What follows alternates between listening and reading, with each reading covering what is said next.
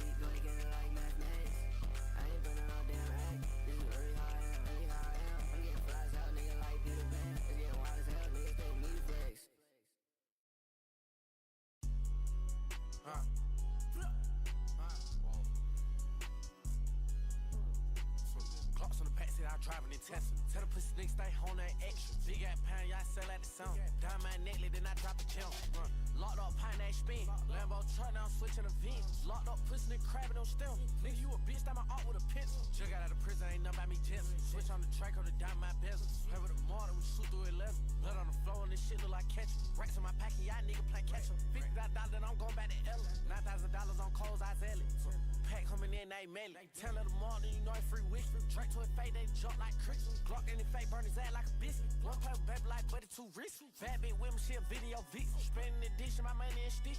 Head boy with me, keep throwing up Billy. Niggas on the block with that truck, we ain't chillin'. Bitch on the dime in the mall, official. Pull out your money, that bitch get the gizzard. Go out of town with that Glock, extradite to the village. Yo, bitch ain't that bitch, I take her to chillin'. Do you really get my nigga like really? Glock in the pants, my glass is thin. Baby like Mar, shit on trend. Bitch around drowning with 30, I extended. Put that in the clip on the Drake, I'm peeling. More shit, boy, you ain't no killer. I mad fuck, they locked my nigga. Locked up, eat ramen noodles on criminal. Bounce outside, yeah, black G ride. Yo, bitch, she let dick, she ride. You mad at your bitch, you crying. I would've just knocked your ass off that in mine. These niggas pussy, little bitch on the chain. Why you got a Glock and little bro took your name? College J money right now, cause you talking about you shine. Fucking your bitch and I'm breaking her spine. Some fake nigga ain't dropping no dime. See, it was a bitch nigga through the grapevine. Brother, they pull out no scratch, you ain't finna take mine. Free down, read 8 times. Hold it, they watching, they lurking that spine. Locked in my saddle, sometimes I'll cry. I went to prison, but I'd rather had died. Blue Glock 4, I pre-ordered it 5. Big ass bullet, we gon' let it be fly. Take the plug down, just to see my shoes shine. Ski man, all black, no A-kind. You got a problem, pussy nigga say something. Call them down bad with they drink, they dang. More shit, you know it's too low. No, I wanna fuck them, none of them above. No, I see the art, put a Glock out crack. Been in the street, they ain't pulling no stinks. Heard what they fat niggas do, got gut. Ain't gonna say too many times, just wait. Me move smoke some weed in the joint. Whole gang playing with the hoe like a toy. Glock got a dick, would've thought it was a boy. Would've tried to big, but the hoe ain't loyal. Drake eat it fat like a seafood boy. I'm on that fuck, should I step on that joy? We need no sticks and niggas deploy. I'm rich as fuck, I'm self-employed. She bad as fuck, she the decoy.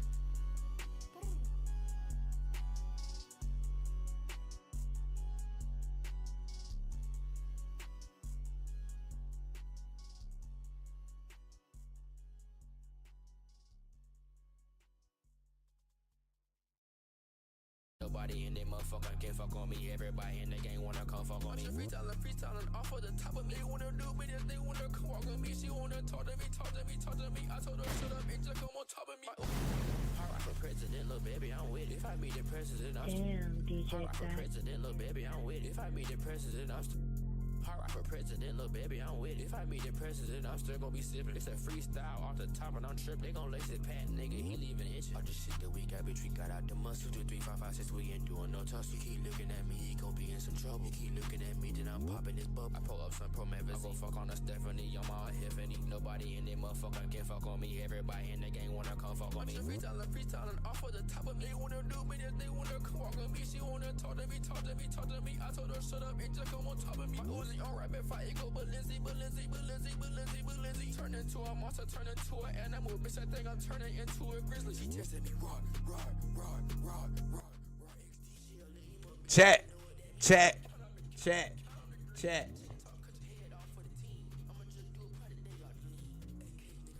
Unfortunately, we back on NCAA. But what's going on, y'all? We back with another one, man. Hopefully, y'all had a good one. If y'all having a good day, good morning. That's good. If y'all not, let me know why. Talk to me.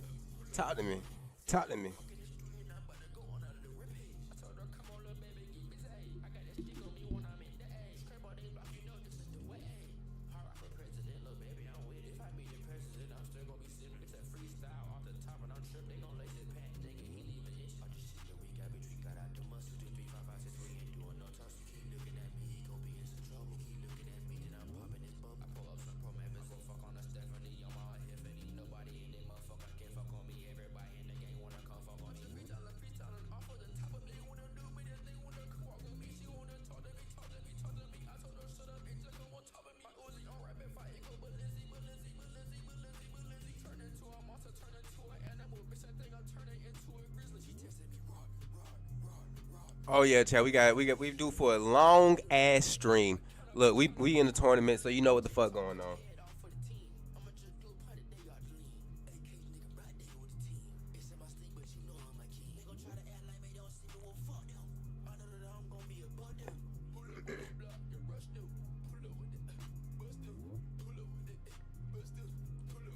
We about to be placing some bets too, so lock in. Yeah. Rampage. Busy. Hey.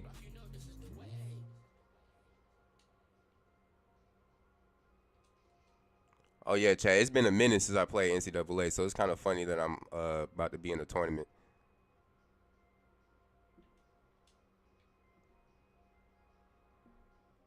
It's been a hot minute. But we're going to play slow, methodical football. And we're going to lock in.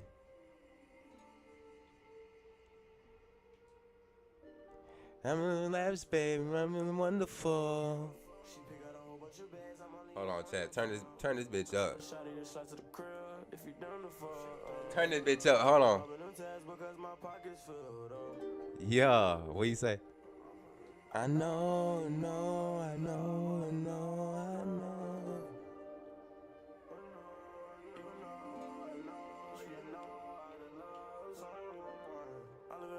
I'm living fine.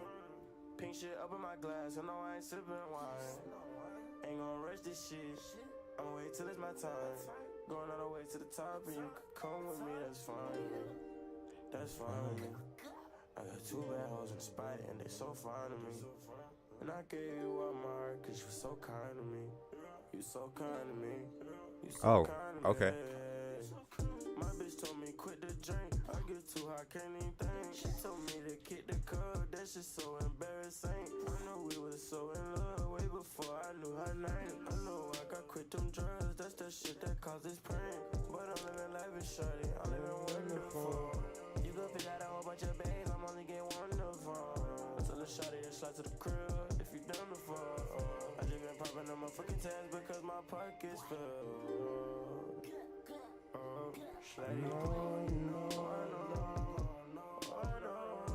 Chad, I would say the most thing I'm worried about is defense.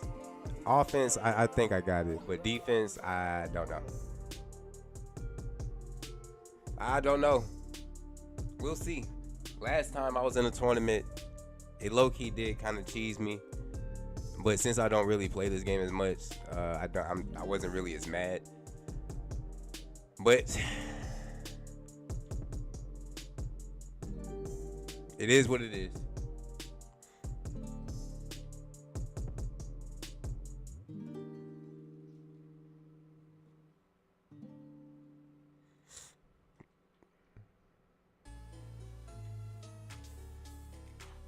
You son of a bitch. You dropped that?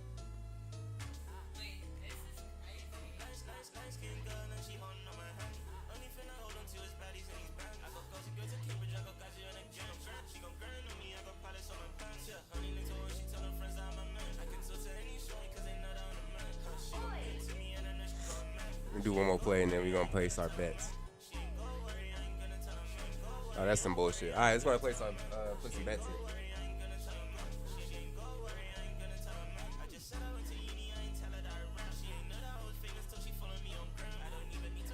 We're gonna do 1 o'clock games.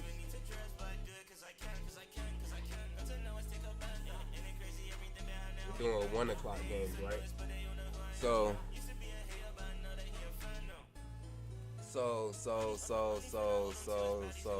I know y'all see Oregon won yesterday too. That was a close game. Some bullshit.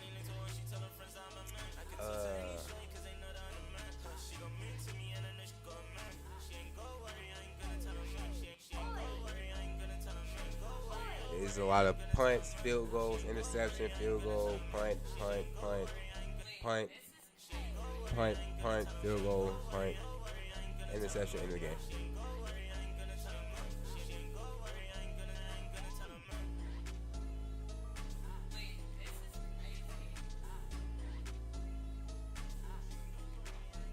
But they scored once. Touchdown. Yeah, it was a stupid ass game, by the way.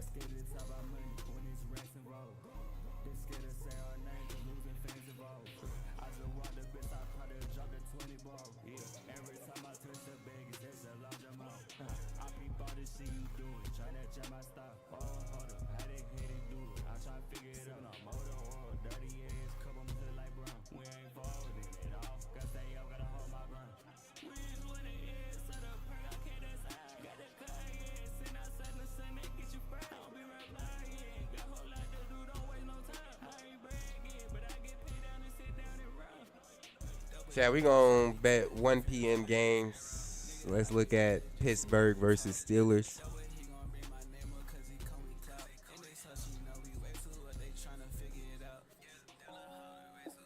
I'm looking at point spreads, by the way.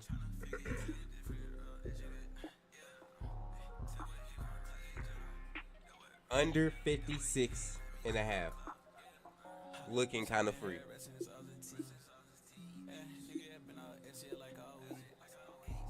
Browns versus Saints.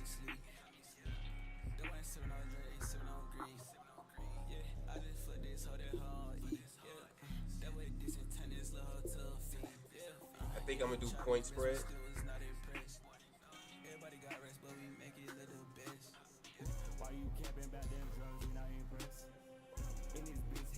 Nah, I'm not gonna do point spread because it might be a blowout. I don't think it's gonna be a blowout. I think it's gonna be a close game. So I'm gonna do the under 53.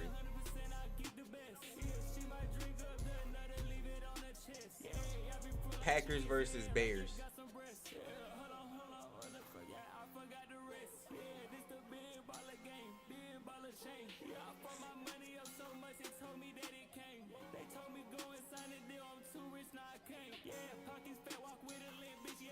This is a division matchup.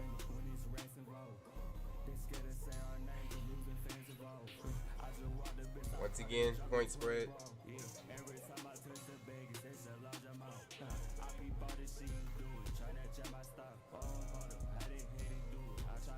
Under 50 and a half.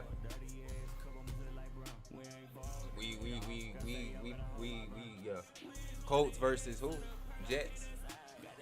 We ain't taking no risk.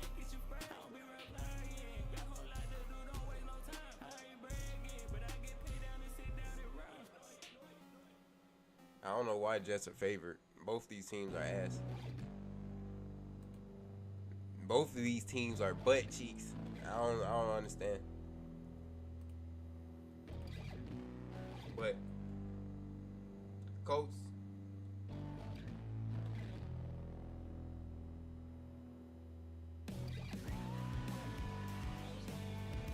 Under 51 and a half.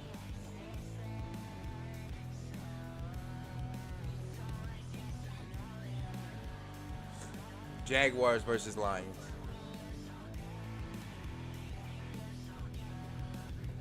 This might be the game I stay away from.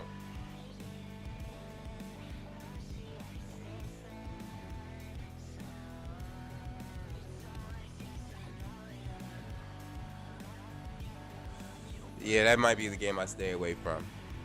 Like, thing I've noticed with the Lions is they like to blow out their teams by like 50 when they're ass. Like, literal dog shit. That's when they blow them out by like 40. And it's just like, what the fuck?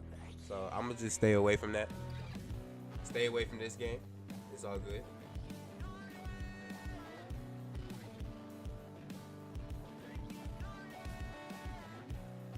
We on to the Dolphins and Raiders.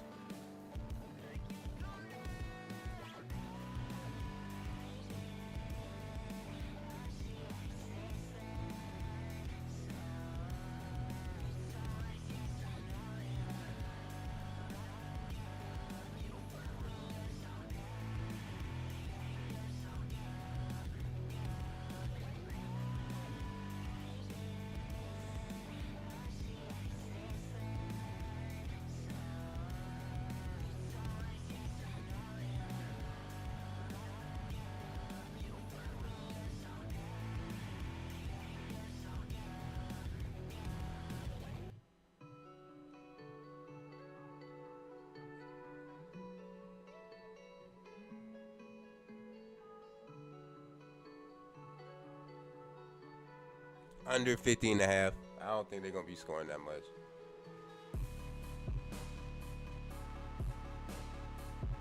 Rams and Patriots.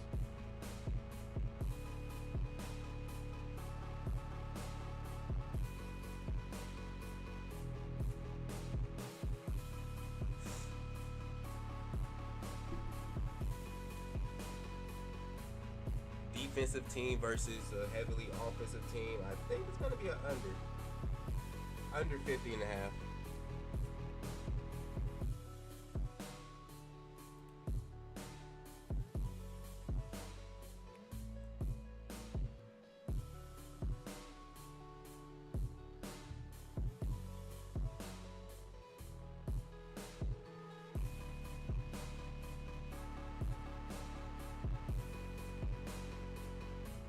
Yeah, I think that's it. Because the next game is Vikings versus Titans, and again, a heavy team that's against ass team is just like.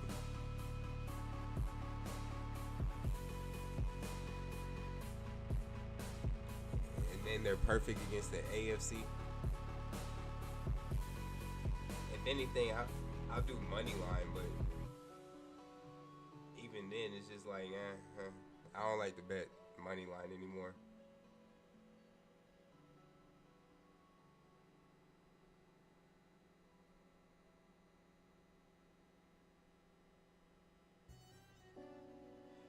We got 6 games. We got 6 games, y'all. 6 games to worry about. Will, what that is? 6 games to worry about.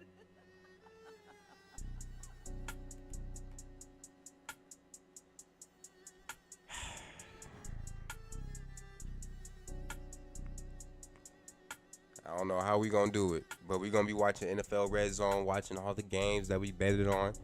Hopefully they're not gonna be scoring this much. That's what we're gonna be hoping for. All of these games that we betted on are like high scoring games. Let's just hope for all low scoring games, bro. If it's all low scoring, we're in there.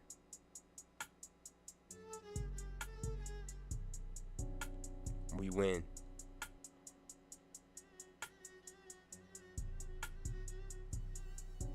No way he's that fast.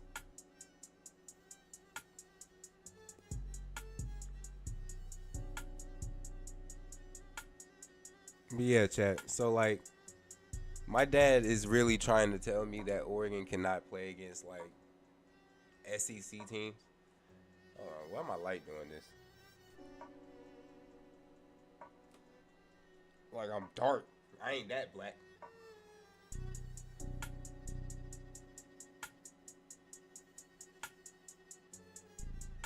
But yeah, he's trying to tell me that Oregon can't play against SEC teams. I'm just like, bro, you just gonna have to wait and see the playoffs, bro. Like, when the playoff come, yeah, when the playoff come, he gonna see.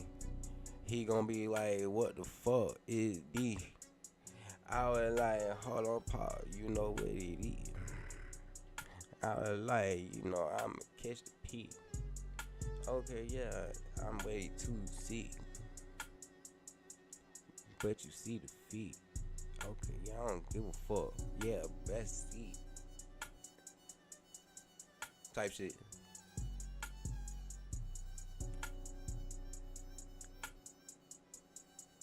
He just gonna have to wait and see. That's why I told him. I tried to tell him, I was like, hey, watch out for Oregon. They kind of a strong team.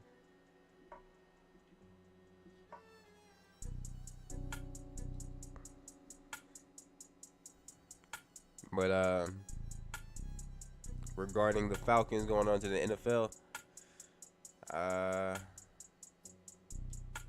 gonna be honest, it might be a good game here. It's gonna be a good game with the Falcons.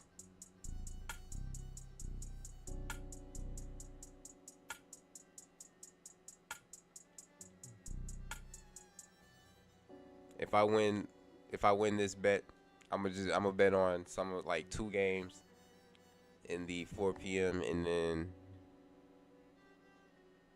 like that's it.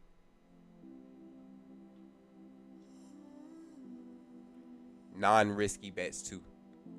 I don't do risky bets anymore. No 12-leg parlays. Max is 6.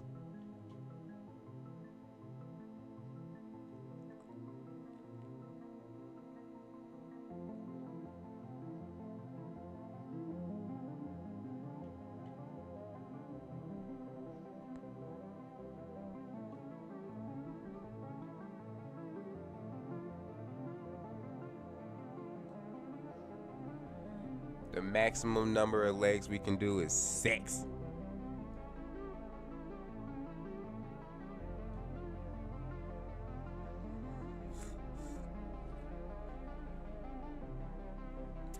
But back to the Oregon game. That shit was a weird fucking game. I only caught like the back end of the game, the back half. And it was weird. Like I knew after seeing the score, I was like, okay, yeah, the offense is struggling. It's an off game for the offense. And then watching the game, I'm just like, Jesus Christ. Our defense is that good. Like, I'm trying to tell you. To the point where, you know, we can have our defense win us games. Single-handedly.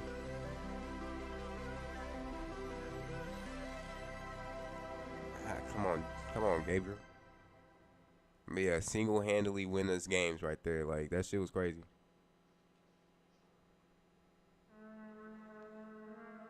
Bro, because I don't know why, but Dan Lanning chose to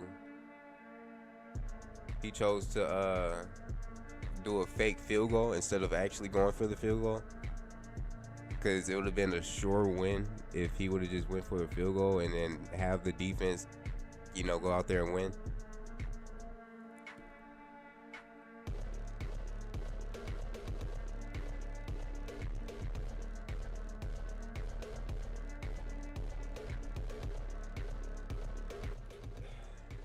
Because either way it goes, I do feel like if they actually went for the field goal, we would have won either way. Like, and as you can see, we won even without getting the field goal. So it just makes it even more evident that if we went for the field goal, it would have been a less stressed win. That would have been like, okay, yeah, we pretty much won. They haven't scored, and they only scored once this whole entire game. Let's just go out here and, type shit.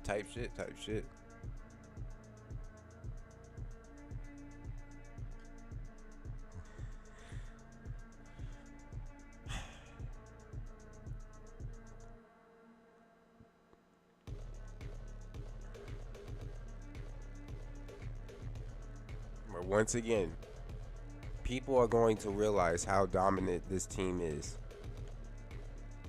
That was just an off game, and we held them to 13 points. Typically, when it's an off game for a dominant team, it will be like they're either getting blown out or it's a high scoring game or something like that. But when it's like a low scoring game, that means the defense is actually pretty good.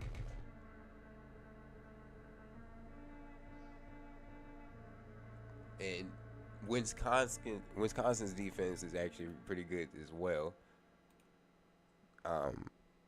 People don't realize that. Like, hold on.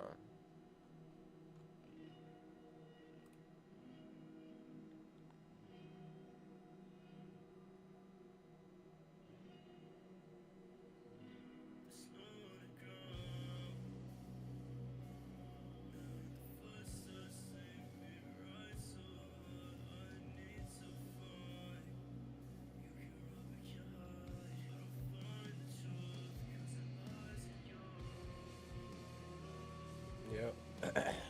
They got a pretty good defense.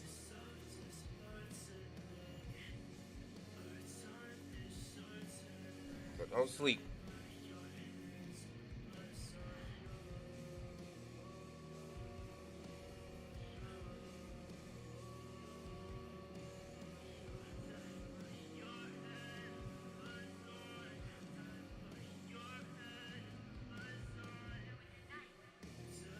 Oh yeah, that's another thing. I wanted to watch the highlights. I don't know if anybody posted it.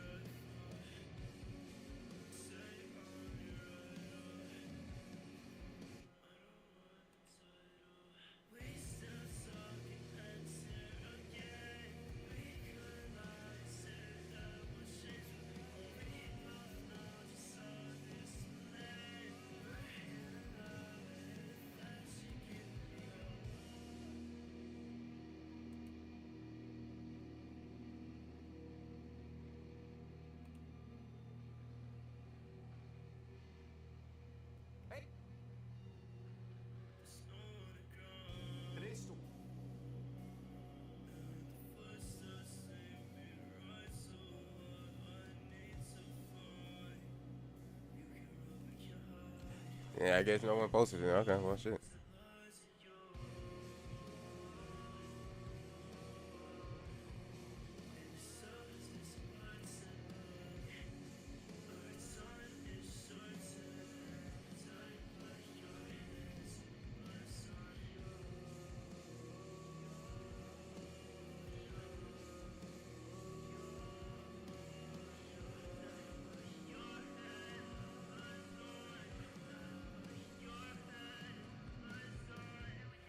Damn it.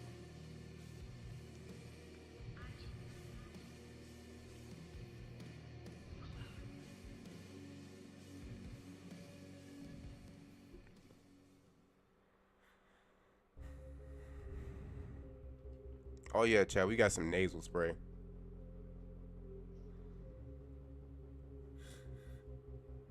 Loosened up the back of my nostrils just so I won't be congested as much.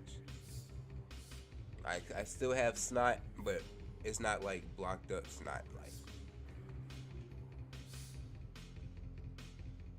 And it was crazy because earlier this morning, I used this thing that my mom has. It like it sucks out all the mucus and snot and all that. And I was real stopped up, and I was just like, let me go ahead and use this. And I used it, and it felt like my whole brain was getting pulled out. And then I looked at the aftermath. It was just like a long ass, solid mucus that was just floating, looking like an alien embryo, like just floating around in the water. It was nasty.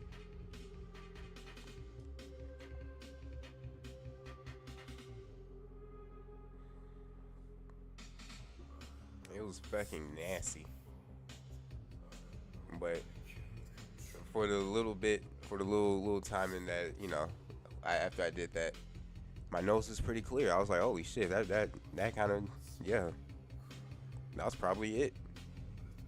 Then next thing you know, my nose was stopped up again. I was like, oh shit. I'm like, oh my God, why?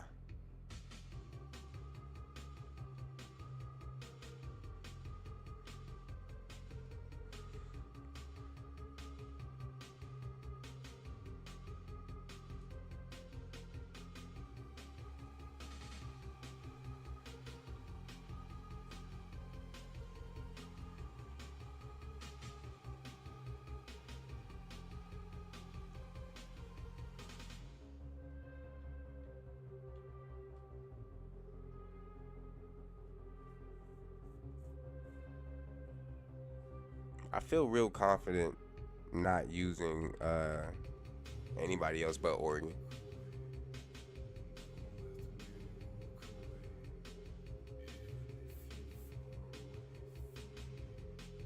Also, chat, once again, the week of the 9th, I will not be streaming. For reasons because I will be out of the country. I will be going to the DR.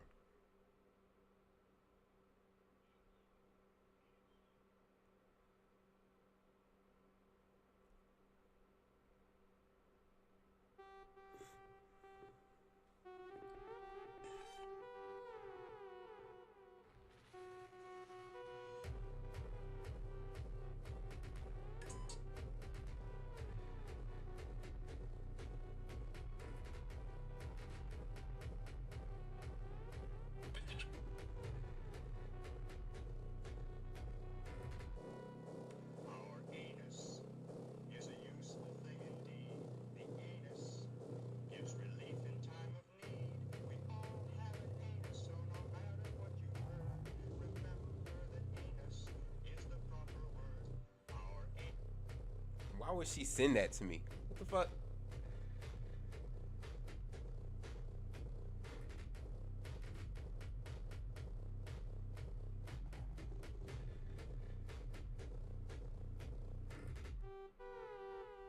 Oh, what? She tried to give me a seizure, then send me that shit? What the hell she be sending me, bro? I be sending her funny shit, but she be sending me bullshit.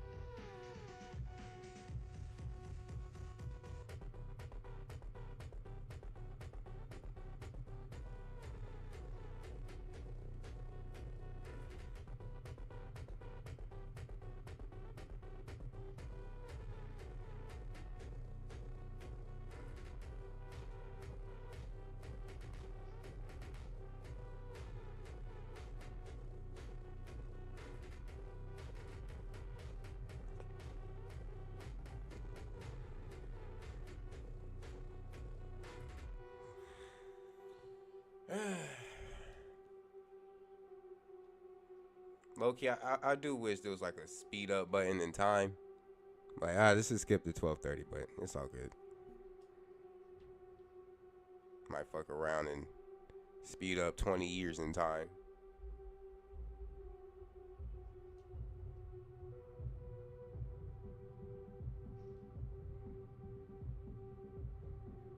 Alright though, chat. When we get into these games, we have to play smart. We can't get flustered. We gotta be calm. We gotta be cordial. And we're also gonna be watching the games because we got bets. What the fuck? That nigga completely miscalculated where the ball was. But yeah.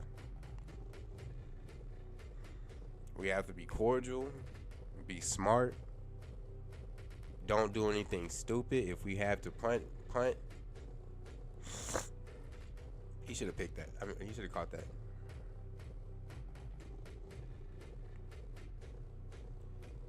And that's another thing too. We're dealing with injuries on offense, so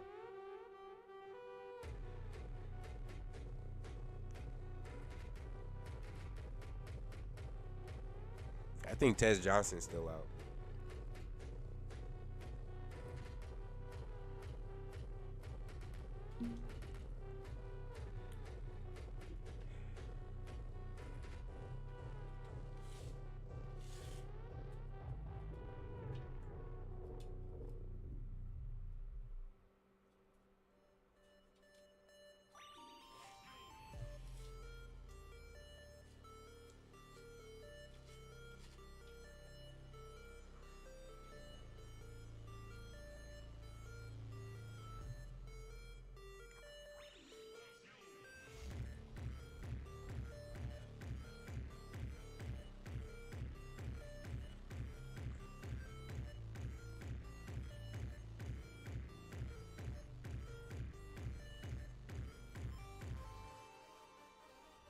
The way how you just picked up that ball was some bullshit. Not gonna lie. Most of all, chat, we're just gonna have fun. We're gonna try to have as much fun as we can.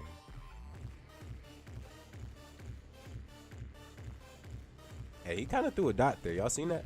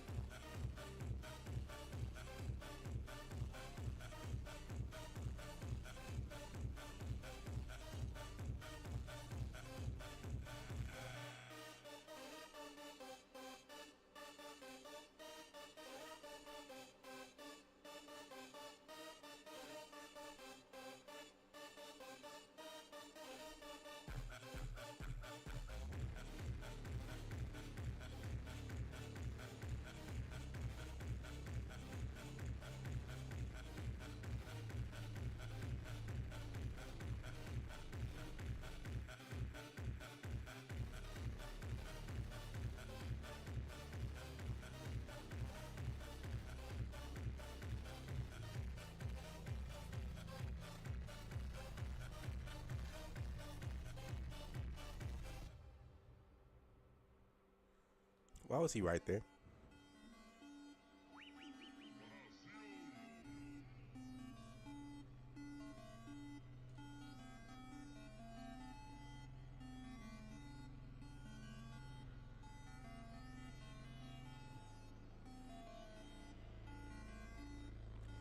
I see jet sweep is still pretty good.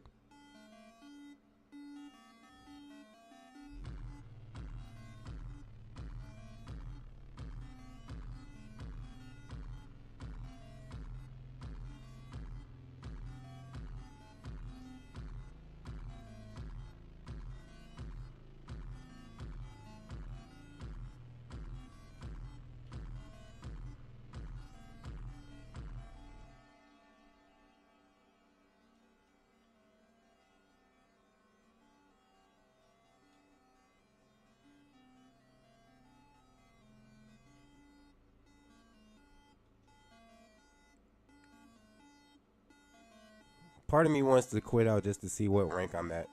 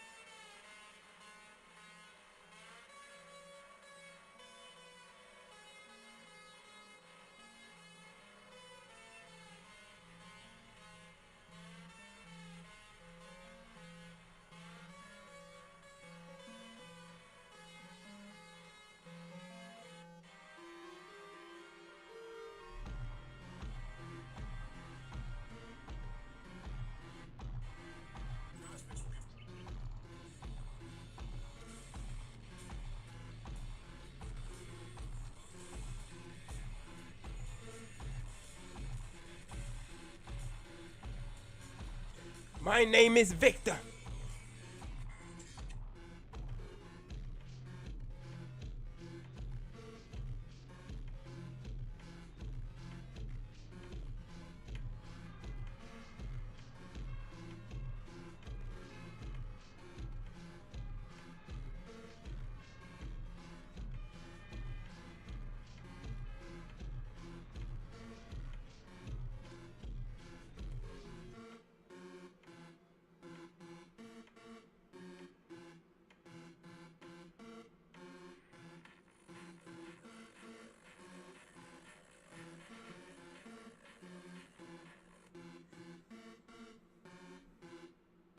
Fuck.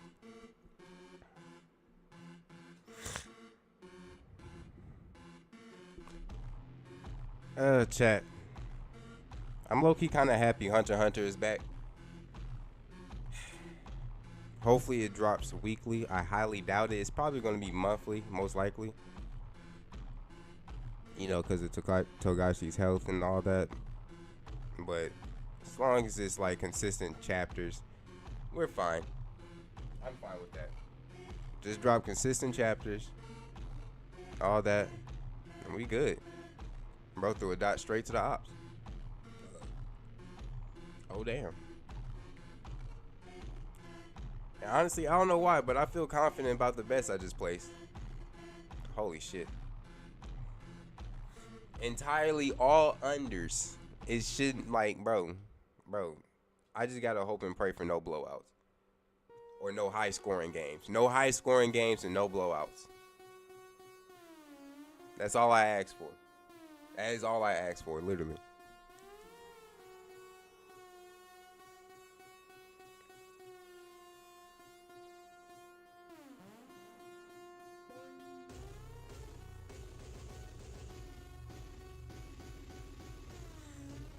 If I can get that, man, oh my god. All the bets I just placed is literally easy. It's all free.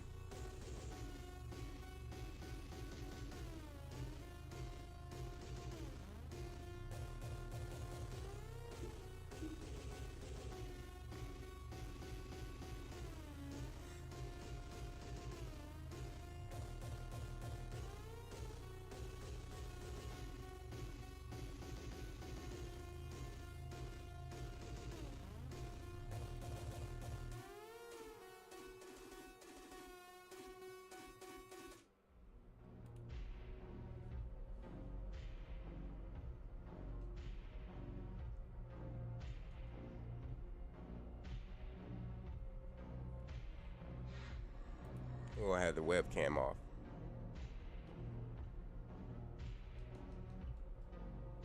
My boy Ollie over there sleep. Hey, my boy Ollie over there sleeping. Hey, my boy Ollie over there sleeping.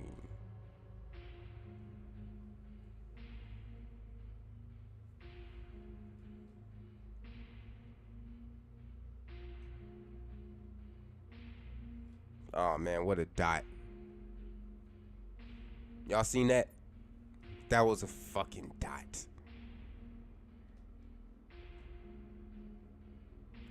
I'll never forget when I first started this game. And I was just like, this goofy nigga Gabriel. I was calling Gabriel goofy. He still low-key is. I mean, the shit that he was doing last game was pretty funny.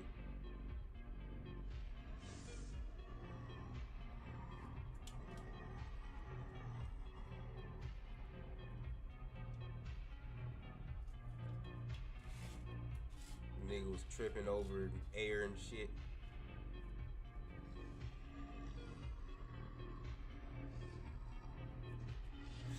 But that was mostly because placement and accuracy. I didn't realize how bad placement and accuracy was. So I took that shit off and I was just like, damn, this nigga Gabriel actually throwing dots.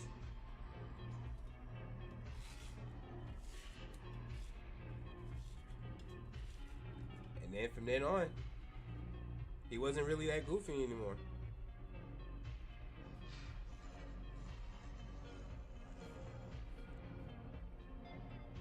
He's most definitely not goofy anymore. He's actually smart. Smart nigga, Gabriel. But I'm really interested in what's going to happen to this Falcons game, though. And it's a 4 p.m. game, so NFL Redzone got no choice but to focus on that. See, last time they was not focused on the Falcons game. That shit was funny.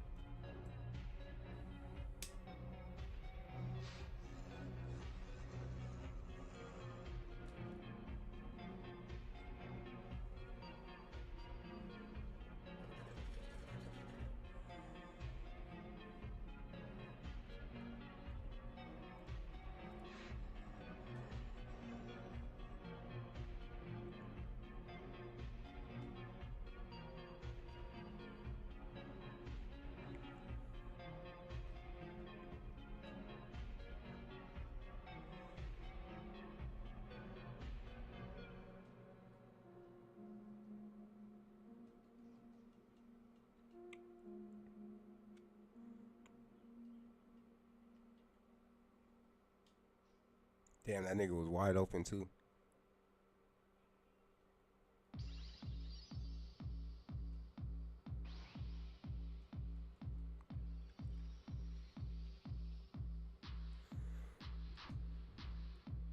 I really do feel like my offense is going to be real efficient this tournament. I'm really worried about my defense, though. My defense is most definitely suspect out of everything. It is not even because of Oregon's defense. It's just play calling wise.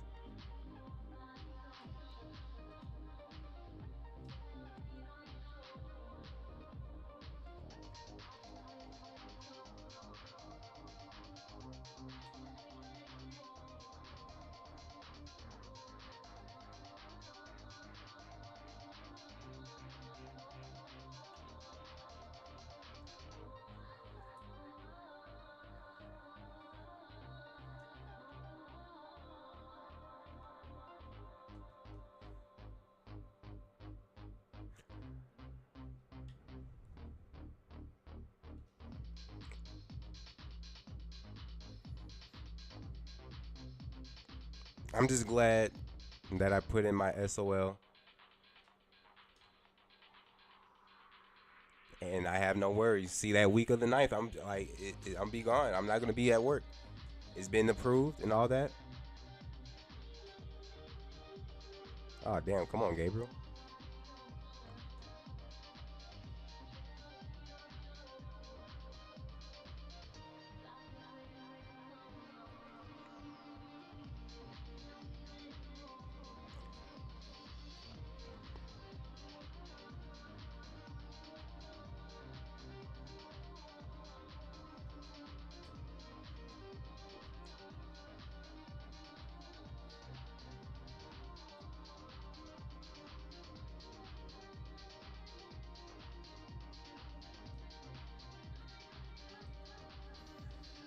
They should increase holdings overall, by the way.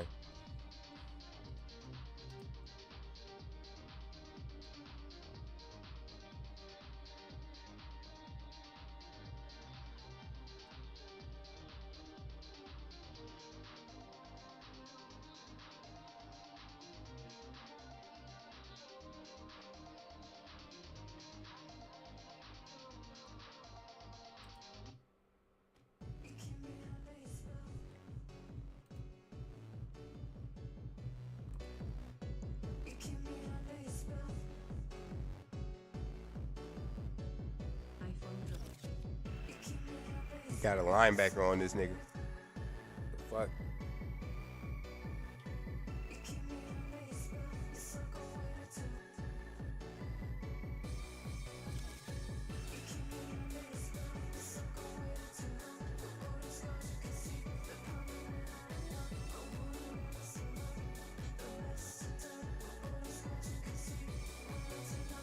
Uh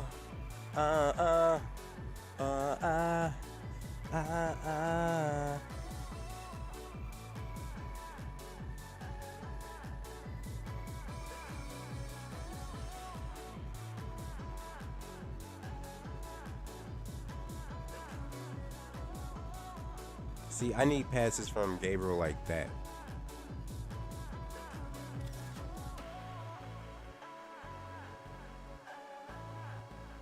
I need blocks from my linemen like that. But typically, you know, online niggas, they like to send like more than what you're blocking. So I just need them to hold up for a few seconds.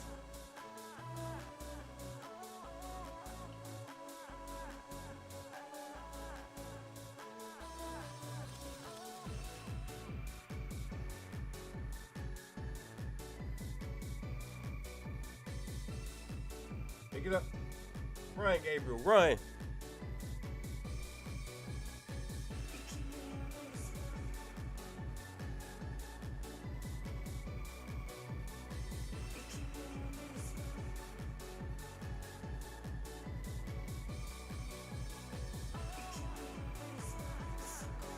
Oh, I thought someone caught that.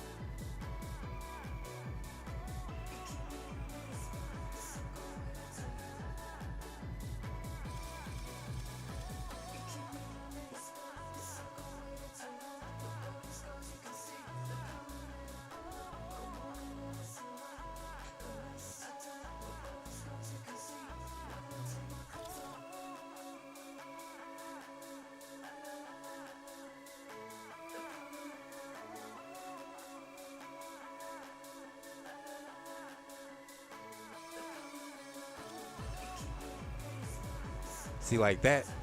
You see how they sent the blitz? They held up for a little bit, but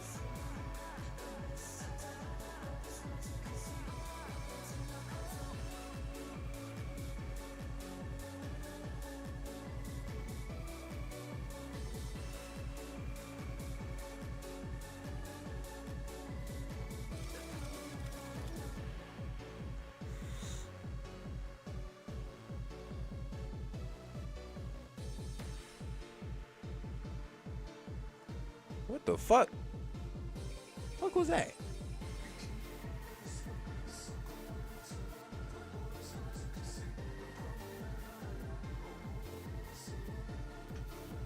He had a little bit more speed, and that would have been probably a touchdown. Ah. Interesting.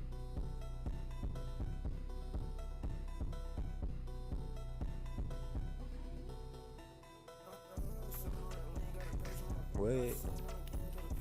What? Oh, come on.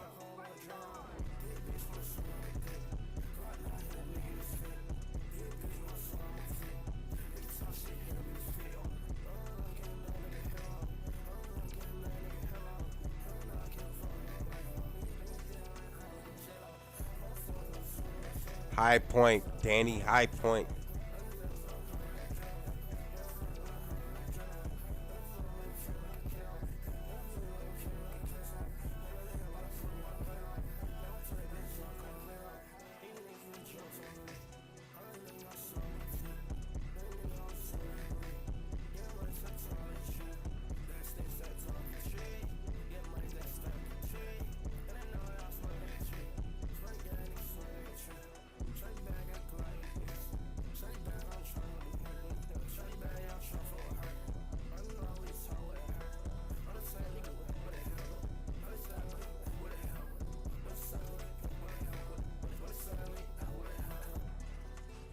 I gotta recognize the blitz.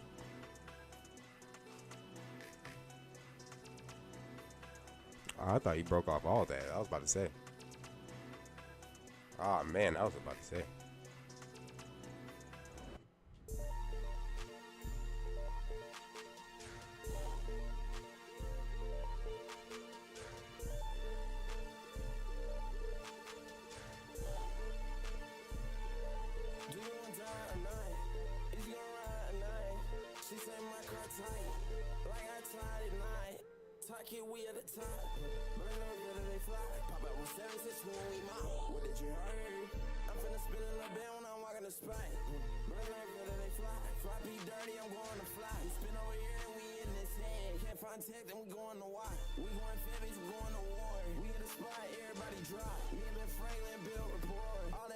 Shit gotta stop.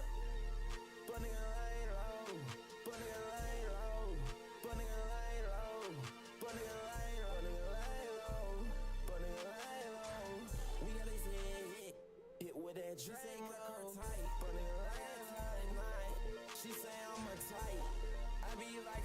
I really do hope in the playoffs we play against an SEC team first.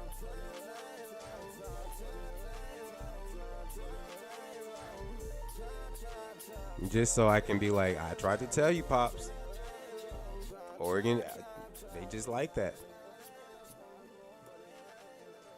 Like, dead ass. I haven't been this confident in this team since that years we went to the championship. God damn, he routed the fuck out of him. Y'all seen that?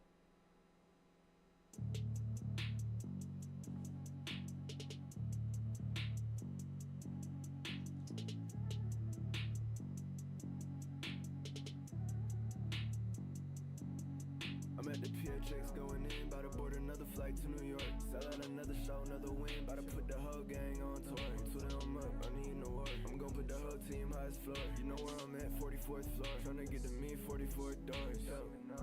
Oh, they wanna talk, tell them up the score. Tight end versus safety. Tight end gonna win. Most of the time. And they be saying that I sound like a couple names, I ain't going for it. I tell them fuck that, I'm going for it. Touchdown. A minute to get where I'm at. Hey. Shit, I was getting dub, now I make a suck on my dick in the bed. Hey. Shit way back then, they was trying to play around with my cap. Hey. Superstar, no cap. What? I'm a big baller, that's fake. What? Myself, I don't need nobody sitting in the coach, clear the whole jet. I was on a small plane, but I wanted way bigger, fuck it, took the whole jet. I was just a little kid with a big dream, trying to make it work, go for real. I turned to a big kid on the big Ah, stage, damn, that was a bad play. I'm at the PHX going in, about to board another flight to New York. Sell out another show, another win. It's low-key less stressed that the Falcons not playing. Oh, damn, that could have been a touchdown. That the Falcons not playing early. Less stress. There you go. I like how it just gave me the same play. That it knew it should have been a touchdown. T-bag. High point. Yes, sir. That's holding. Stop playing with him. Niggas gonna have to put respect on hold his name. He spit on that nigga against Ohio State. That was some stupid shit, but it was worth it.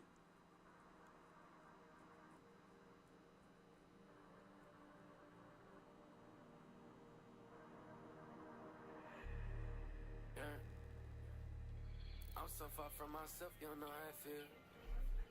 This hoe fit in my jello, can't even tell. We found there one of his brothers, shake them down. I just went to the top off, take this hoe to a muffin. We'll knock his socks off, we'll send him running. Catch him at the crosswalk, dump it. I don't know what I got left, I don't know my purpose. You been making me nervous, selective is what you sharing with me. I'm stuck here worried about every last thing that you saying to me. Shit make clear sense to me. You flip quick, you're not a friend to me. Been frank, not the best of me. Not 10 I feel like I'm banned to me. 10 in a van with me. Yeah, that guy try to throw hands with me. Every one of my mans with me. Finna chop down his whole family tree. How hard you can take that too. Big watch cost 10 times 8 plus 2. Take another to change my mood. I know it ain't love you affect that too. I know I might bother waiting before. I can't really blame you much. You don't make no time to text a call. It don't really take too much. I've been spending some hours a day just thinking out loud. I'm waiting to hit. I'm hundreds of miles away, still thinking about how great it could be. I'm just one call away, been drinking a lot and waiting for you. I'm just one call away. It's better for you. Oh, what a dot. What a dot. Y'all seen that? By the running back. He's just one call away. Ain't got him alive. He's making it be. Yeah.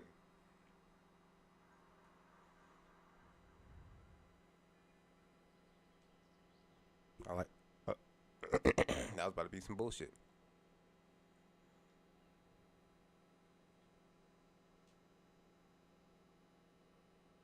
Easy.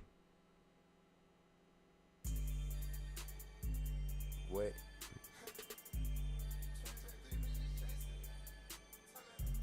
Oh, why you running like that?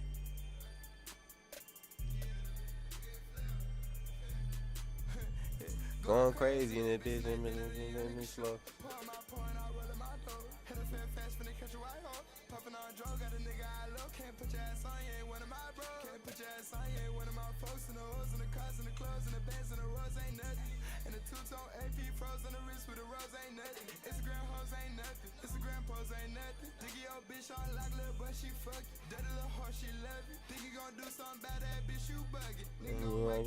nothing.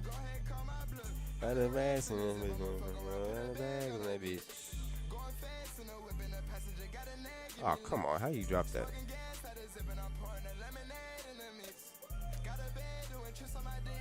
Braid in my city. Uh-huh.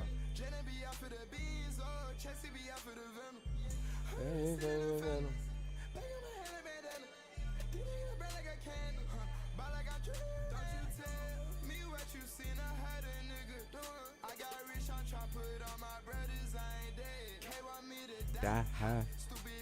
I ain't dead. Uh-huh.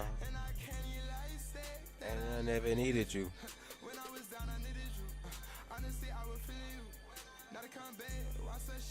No, hold on. You should have caught that. Don't do that in game now. You gotta catch those.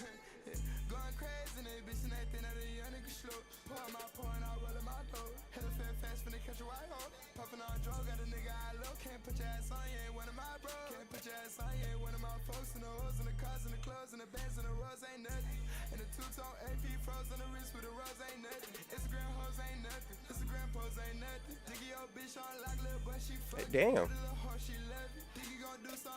Also, last tournament, I noticed that niggas was putting their wide receivers at cornerbacks. And in this tournament, if they do that, I'm going to try to peep that. I'm not going to get caught off guard because the first time, it caught me off guard and I got blown out because I was trying to throw it deep. And he was just running up under me and just picking it off. Simple fact, because their wide receivers have 97 speed, like Law, Kendrick, I think his name is Kendrick Law.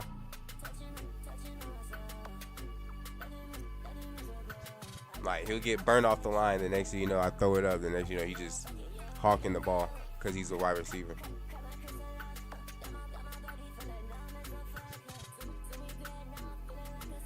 Gotta take notice of that.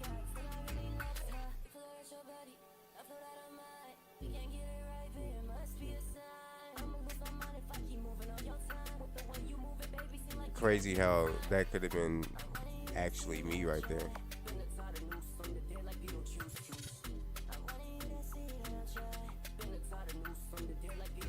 Juice.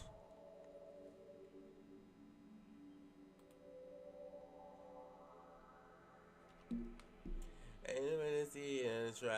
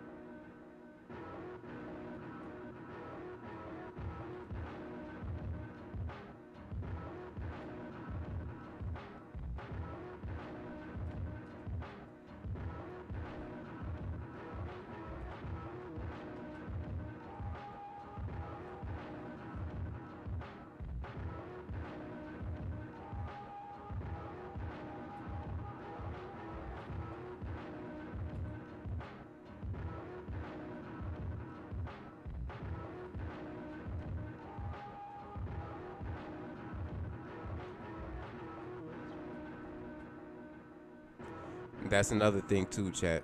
I cannot press the wrong button because I pressed the wrong button right there.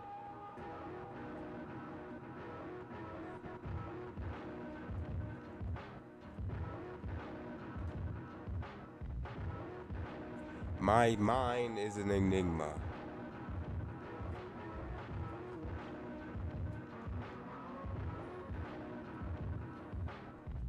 Can't wait for the games to start. I'm ready to watch some NFL football. Chat, we ready for watch some NFL football? I know I am. Got 2 minutes. Oh, shit.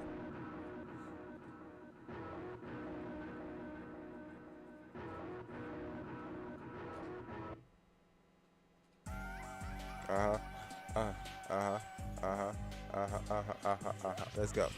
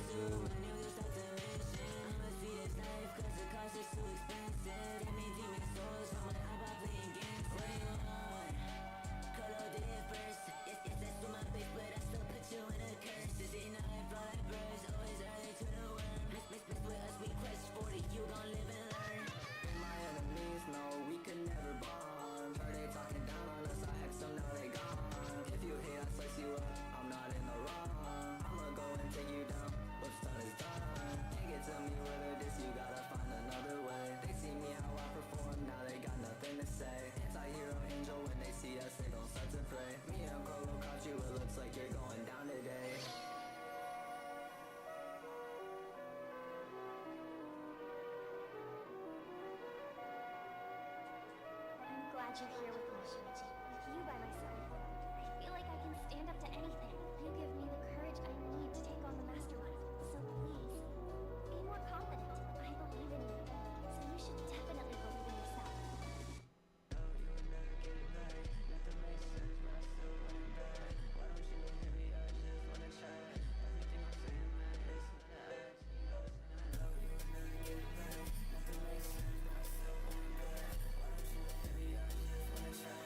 Oh, it's time.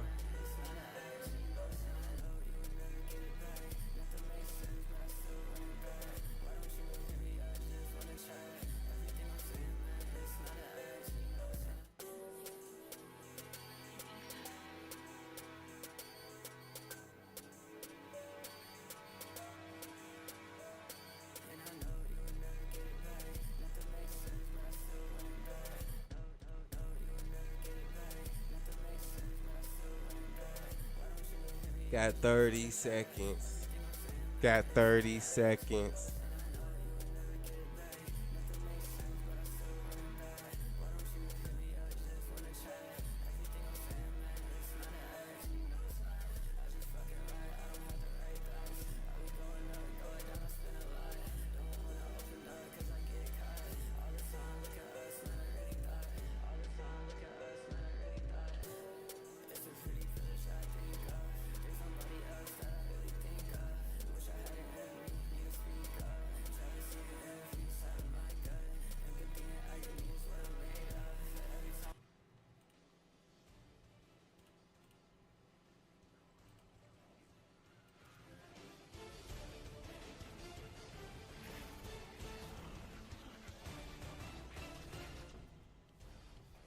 And then we got our first tournament match. That's how Mike Tomlin described the bitter, intense Ravens-Steelers rivalry. It's the game of the year so far in the AFC North, and it is seconds away. Last time we saw the Lions, they threw 5 interceptions and still won. Today, they're big favorites, in fact, biggest favorites of the season, looking to lock up a potential 1 seed in the NFC, or looking down the road at that at least. And the Packers and Bears from Soldier Field, Green Bay has dominated this rivalry. 10 straight wins for the Pack over their division foe, but today is all that matters. Today, little fortune cookie wisdom to begin your Sunday of Week 11. It's time, ladies and gentlemen. Hi, everyone, and welcome to NFL Red Zone, presented by DraftKings Sportsbook. Scott Hansen here on a week where two matchups in particular stand above the rest. In the late window, coming up in the 4 o'clock Eastern hour, it's the Chiefs and the Bills, arguably the game of the year so far in the regular season. And then in a matter of moments, it's Baltimore and Pittsburgh, both 7-win teams, both fan bases thinking a division title, but obviously there can only be one. Menu of games kicking off in a matter of moments looks like this. 8 games in the early window. Green Bay at Chicago. The Bears haven't won this matchup since 2018. Jacksonville at Detroit. The Lions are 2-touchdown favorites at home. Miami got a win on Monday Night Football. Now they are back home. Dolphins take on the Raiders in Miami. The Rams traveled from L.A. all the way out east to Foxborough. New England awaits them in that game. Cleveland at New Orleans. The return of Jameis Winston to the Big Easy. The Colts at the Jets. Both teams trying to kind of save their seasons at this point. Baltimore at Pittsburgh, first place in the division on the line. Minnesota at Tennessee. The Vikings begin the day as the 5 seed in the NFC playoff picture. Late window has 3 games in it. Broncos, Niners, and Bills at home. KC and Buffalo, 9-0 versus 8-2. That is a massive one in Western New York. We'll get to those coming up in a few hours. We got live kickoffs to show you right now. Here we go, chat. Here we go. First one we seen as the Packers and Bears. Out to the 30-yard line after the touchback there at Soldier Field. In the Superdome, it'll be a touchback as well, and the Browns will begin on the 30-yard line. Well, the Detroit Lions got an improbable come-from-behind victory last week on Sunday Night Football over the Houston Texans. They are 14-point favorites today against the Jacksonville Jaguars, who go with a backup quarterback for the second time in 2 weeks. Mac Jones will come out after they establish the field position, which will be at about the 31-32-yard line for the Jags-O. And Fireman Ed getting them going with the Jets, Jets at home. Here goes the kickoff between the Colts and New York. 11 of the NFL on CBS. And Davis fields it in the end zone, will take a knee.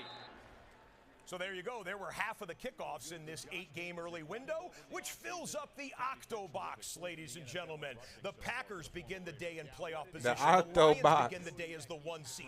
You got the Ravens and Steelers battling for first place. Minnesota in playoff position. So much shit going on. 7 hours of commercial-free football start now. Fumble. Loses the ball. Let's go. Cough up by Henry, and the Steelers have it. Already a fumble. Goddamn, Henry.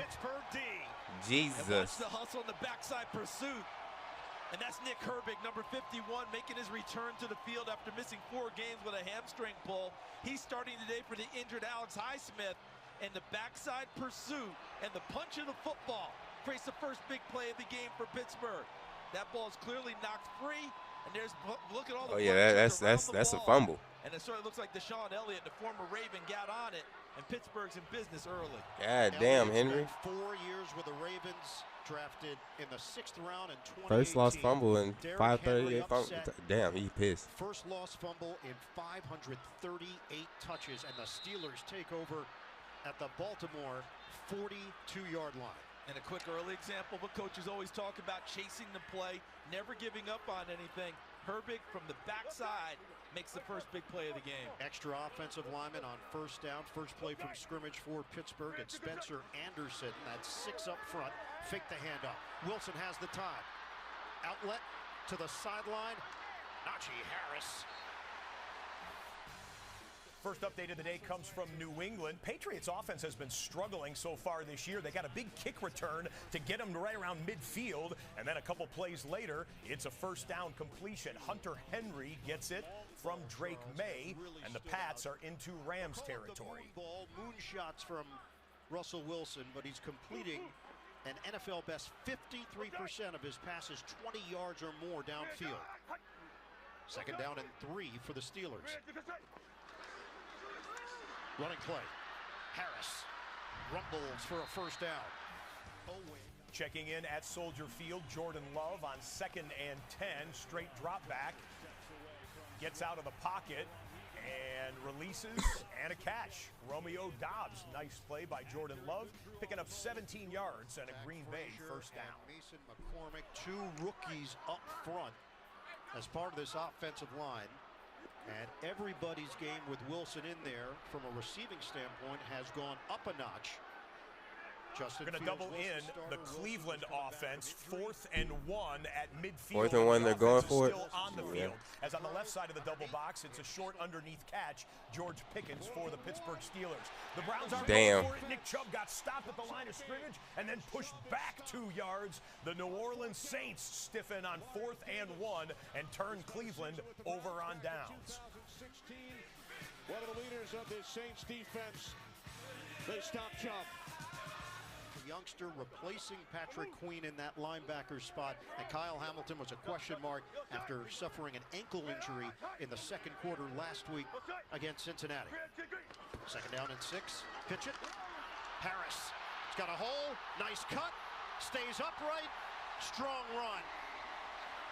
Got blocks from Hayward. Pittsburgh on the move, looking for points in their opening possession. So is Miami. 3rd and 7. Tua Tagovailoa with a busted coverage out in the flat to his running back, Devon Achane. Catch and run. Let's call it about a 16-yard gain for Miami. And then on the right side of the double box, Tyreek Hill just made a catch from Tua Tagovailoa. Dolphins knocking on the doorstep. So we've got red zone here. We've got red zone in South Florida.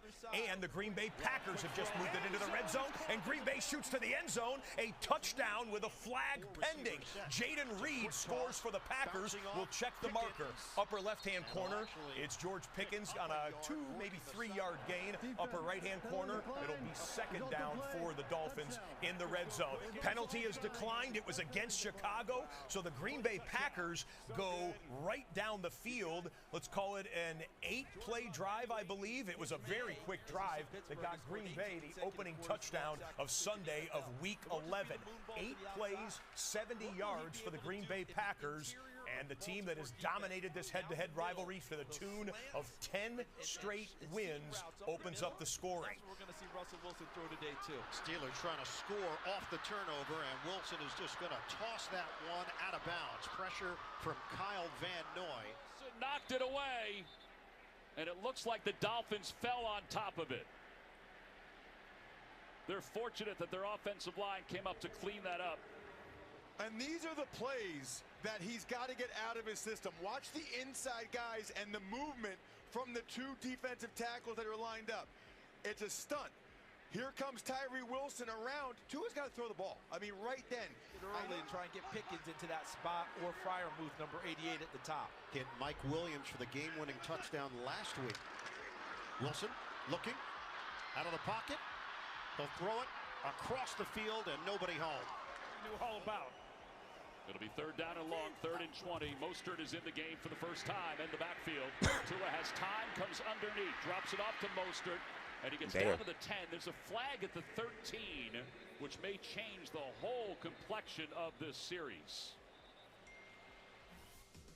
We'll check the penalty marker in Miami, but this was a field goal attempt from 59 yards for the Jags, who get on the board first. That's Cam Little, career high 59-yarder for the kicker for Jacksonville. Here's the announcement on the penalty. This will be 4th down unless it's against Vegas. Defense, oh boy. Number 44. 5-yard penalty from the previous spot. Automatic. 1st down. So Chason is called for the penalty. There he is, 44. Yeah, you just see the grab as he's releasing. No reason to do that. It's undisciplined. Oh, damn, I'm already in round 4? Fuck. Chat, okay. Fuck, okay. Shit. I'm already in the... And he knocks it through. Ravens not in the semifinals, but in the quarterfinals. Should be an automatic 1st down. But it is. For what it's worth, that field goal for the Steelers. Shit, I guess I'm all right. That's Thank you, bracket. Gave me that.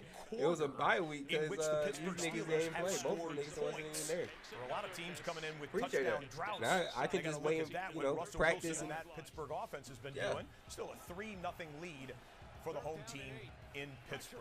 Anthony Richardson back in as the starting quarterback. 3rd and 8, throws it, and oh, what an effort to pull it in.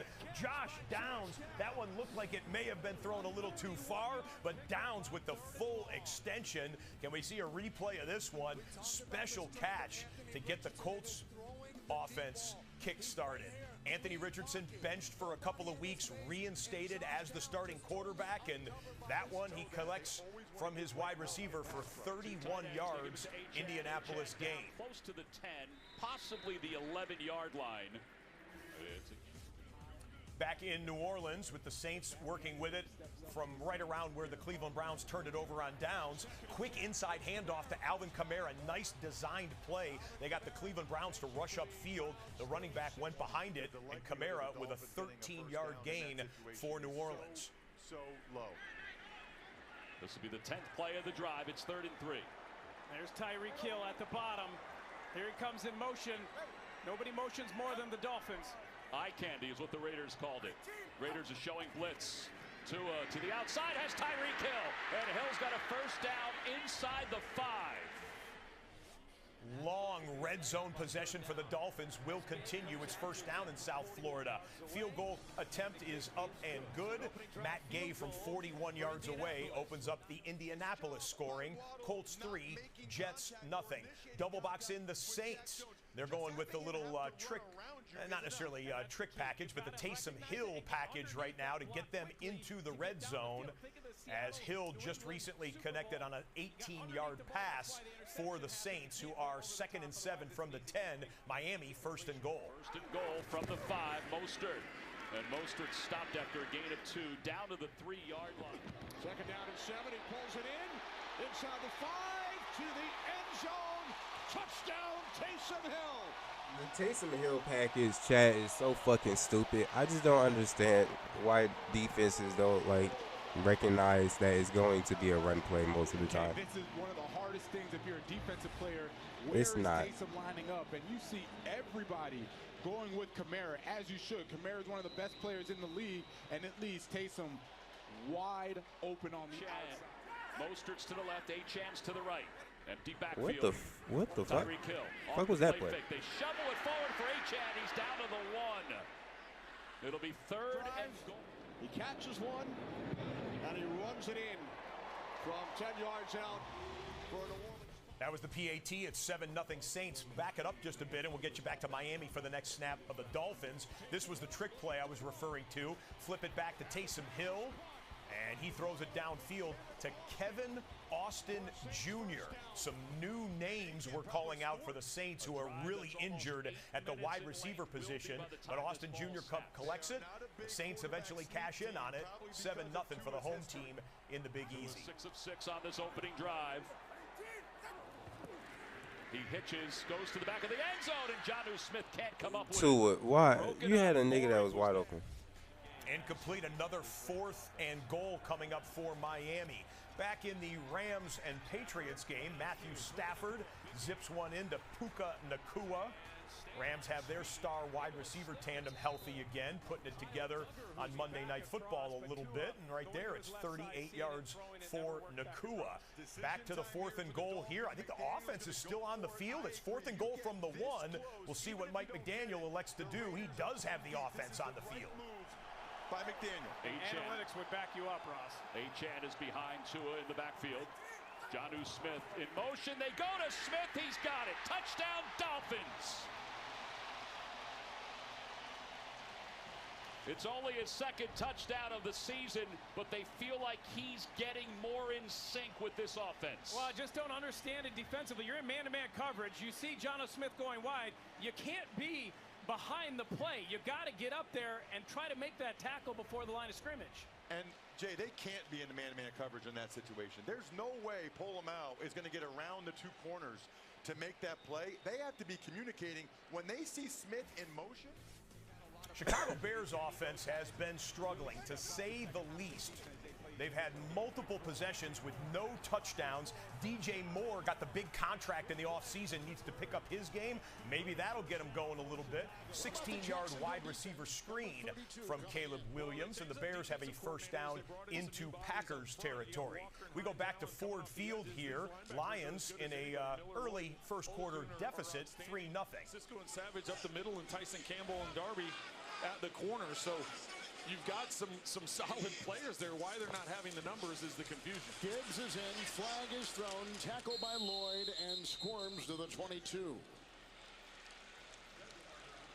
Drive of offside. Defense number 91. He lined up in the neutral zone. That's a 5-yard penalty. First down. That is their high-priced free. Just a moment ago, back at Acrisure Stadium in Pittsburgh, 3rd and long for Lamar Jackson. He'll drop back, step up. TJ Watt goes by him there, goes downfield for a chunk play. Isaiah Likely, no, it was a different wide receiver there, but it goes incomplete either way. Deontay Johnson was the intended target. The former Pittsburgh Steeler couldn't come up with it right there, and so the Steelers' defense does its job again. Fake to Gibbs. Here comes the rush by Walker. Wisely thrown away when Walker's zeroing. Got a field goal attempt coming up. Fairly long one. 53 yards for the Bears to get on the board. Trying to get the Bears on the scoreboard. Santos is up, and it is through. 53 yards for Cairo Santos gets Chicago on the board. Officials announced that the tight end was in the vicinity. Good pressure that time by the Jags. Zylstra caught one for 16. St. Brown for 6. Montgomery a run of 9.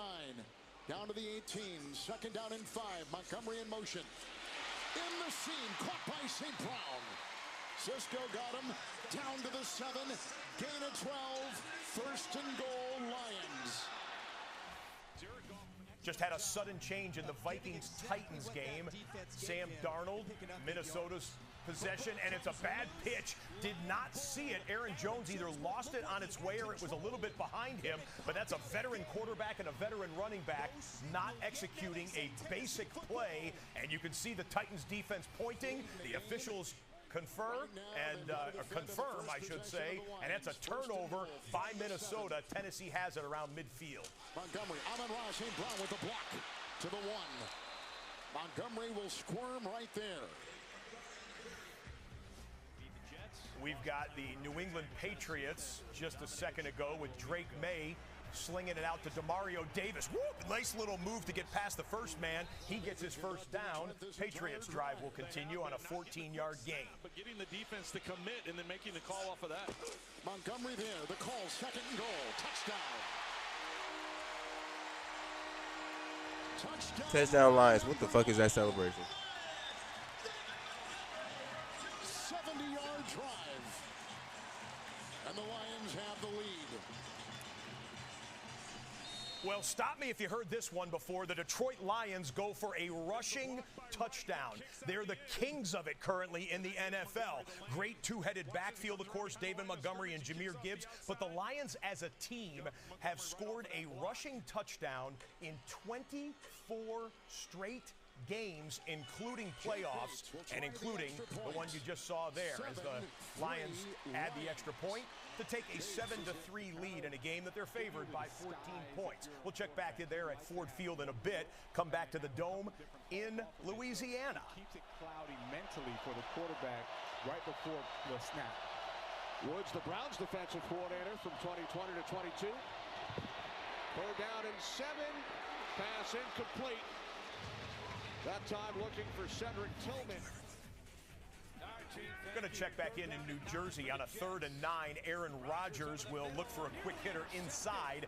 Garrett Wilson has been hot with Aaron Rodgers recently. Cannot come away with that one, and that'll force a Jets punt, and that was actually a 3-and-out on the drive, I believe. 3rd and 7 here. Drake May facing a late blitz, but he gets rid of it. It's Demario Douglas again, and Douglas has a blocker downfield. Excellent execution against the blitz by the rookie quarterback. As you'll see a couple replays of it here. Had to throw from the awkward arm angle, but an effective one. 28 yards for Demario Douglas. Drake May is 5 of 7 passing for 56 yards. This is live. Pressure coming. They set up the screen for Austin Hooper with blockers in front, and he pounds it down inside the 15. Patriots red zone will get you right back to Gillette Stadium. Here comes a live 3rd down for the Steelers offense. Tre'Davious White making his Baltimore debut. They acquired him in a deal with the Los Angeles Rams. 2-time Pro Bowler in the secondary. Jump. Flag. Kyle Van Noy was looking to get the edge. He's off to a 6-for-8 start. In the Neutral zone NFL. infraction. Defense number 53. 5 yards. it's still third down. And so far in the early going, Baltimore hurting themselves as much as Pittsburgh's hurting them. On offense, the penalties have slowed them down, trying to get their attack going. And here on defense, a jump by Kyle Van Noy makes it 3rd and short. Yeah, something Roquan Smith talked about with us when we asked him about the defense, the numbers. He said, I know it sounds cliche, but it's true. I don't think it's as bad as it seems, but a lot of self-inflicted wounds for this Baltimore D. This is now a 3rd and 1. Wilson, deep shot, bounces off of Austin. Found a way to move the ball. That was great defense. May, end zone shot. What a Drake snap. May with a dot. Welcome back, Kendrick Bourne. Not a single snap in Chicago. And elated to be back in the lineup and in the end I zone. tried to tell my homie about Drake His May. first touchdown of the season.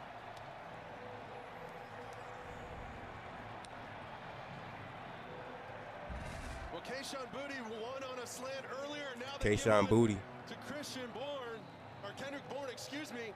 But I love the break at the top and then watch May's footwork. This is so good from the gun, back foot in the ground, and delivers another excellent throw. The accuracy of this rookie. The New England Patriots showing life on offense. They draw first blood in that matchup against the Rams. 1st and 10 for Will Levis and the Titans as he'll go forward and push his way for a first down on the QB scramble. Live 3rd and 3 here. Is it Jonathan Taylor? It is. And offensive line did not get enough push. The Jets' defensive front is going to force a 4th and short against Indy. Here comes a 3rd and long for the Titans. Yesterday has come in now at right tackle for Petit Frere. Play clock down to 1. Levis gets the snap off in time. 3rd down pass near side on a comebacker. It is caught. Calvin Ridley. Yes, sir. We'll check the flag. Ridley against Murphy. What a matchup there. It's a pickup of 21 and a first down. You'll see the replay. They'll announce the flag. You would anticipate defensive pass interference on this one. A lot of contact downfield. Catch was made, and they'll just decline the penalty as Ridley made a great adjustment late. Josh Jacobs with a catch in the flat for the Packers. Gang tackling brings him down at about the spot of the reception. What a job by Ridley setting up Tennessee in the red zone, 1st and 10 on a 3rd and 9 pass that they had to have, and they get it. It was a #1 receiver in this offense, makes a big play for his quarterback. So Levis, some early success against this vaunted Minnesota defense. All the looks that they give you. Levis trying to capitalize on that takeaway. Levis here, hands to Pollard as he spins his way inside the 10. Brian Callahan said that he felt like back in the Superdome, Alvin Kamara showed you a highlight of him earlier on a run. This one is a little quick hitter, basically an extended handoff with the screen pass. He can hit the turbo boost. It's still to this day for an 18-yard catch. Kamara goes for 114 scrimmage yards per game. That's 4th best in the NFL. There, midway in the first quarter, he's already got 36 scrimmage yards. Exactly know or doesn't see it cleanly. That's where the sacks come, and he holds the ball too long. So he's got to make sure that he's decisive in this game. Pollard spins. Boy, it looked like the football may have come loose there, Andrew. Las Vegas Raiders have the football back after the Dolphins jumped out to a touchdown lead. Little jet sweep, quick hitter. Jacoby Myers, the wide receiver, wiggles his way for a 20-yard gain and a first down Las Vegas. It's the Harrison Smith who can play at all places. It's the Joshua Metellises that can play in a lot of different positions. Van Ginkel plays a lot of different roles for this team. So the versatility of all the different players.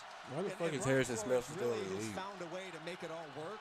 And this is a defense that does play with a lot of confidence. Boy, so critical for them to cash in with some touchdowns. It's not going to happen here. Levis goes down. It's Pat Jones. Second time they've gotten to Levis already. This is only a three-man rush, Spiro. So they're only coming with 3. Levis might be Minnesota stupid. defense top 5 in the league at not giving up points. We'll see if it's a field goal attempt or what they do on the 4th down coming up. This was a stop by the Lions defense. Travis Etienne, one of the only healthy members of the backfield for the Jacksonville Jaguars, goes for a loss of a yard on 3rd and 1. So the Lions defense did its job. Minnesota defense stiffened in the red zone, but Tennessee still cashes in with the field goal, and Tennessee on the board first. 3-0 Titans in Nashville. We come back live to South Florida. A lot of plays keeping the clock moving, long drives. But now the Raiders need to finish. Second down and 9. As Jay mentioned, they're already in field goal range, but they're looking for some more. Minshew would be so big for his confidence. White in motion out of the backfield. They go to the middle of the field. What a grab. Brock Bowers. You could put him anywhere. He has incredible hands. The rookie tight end is special for the Raiders. Brock Bowers sets up a 1st and 10 in the red zone. Baltimore Ravens shooting one over the top. It's a good misdirection play. Defense had to come up to honor the run. Isaiah Likely got behind that level of defense. 42-yard catch and run. Lamar Jackson to Isaiah Likely, and the Ravens are knocking on the doorstep of the red zone. Jackson delivers downfield off the hands of Deontay Johnson. A list of rookie tight ends and reception yards per game. A 1st down off the play fake. Minshew rolls the pocket. Minshew's under pressure. He throws it to the back of the end zone or toward the pylon. It's incomplete. Chop Robinson. He's hugging the sideline running that route. So when that ball's coming down, there's no place to fade into the football and still come down in bounds. He's got to move a little bit more inside and give your quarterback room to throw the ball. Johnson, 5 seasons with Pittsburgh, a 3rd-round pick in 2019, went to the Pro Bowl in 2021. Spent 7 games with Carolina. Jackson on 3rd and 7. Floater is off the mark. Zay Flowers. Right at the 10. It's been more Zamir White than Alexander Madison in the backfield. Minshew to throw on 2nd down. Minshew's in a little bit of trouble. Minshew is going down. Sealer will be credited with the tackle or the sack, but Benito Jones is the one who out in the open field. He didn't reach out and have his arm extended. But both of them on 3rd down plays went for bigger shots downfield instead of throwing the ball near the sticks. This is a 47-yard attempt for Justin Tucker, 7-time Pro Bowler, the most accurate kicker in NFL history. And the kick, no good. Once again, the announcer And jinx. his streak is over. Made 70. That is the 5th miss on the season from Say thank you to the announcer. Justin Tucker. Just a wild season that he is having. Likely a future Hall of Fame kicker. Not having, I mean, he's bottom 5 in the league in field goal percentage, and he can't believe that was a makeable distance as well. So the score there in Pittsburgh remains Steelers 3, Ravens nothing. We'll see what Daniel Carlson can do from chip shot distance as we approach the end of the 1st quarter. He was pretty transparent with us. He said, because I want to be wearing these colors next year, and he felt like now was the time that he needed to make that move. 27-yard field goal attempt for Daniel Carlson. Good snap, good hole. Kick is on its way. It's good right through the middle. And it's a 7-3 ball game. 8 seconds I'm to play. gonna First make quarter. me a We'll be smoothie back in real 30 quick. I seconds. will be right back. Y'all can just listen on. Touchdown in the 1st quarter in New England. They'll hand it off to the single setback Kyron Williams. He's clean into the linebacker level, then gets past them, misses a tackle to the Patriots secondary. Kyron Williams, 18-yard gain for the Rams. Aaron Rodgers, 3rd and 2. They trust him to throw for this one, but he's not going to get the pass off. Pocket collapses. He goes down as it's Laiatu Latu, the rookie, the first defender taken in this year's draft, gets his quarterback sack. And you've got Derek Carr playing the role of Taysom Hill on a little wiggle quarterback run right there. It's an 8-yard scramble on what was 3rd and 1. Saints 1st down. DJ Moore may have just picked up a 1st down. Oh, the Saints now, that was a few plays ago. It's 4th and 1 live. We were going to cut in here, but timeout on the field. The Browns want to discuss the defensive formation here, if indeed Saints go for it. On 4th down, and now the Saints will go for it. They won their first 2 games. During the timeout, we'll dip in back with the Lions and Jags. Jared Goff had to shake off the cobwebs from the 5-interception game. That looks like Jared Goff to Amon-Ra St. Brown that we've been used to through the first 10 weeks of the season. 18-yard gain for ARSB. Jared Goff has 71 yards passing. Amon-Ra already has 4 catches in the first quarter for 40 yards for the Detroit Lions, who lead 7-3. 4th and 1, they still got the offense on the field. Let's listen in. Yeah, we want energy, we want all that. But we have to be a disciplined team. We have to be fundamentally sound. And you've seen them play that way so far. 4th down and 1. There is a flag as Carr airs it out, and it is caught at the 4-yard line of the Browns. But we will wait for the call from Alex Kemp. Foster Moreau is Holding. down. Offense number 83. 10-yard penalty. Still 4th down. So the other tight end, Juwan Johnson, is flagged for the hold. And on a play that doesn't count, Moreau shaken up. Yeah, it looks like he's able to get back up. Might have just gotten the wind knocked out of him when he landed on the football. And the holding was on Juwan Johnson, the right side of the screen. And that is most definitely a hold on Isaiah McGuire. That's who he's holding, the defensive end. And Juwan Johnson's another guy that's been able to play different positions. He came in as a wide receiver from Oregon. They moved him to tight end. And then with his 2 wide receivers going down, they started to flex him back out at that wide receiver position. Derek Carr and Clint Kubiak said that he's done a phenomenal job filling in those roles. With Moreau going to the sideline in the care of the athletic training staff in New Orleans. That game goes to a stoppage for a moment. Let's come back here for a 3rd and 1. Pittsburgh ball just shy of midfield. Increase the blocking angles for their guys. They just want Baltimore on the move in one direction and trying to hit back in the opposite. Tight formation. Wilson trying to do it himself. I don't know. Yeah, that first surge, he didn't get it. He was able to fall forward, but where they're running in, I don't think he got there. And where the spot is, they did not get there. And now what do you do? And remember last week, I was advocating Pittsburgh. But just the and let's double box in the action at Nissan Stadium. You've got the Vikings just over midfield. Wilson really liked this kid Brownlee, a rookie, young man they took with the 5th-round pick out of Louisville. What a moment here. Boy, they nearly get to Darnold as he hits his man wide open. It's Addison. Addison, touchdown.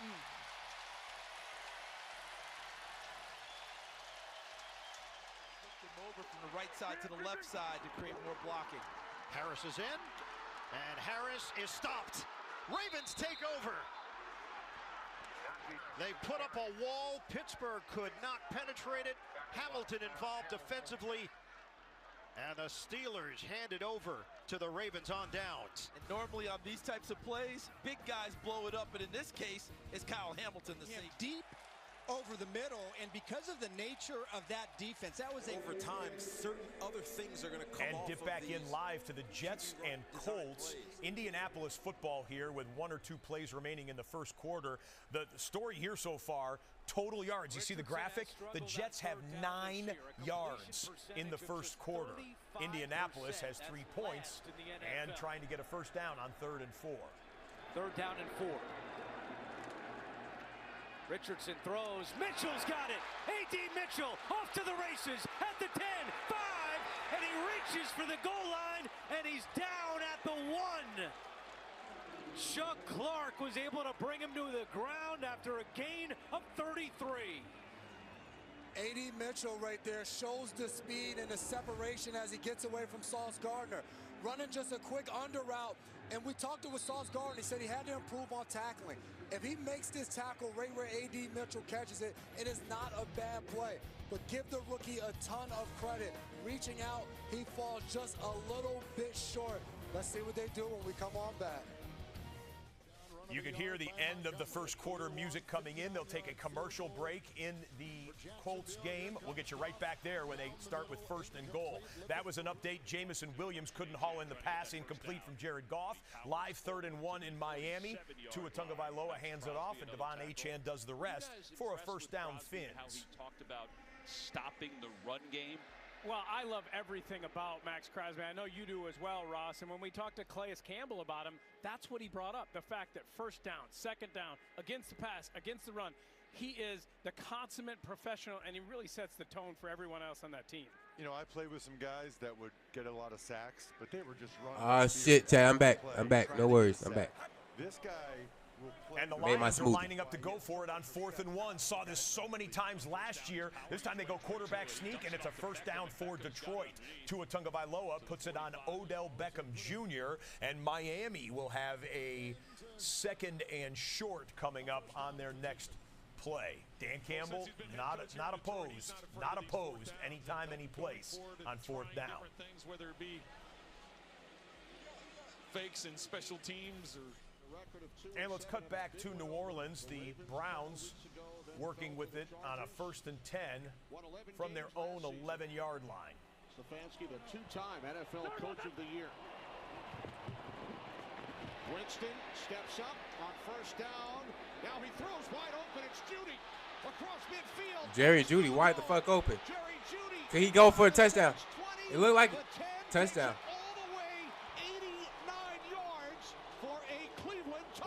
Yo. And that's the shit I be talking about with Jameis Winston. He can do some the dumbest shit, and then he can make some magic happen. Touchdown passes in Cleveland Browns history. Jerry Jeudy, 89 yards. A man who could score some long touchdowns is Jamison Williams, back in the lineup. He was back last week, but served a 2-game suspension for violating the league's policy against performance-enhancing substances, but back in the lineup, back in the box score, and the Lions are back in business into Jacksonville territory. We're going to come back out of the TV timeout in the Jets-Colts game. Indianapolis with it, start of the 2nd quarter, 1st and goal from the 1. Anthony Richardson, big body quarterback, and Jonathan Taylor, an end zone familiar running back. Good-looking drive by the Lions. St. Began this at the 7. Well, St. Brown lined up to the right. Don't forget, he's got 7 in a row. Gibbs to the 2. And then hit by Cisco and others inside as he tried to whittle his way, picking up 3. 2nd down and goal. And 7 in a row. I mean, 7 touchdown receptions, 7 games in a row. So keeping that streak alive as you get down inside the We got goal line action here. 2-point conversion for the Cleveland Browns as Jamison Williams feels heat immediately. And then, well, that would have been spectacular if there was a Cleveland Brown somewhere near the goalpost. But that was, I said Jameis Winston right there. Jameis Winston with the incomplete pass, but the touchdown stands. Jameer Gibbs looking for pay dirt. Jameer Gibbs bounces outside. He's got the speed, and it's another Lions rushing touchdown. 2 one-yard touchdown runs. What a waste. Just a couple of glamour guys on offense. 2nd and goal. Richardson keeps it himself, trying to get to the outside. Stiff arm on Clemens. Richardson takes it in. A bruise. That pile, and then just guess what? I'm faster than you. I'm going to get to the front pylon before you can. Touchdown Lions. That boy got that acceleration. As Jason was saying earlier, Anthony Richardson is a Anthony Richardson got a 2nd rushing touchdown. And he's not afraid of contact. Not only how he finishes the run, but how he starts it. This is a defensive end, and Michael Clemens coming to tackle him. Stiff arms him, and then puts his shoulder down right at the goal line. My goodness, that's one heck of a run by Anthony Richardson. Ouch. Wow. Back in South Florida, 4th and 2. We've seen a lot of teams going for it, 4th and short here in the first half of these games. Tua Tagovailoa, Tyreek Hill, because they're all ass. Catch, and a first down for Miami. They got to go for it. Keep you posted on the Dolphins. We're going to pick up a live 3rd down and Foxborough. Let's call it 3rd and 2 from the Rams' 40-yard line for the Pats. Patriots did some good things on 3rd down a week ago against Chicago. A lot of it on the shoulders of Drake May. Another Justin Tucker field goal and another miss. It is just not right for Justin Tucker. And that's a 50-yard field goal, but he makes those in his sleep in previous years. Yeah, 2 field goal attempts, 2 misses for Justin Tucker, and Baltimore still blanked on the scoreboard approaching the end of the first quarter. Justin Tucker in terms of the kicking game. And so far, 0 for 2 in the field goals. And the Ravens are still looking for their first points. Missed it in a similar fashion. Justin Tucker about to have a young way cool type of game. And right now, you see that. That's look already at 6 John points Harbaugh's missed. face? That is contemplating as this game unfolds. What kind of calls? And that just underscores the fact nothing is automatic in the NFL. Nothing ever. You have to earn it each and every game, each and every season. Watch this replay. Dolphins, Tua Tagovailoa. What an ad lib by the Miami quarterback to get out of harm's way in the pocket, find Jalen Waddle on the run, and Waddle does the rest into the red zone. 1st and 10 from the 16. River Craycraft is in for the first time. They give it to Wright. And Wright is tracked down from behind, but he got 5 on that. All right, little pop quiz. Do you know who leads the league in passes defensed? It's Denzel Ward. And he's back on the coverage here, and Ward gets an interception. He leads the league in passes defensed. He did not have an interception until this play. Derek Carr threw it up for grabs. Excuse me, it was Taysom Hill on the throw. I was focused on the defensive captain for the Browns, who gets his first interception of 2024, Denzel Ward. There's Ncaa. And that was read very nicely by Jack Jones. He saw it almost immediately. It'll be 3rd down. Well, listen, you can't leave a guy unblocked right at the point of attack. I mean, they're giving the ball to Ncaa. Watch Jones, right side of your screen. Nobody blocked him. It looked to me, I don't know which receiver, whether it was Craycraft or Washington, but one of them, I know they were supposed to block Jones or just totally whiffed. That's what happens when you get Max Crosby over there. Everybody focuses on him. They forget about the other players. Good sign for the Dolphins. Mostert is back in the ball game in the backfield. Trips to the bottom. Hill's in motion.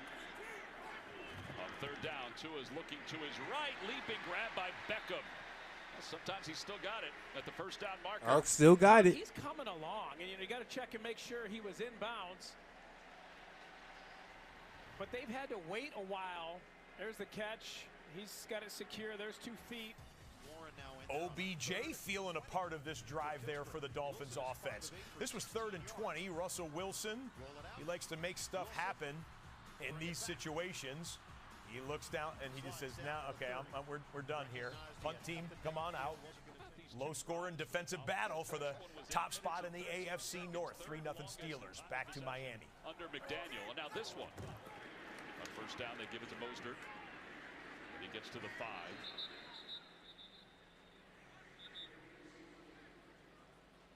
It'll be 2nd and goal. Guess who else? Max Crosby again.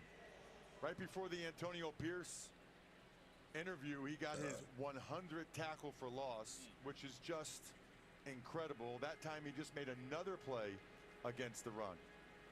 Yeah, 100 tackles for loss. He's one of 4 players in NFL history to do it in 6 seasons or less. On 2nd and goal. Tua going to the back of the end zone for Beckham, and it's just out of his reach. Tua. Hawk Tua. I was just going to say, I feel like I've seen that movie before. It just changed the script a little bit. This offense is predicated on the motions. We talked about 3 completions for the 4 New York yards. Jets. Hardly any offense to speak of so far. 0 for 3 on 3rd down. Here's 3rd and 8. Total meltdown season from the Jets. Rodgers steps up, fakes it. He's going to try to run for the 1st down, and they're going to spot him. The guy is that's moving unless it's the top of the screen for a rub route. Tua dances in the pocket. Tua is in trouble, and he's going down. Sacked at the 14-yard line. This Colts offense is playing right now. No Don't give them the ball back. And potential right here to go up 17-0. I don't know. He's got the offense out there. Let's see if it's a hard count by Rodgers to try to draw him offside, or if they do go for it. Jets only 33% on 4th down this year. 4th worst in the NFL.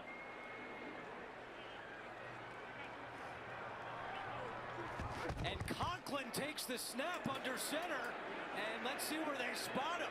There was some great pushback by the Colts. I don't think he got that. Double it in because, man, this is going to be whether it's the left foot or the right foot in terms of the spot. Colts are celebrating like they can get it. Speaking of right feet, it's up and good for Miami, and the Dolphins extend to a 10-3 lead. What do we have here?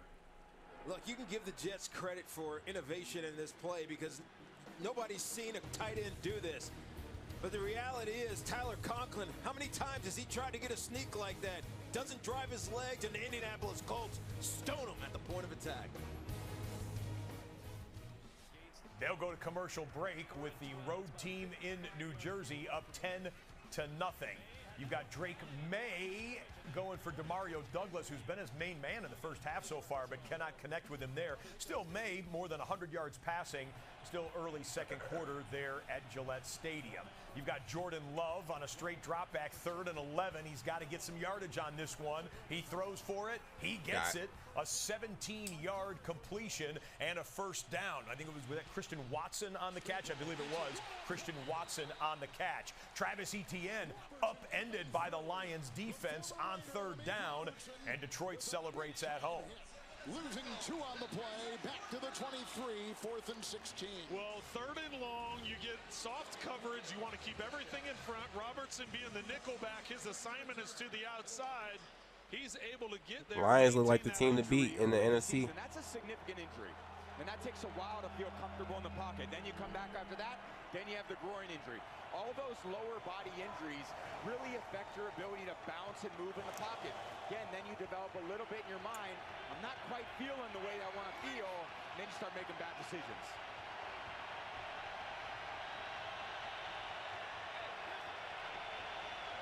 See what decision he makes on 3rd down. Blitz coming, gets rid of it quickly. Incomplete. Had an opportunity there for Dobbs. That was a dot, by the way. I know y'all seen that. And it's 4th down. That's such a tough throw and catch all the way to the How the perimeter of the field. How the fuck did he still catch that? Drives the ball pretty well. Oh my God, he dropped that? Wow. Dropped in. The Packers receivers have struggled with it a lot. Just seconds ago, back in Pittsburgh, 2nd and 7. Come on. And Lamar. Come on, Ravens. Odds-on favorite for the MVP at this juncture of the season. Maybe the best offensive play for the Ravens today. It's Zay Flowers, catch and run, 23 yards. Lamar has 65 passing and 15 yards rushing. This is 4th down. They're going for it. And did they get him to jump? Jordan Love clapping the football as if they did. It'll be a first down if the Bears were offsides. The same play he had on the touchdown. Yeah. Wow. Matt LaFleur is thinking maybe it's on Green Bay. Bill Vinovich, what do you got? Neutral zone infraction. Defense number 93. Uh-oh, Browns got the ball again. 3rd and 9. Demonstrative to say you're going to give it against the defense, right? And indeed, Bill Vinovich did make that announcement. 3rd and 9 underneath. Jameis Winston will not get it on a short pass play. So we expect to see the punt team there for the Browns. What it does, though, the penalty gives them a first down. That was a 4th and 3, so they don't get. Here's a name we have not said so far in the first half.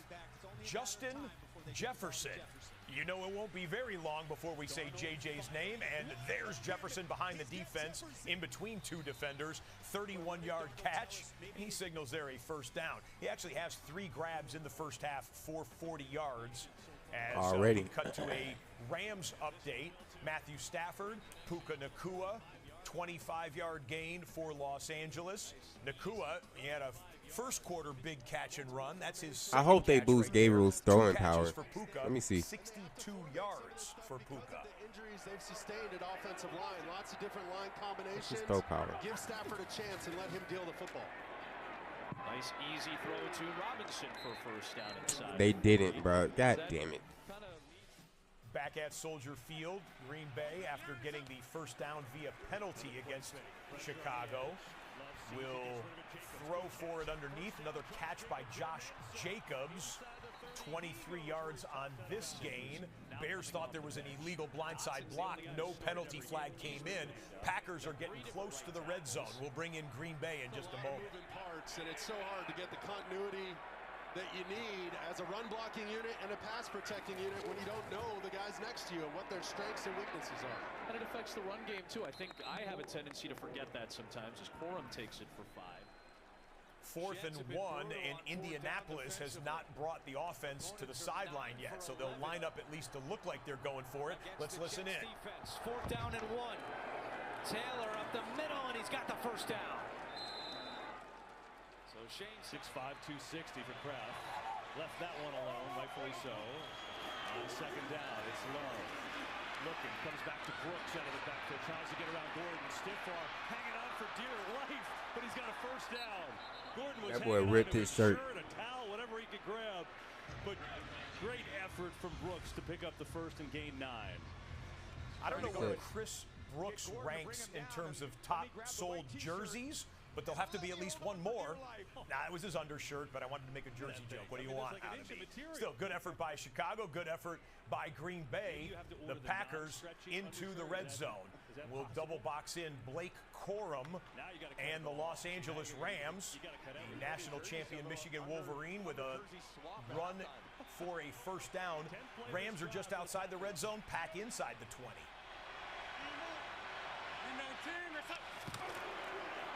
Jacobs, slow stutter set. Great move up the middle, and Josh Jacobs down to the 5.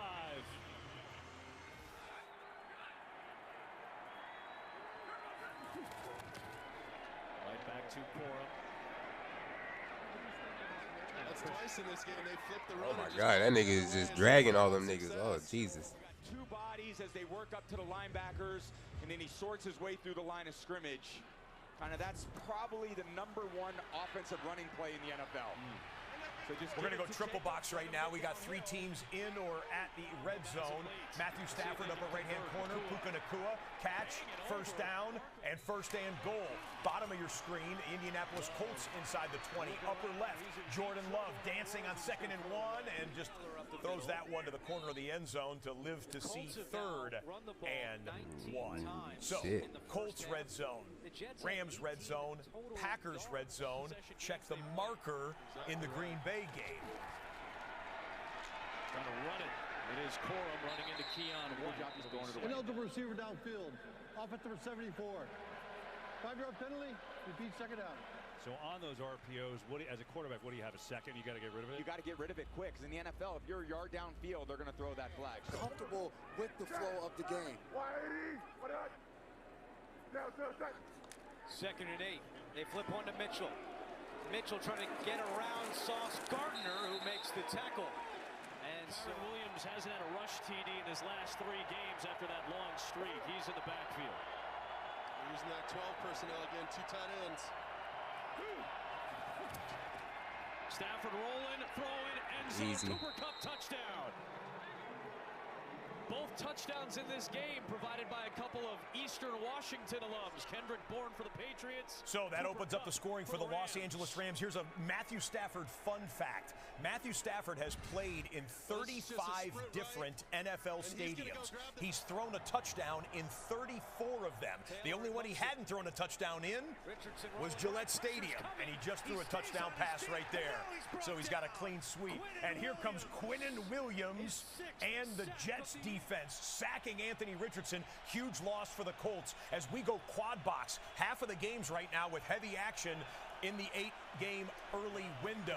Sam Darnold scrambles trying to get the first Jordan down, Love won't pick. get there. And you got a turnover in the Bears-Packers game. Chicago comes away with the football. Green Bay turned away in the red zone. Jordan Love with the interception. The 8th straight game Jordan Love has thrown an interception. Lions. Jesus, bro, you got to bet the over on Jordan Love interceptions every game now. 8 straight games. David Montgomery, Jahmyr Gibbs has the He's other, gonna throw and a the pick Lions every are game. rolling on offense. Okay, we got through that thick grouping of red zone drives there. As of this moment, you've got Tennessee and Minnesota with a 4th and 1 that just happened, and we'll see what they sort out here as Clete Blakeman is on the scene. Look at another replay.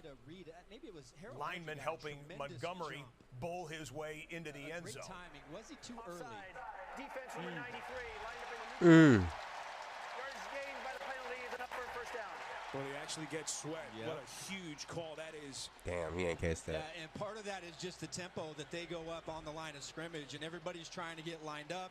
You know it's going to happen, and just a small detail, a lapse in concentration up front from the rookie Sweat, and you give Minnesota a first down. And again, it's hard to see exactly how it would have ended up, but I thought Tennessee had a good case for stopping that fourth down play.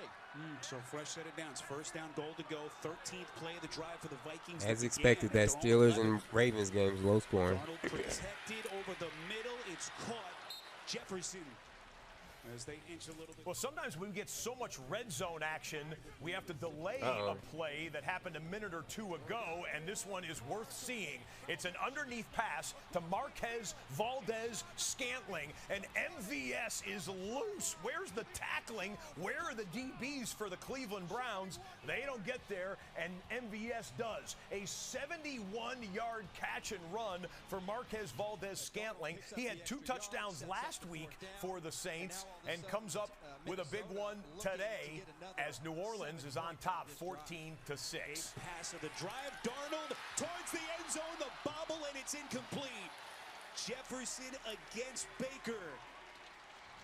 And Baker, the second-year kid out of Georgia Southern. Yes, sir. One of the elite players in the sport. Yeah, that's a Georgia Southern play. One-on-one with the best in the game.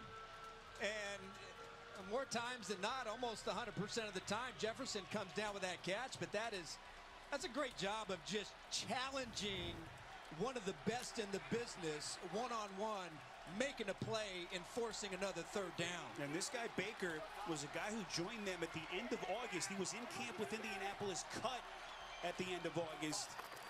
And what a player he's becoming. Run play here. Jones stuffed. James Lynch get his big mitts around Jones. So what will Minnesota do on 4th and goal? But we're out of the 2-minute warning timeout in the Vegas game. The Raiders have put together a methodical drive. Las Vegas in the red zone in Miami. Cam Robinson gets some knockback and gets into the backfield and forces another key 4th down. Where Kevin O'Connell says, boy, at this point we're pot committed. We're going for it again. Yeah, they like crossing routes if they choose to pass in this situation. Lone setback is Ty Chandler. Darnold fakes the pitch. They protect. Simmons coming. God damn. What? What? You see the flag come out quickly. For what? No. I think that was Brown. I think Brown hits him in the chest. You're right. It was Mike Brown. I think Brown hits him in the chest. I got to see that again, but I think he hits him right in the chest. Nah, bruh. You see number 44 come in. Foul, unnecessary roughness, defense number 44. Nah. That should not be a personal foul. He hits him right in the chest. Nah, that's so they'll cheesing. get an automatic first down on that one. We'll get you right back there. Nah, that's cheesing, bro. Russell Wilson pauses in the pocket, looking some more, finds George Pickens. He makes a couple of men miss, and a nifty play by Pittsburgh to keep their drive alive. Gain goes for 8 yards. Russell Wilson, efficient, 8 of 12, but just 53 yards back. And then there we go with the old friends. What are your Thanksgiving plans? Baltimore? I don't know. How about you? Once again. We're all good. They separate them there. Still a 3-0 Pittsburgh lead. I know it's a fine line when it comes to hitting wide receivers in a defenseless position, but Callahan is saying right now, potentially, you have a potential right here to get a big 4th down stop and keep this a 7-3 game. And this is one of those instances where I wish somebody would be able to call down and change this call, but that to me, I don't see how you could play it any better if you're Mike Brown.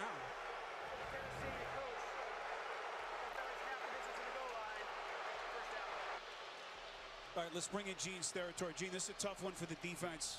Nah, that's some bullshit. It is, Adam, and I think Arch is right too. And you know, when Mike Brown takes off, he launches a little, but he makes really good shoulder contact to the chest.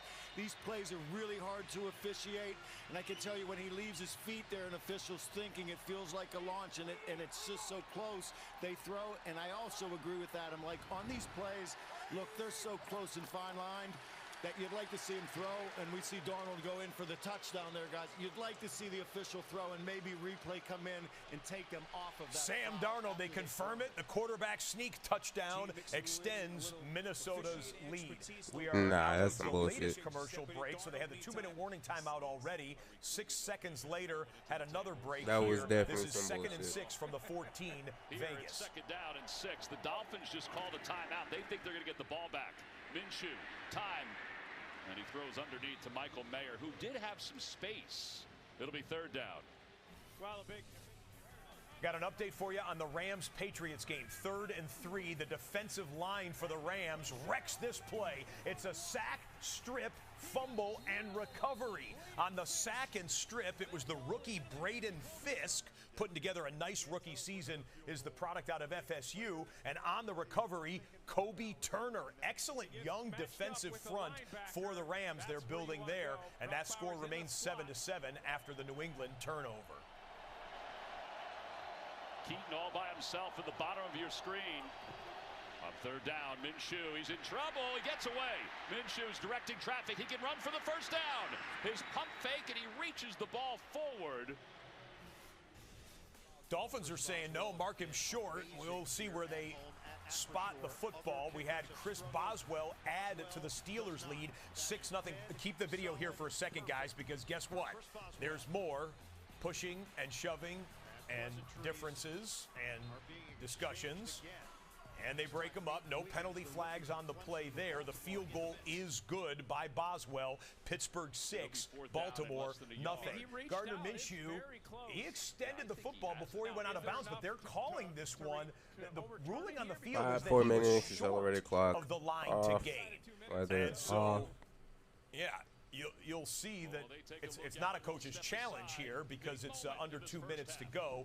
Automatic booth review. This one has a chance maybe to get overturned, but they'll take a commercial timeout and they'll look at that one. That game is the only game in the red zone at the moment. We'll check back in on the Rams. They're in a commercial break right now. They have it down to the 12-yard line of the Patriots. Okay, in fact, we are out of the break. There was an official review here. I know folks in New England are very familiar with tuck rule nuances. Too soon. Yeah, it's been 20 years. So it is a turnover, and deep in Patriot territory at the 12. Stafford sets up, trying to take the lead.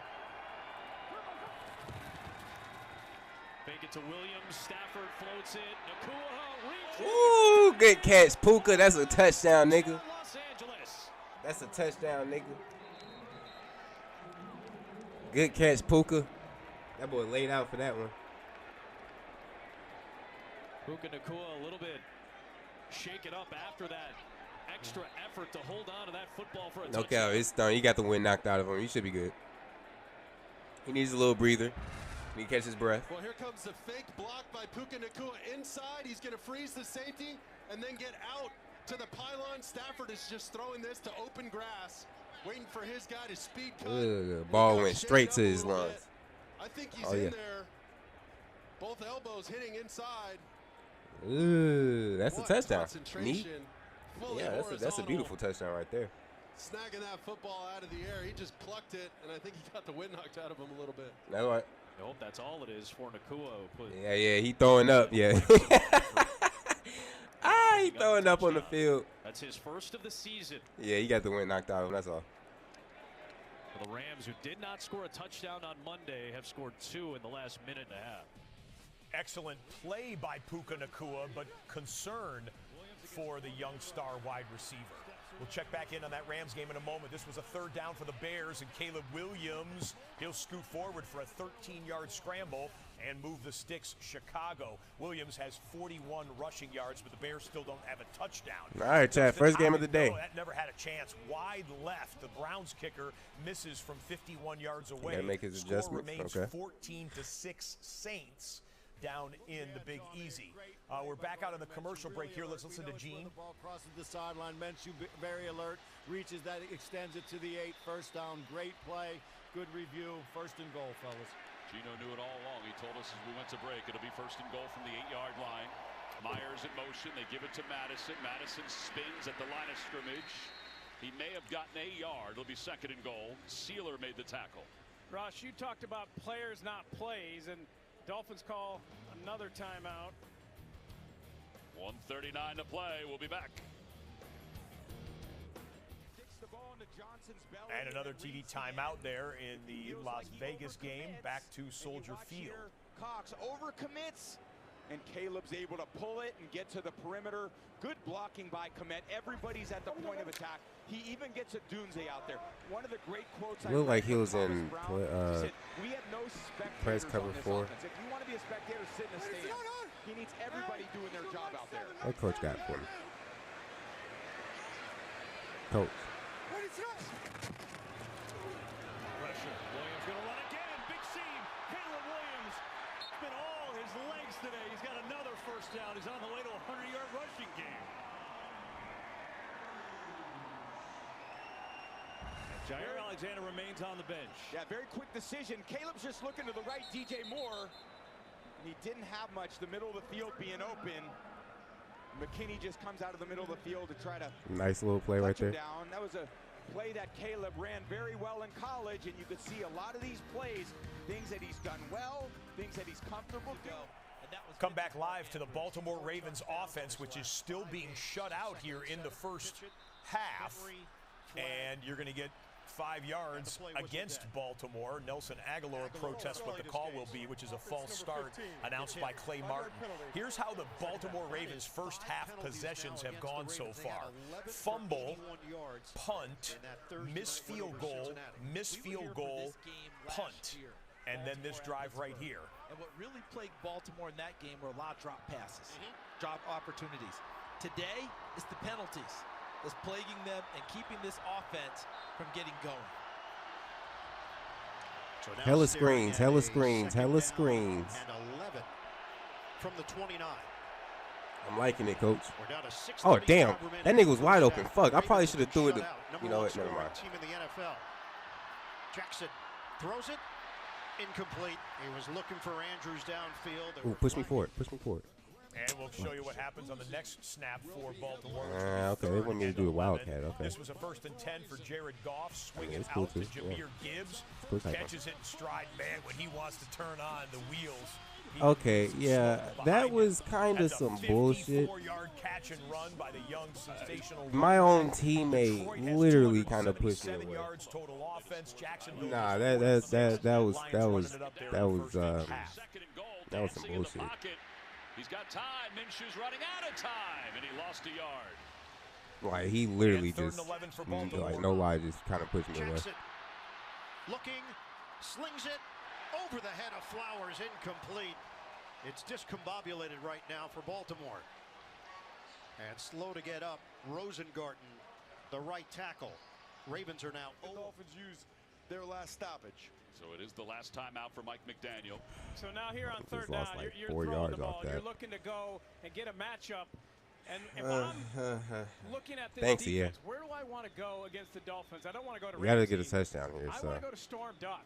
You know, number 36, undrafted, rookie free agent, coming off injury.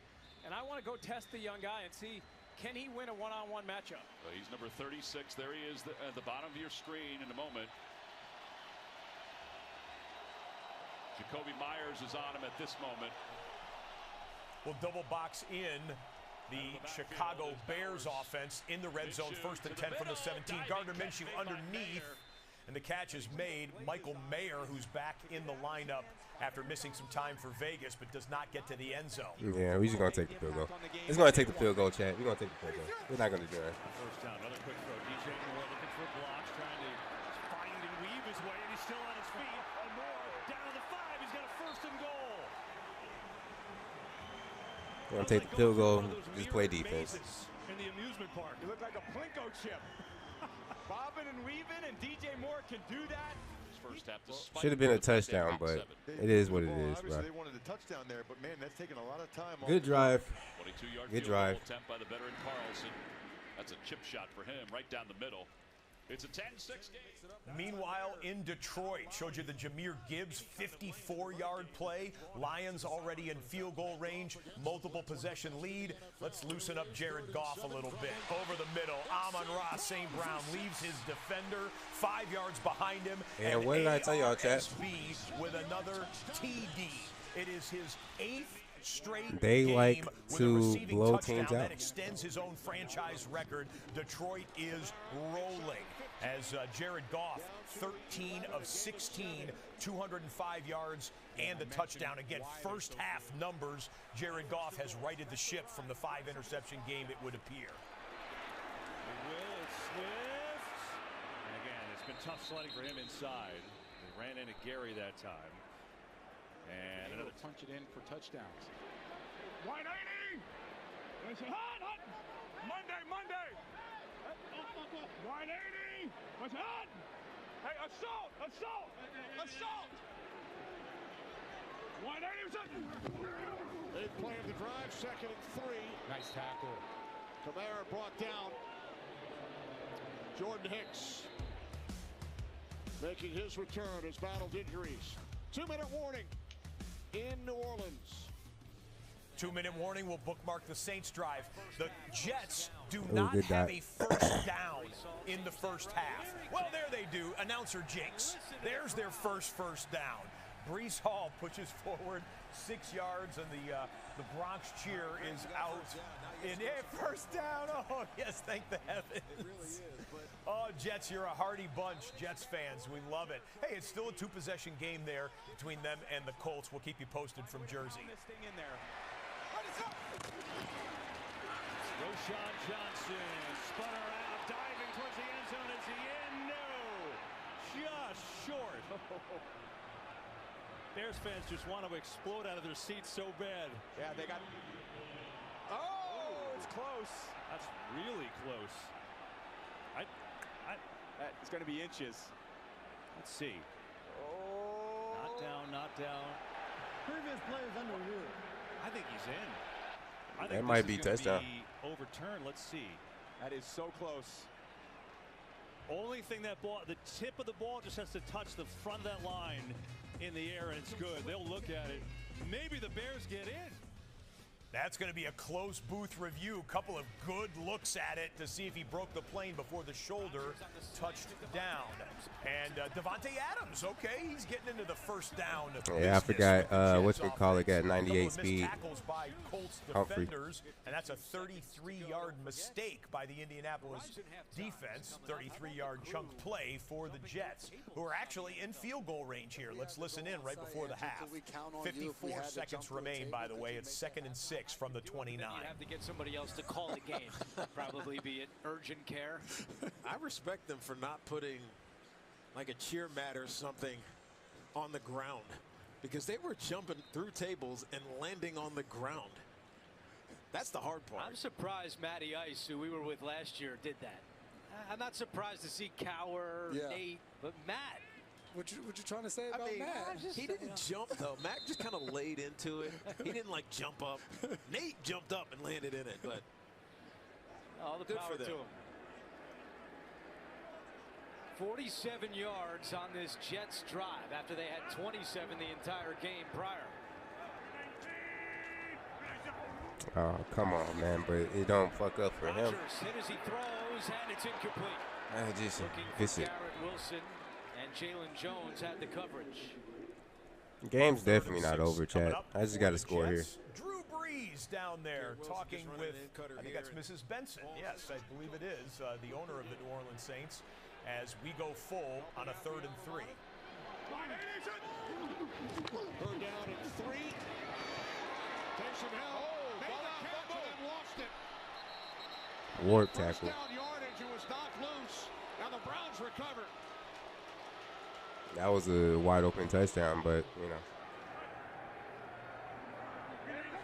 type shit.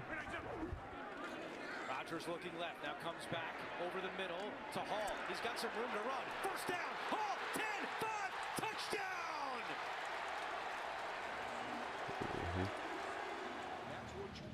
Now he's cold for some odd reason, so he's going to be a lot slower. Yeah, he got the completion, plays not over, rip the ball out, and then recover it. Nice job. On the field stayed. Fans we are back out of the TV timeout Somehow in Chicago. he ain't fumbled there. Thank you. An offensive touchdown. I mean, if he's not going to put out a quarterback spy, then I'm just try to run it. He's gonna. I realize he's just going to run send 3. I'm just sneaking this ball. If this is me, I'm calling my own number. Why even turn and give it to the back? Eliminate any negative play at least. Time is fine. They got 3 timeouts. The clock's winding. They got to go a little quicker. Go, go, go. I don't think he knows that it's... I don't think he knows it's going. They got to call timeout here. Yeah. What are they doing? They just wasted 10. It's still going. What's happening? Yeah, it's timeout. He's still got 2 plays. Got enough time. With 10 what's happening? Yeah, bro, was so confused, bro. Then he can call timeout. Okay. What's happening? Yep. So that's what they do. Appreciate that. We'll be right back after this message from United. PI, you only get 1. Yeah. So we were just talking about the clock management in here. Understand that Matt Eberflus wanted to take happening? the clock down, not leave Green Bay was anything, so confused, that bro. They get some points on 3rd or 4th and goal. But let's just say the Bears throw it into the end zone and the Packers commit a defensive holding or a PI. Then you get a fresh set of downs and you only have 1 play remaining in terms of however much time. Oh my God! What the fuck are these animations, bro? Like that should be an easy touchdown. Right there. Bears thought they had the touchdown on the Roshan Johnson effort, but instead it'll be 3rd and goal from the 1. So we'll get you right back there. In fact, they didn't go to break, guys. If we can go double box, maybe. Well, they're still not in the huddle yet for the Chicago Bears. You're not missing anything there. And avoiding these penalties. I pressed the wrong button. The middle is get it. The coach can call a timeout because the quarterback will be at the bottom of the pile. Or just hand it to the back and let the quarterback call a timeout. But I would want no opportunity to go backwards at this point.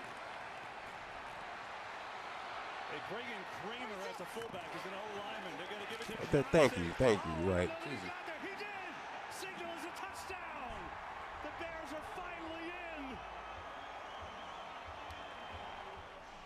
And the Bears celebrate a touchdown for the first time in 3 games as we go back to Foxborough on the right side of the double box. Drake May scrambling for it. Patriots in the red zone trying to tie this up with a touchdown. In the pocket. It's such a smooth runner. Credit to the Rams defense for covering everything up. And there's no panic in this guy's game. You can tell he's the youngest of 4 brothers, been beat up his whole life. And it's really paying off for him. And Gerard Mayo and company are getting up down to the final seconds of the first halves in several of these games. A couple of them at the 2-minute warning as well. We will update you on what just happened in the Baltimore-Pittsburgh game. Can we re-rack that? Yeah, this just happened about 8 seconds ago. It's Derrick Henry, who has been bottled up so far, but now he's loose. 1 man to beat, and Minkah Fitzpatrick just got him by the shoestrings there, but still a 31-yard rush for Derrick Henry. Baltimore with their next chance to score. Signing that 2-year, $16 million deal. 31-yard carry. Jackson tosses it. Sideline. Catch made. Likely battles inside the 5. Ravens are in business. A 1st and goal for Baltimore with 2.5 to play in the 2nd quarter. Penalties have held back Baltimore Give me that. the entire first half. A penalty against Pittsburgh actually got them activated on this drive. Oh my God, stick work. Oh, damn it. And taking away a sack for Pittsburgh on the whole really elevated Baltimore's offense. Terrell Austin trying to figure out how to slow him down as we head towards the 2-minute warning. Ravens aren't looking to snap it. And Lamar Jackson starting to find a rhythm. 116. Well, what do you have to lose at this point in time? 4th down, Jacksonville maybe feeling a little desperation, down 28-3. They will go for it, and Mac Jones, plus the offensive interior, gets the first down. Right there, they got a couple, it looks like, and the quarterback, Mac Jones, picks it up. Last week against the Vikings, 2 interceptions and a fumble, and 14-22 through the air. One more look at that, but yeah. situation for Denzel Ward, the excellent defender for. Give me that. He went right back to the middle of the field. I had to take that. Shaken up, and we just saw Denzel Ward going into the locker room, guys, or to the sideline. And just like that, I'm in the lead. Confirmed it. He did go up the tunnel and into the locker room. This was prior to that moment. The athletic trainer taking a look at him. We'll keep you posted when we find out anything about Denzel Ward. And speaking hopefully of he's injuries, straight. a downed Lion in Ford Field. Okay, this is back in the Vikings and Titans game out of the 2-minute warning TV timeout. Minnesota with it right at the edge of the red zone, 1st and 10. And double box in the Patriots out of the 2-minute warning timeout. They are 3rd and 3 at the 13-yard line. By the way, the Lion defender who was down was Zadarius Smith, a recently acquired Detroit Lion that they really hope to get something out of in the back half of the season. Well, damn. Here comes a blitz from the Rams. May slings it off the back foot to the back of the end zone. Probably should have went for the tackle. That's my fault. And Kayshon Boutte and Demario Douglas both. Is that actually his name, Kayshon Boutte? Rams have been bringing a lot of pressure. Well, look at Spades coming through. Number 48, he gets untouched. Go ahead down. I'm going for straight hit sticks now. The back with their linebacker pressures from the Rams, forcing him to decide which one is he going to go protect. And he hit the left side. There goes the free runner on the right side. Well executed by Roseboom. Yep. Oh, yeah, he was going to get popped anyways, buddy. So a 32-yarder from Joey Sly. They're going 4 for 4 in Chicago. Makes it a 4-point. As we were watching that kick, making it 14-10, Los Angeles over New England, we had one short play here for Minnesota, which leads to a 3rd and 11 with a $1:51 remaining. And we are out of the 2-minute warning timeout in Pittsburgh. The Baltimore Ravens shut out so far the entire first half, but with it in a goal to go, Derrick Henry down to the 1. Really close to the goal line. Keanu Benton helped make sure it wasn't a touchdown, but it's 2nd and goal now for Baltimore. They are the #1 okay, that was smart. That was smart. Offense in the NFL that was smart. In terms of touchdown percentage. Take a field goal. See how they came out of the huddle on that one, just went to the line, script line, and went, and they brought Ben Cleveland, number 6. Of course, the #1 thing that you have to figure out. Darnold's 3rd. I'm not gonna lie, that was smart. To the end zone, Edison. Oh, did he? Dying for it. Let's see what they say here. One said catch. If he got his feet in, that's an incredible catch. They go tight, handoff. Henry slams it in there for the touchdown. Easy. If it's in the goal line, just give it to Henry 3 straight times. Finally has one on the board, and it's Derrick Henry. And that felt old school. He's gonna get in one of those times. Pulled the guard from the backside. Literally. Watch Macari here, and then Ricard 42 was up there. That looked like the old school Baltimore. Right knee hits out of bounds before he's able to get the other foot in. But just incredible body control. And that would have been a sweet one for Addison. Nice effort. And for Tennessee, you did what you had to do. You got off the field forcing a field goal. Touchdown would have been a catastrophe. Parker Romo, 2nd week that he has taken over the kicking reins. Extra point from Justin Tucker. Trying to give Baltimore the lead. He needs this to go through the pipes. And he splits them. 7-6. Ravens, 1:16 to go. Johnson the back. All of that work, and then one drive, bang, changes the score. Baltimore on top, 7-6. We'll see what Russell Wilson will do with it for the minute. Let's make this game kind of quick. Thank you. Hurry up offense here. Jags working against a big deficit. We'll keep you posted. This was 3rd and 5 with the Saints showing pressure, but they only bring 3, trying to confuse Jameis Winston. Didn't confuse Jerry Jeudy. He found a soft spot in the secondary. 23-yard gain for the Cleveland Browns. Evan Engram with a catch here in Detroit as they'll stop the clock with 13 ticks remaining. On 3rd and 5, 1st down. Well, and with 13 seconds left, you can take a shot to the end zone, or you can try anything over the middle of the field because you can utilize that timeout. So you've got time for a few plays here if you manage the clock correctly. So Jones through the air has gone 12 of 17. Thomas has caught 2. Ingram has caught 4. Etienne has caught a couple. 1st and 10. And look at this. A direct snap. Wildcat. ETN with the block on the side by Harrison. And read well that time by Kirby Joseph. On the direct snap.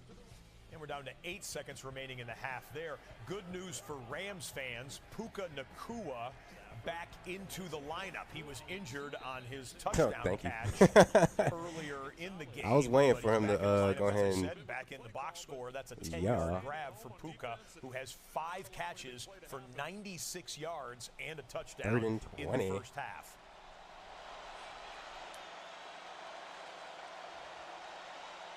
Mac Jones second down and 9. Jonas Johnson was the back with the block. In the middle they go. Ingram down. He hits it. What the fuck? Take the timeout. He got 2. And the Jags got a timeout. Their last timeout, or their next timeout, with 1 second remaining. 45 seconds here. I see what he's doing. Okay. I know what to do now. They're now in field goal range. And we'll call the timeout. Down to 40 seconds. Jerome Ford, gain of 14. Buddy, that was going to be a pick. I already seen it. And a 3rd and 6 coming up for the Rams live. First 2 third-down opportunities of the day. We got 3rd down and 6 here. And this is where you're going to get those all-up exotic looks. Watch these backers with the pressure.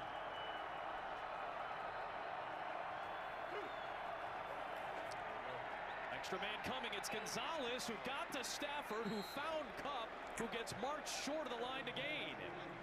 It's going to be 4th and very short here. Little was first team SEC at Arkansas last year. Here's the field goal, and it's good, and 3 more on the board for the Jaguars. The 35-yard line.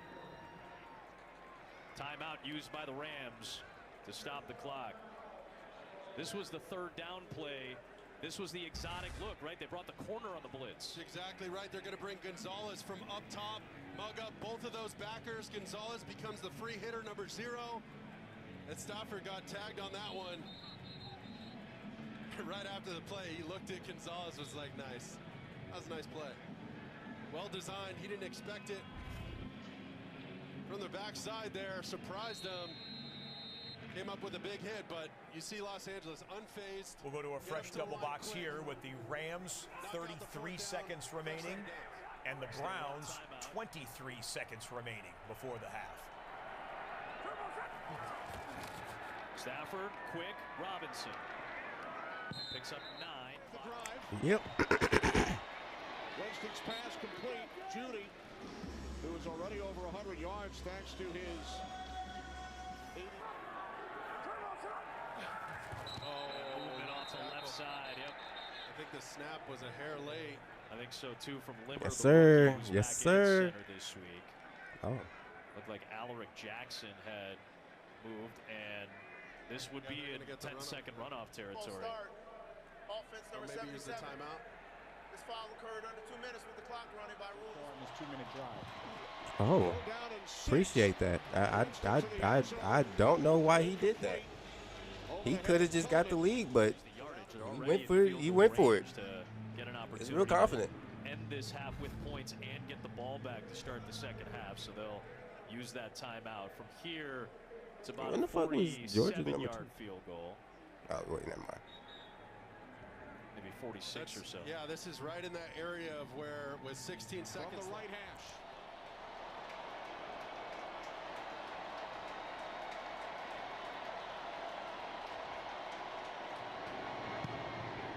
Hopkins' kick is no good. There's a flag on the play. There is a flag. 2 plays off. Now with a timeout to use, Gerard Mayo will use one. Timeout. New England. Browns are saying it's on the Saints.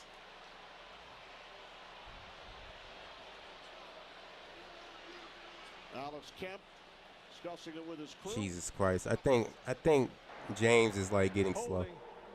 Defense number 98. That's a 5-yard penalty and automatic first down. So with 11 seconds remaining, Browns will send the offense back out following the holding call on Peyton Turner.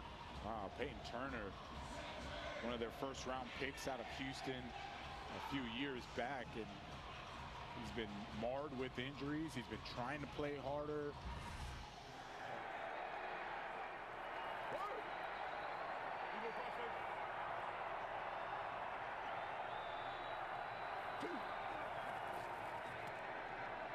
Stafford is looking sideline, looking for Ncaa on the deep out.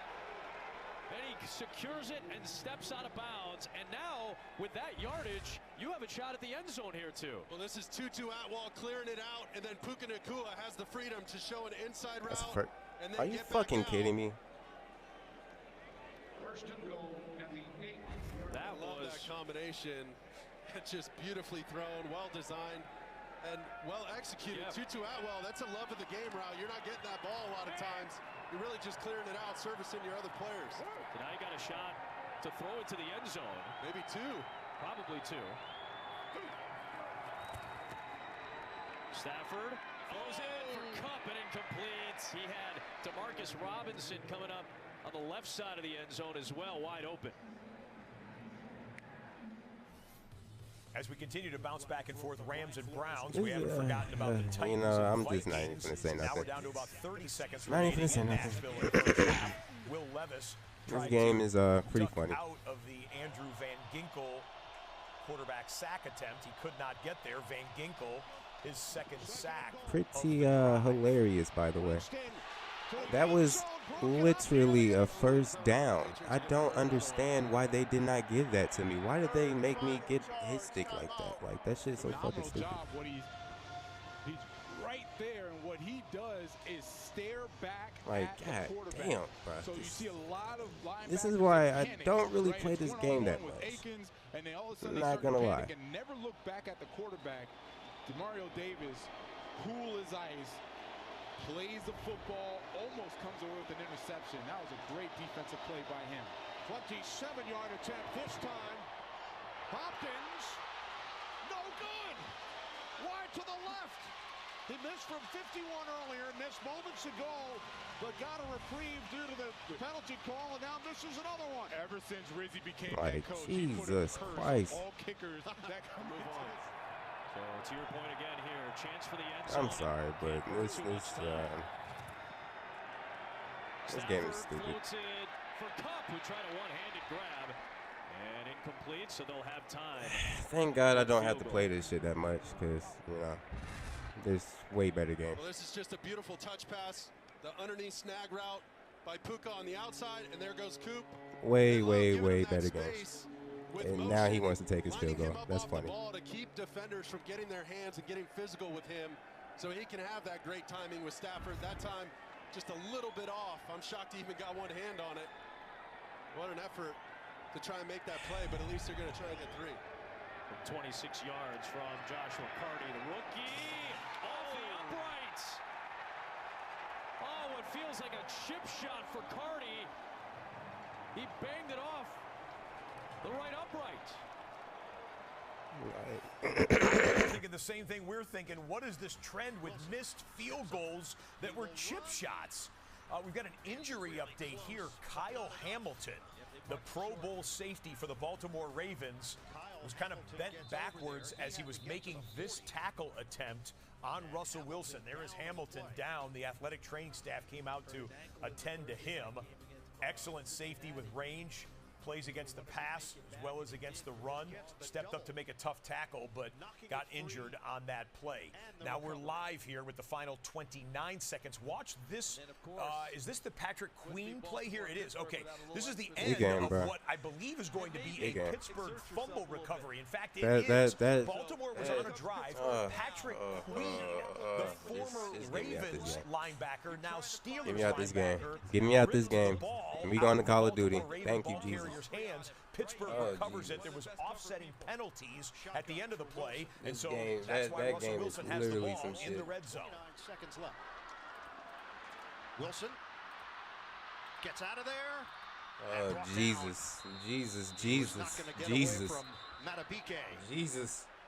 That game is some shit, bro. Like, bro, no bullshit. I'm going to just go on a little rant, and that's it. But just the simple fact that it cheesed me out of a touchdown when I clearly scored twice. It cheesed me out of 14 points. The first drive, and then the fucking drive where I should have scored, but I didn't. So the ball is and then it just want to cheese me on the fucking first down. Like, I don't understand EA. Honestly, I might just delete that game, honestly. This is the play I really don't see myself playing an EA game ever again. Because I like playing online and things. But I don't like getting cheesed like that. So I think I'm done with playing EA games. Really kind of bothered by the fact that the Ravens didn't offer him a deal to remain in Baltimore, and he came up with this massive play, number 6 here, tackling the football. Matter of fact, at the let me go ahead and of the end of the first half. Go ahead and delete it. Those takeaways. These games are I'm so not tight playing in this the shit no NFL more. It's over. That one extra possession is often the difference between winning and losing a game. How many close games there have been in the NFL this year? I think we have a record so far in one-score games through Week 11. Patrick Queen told us that he was going to be so hyped up when the game starts that he told Landon Roberts, calm me down. Keep an eye on me.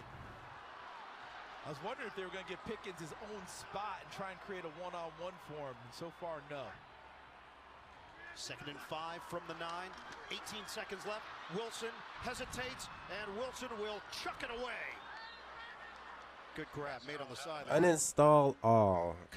Never playing that shit again. We show you Anthony Richardson. This is the opening possession of the third quarter. Ball on the ground. Richardson got stripped of the football. The Jets pounce on it at the bottom of the pile there. New York football. We are on Call of Duty Black Ops 6. A good game, a funner game. One remaining for Baltimore. 14 seconds on the clock. A 3rd and 5 for Pittsburgh. We are into second half action. In fact, this is the first snap of the third quarter. Pitch it out to DeAndre Swift, and he gets a first down. That's egregious, bro. Like, 14-yard pickup for DeAndre Swift. The next play after shit that should have been a Caleb fucking Williams. first down, but He'll look for his tight end. That's a good pass there, right over the top of the outstretched arm of the Packers defender, and Komet hauls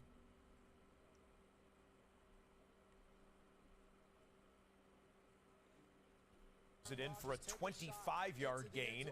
Caleb Williams having a pretty efficient day. 10 of 13, low volume but high completion percentage. 110 yards passing, 60 rushing yards for the #1 overall pick in the draft. And the Bears have the ball and the lead in Green Bay territory. Brees Hall, right side. He's got the first down and more. Inside the 10, dives for the pylon, and it's a touchdown!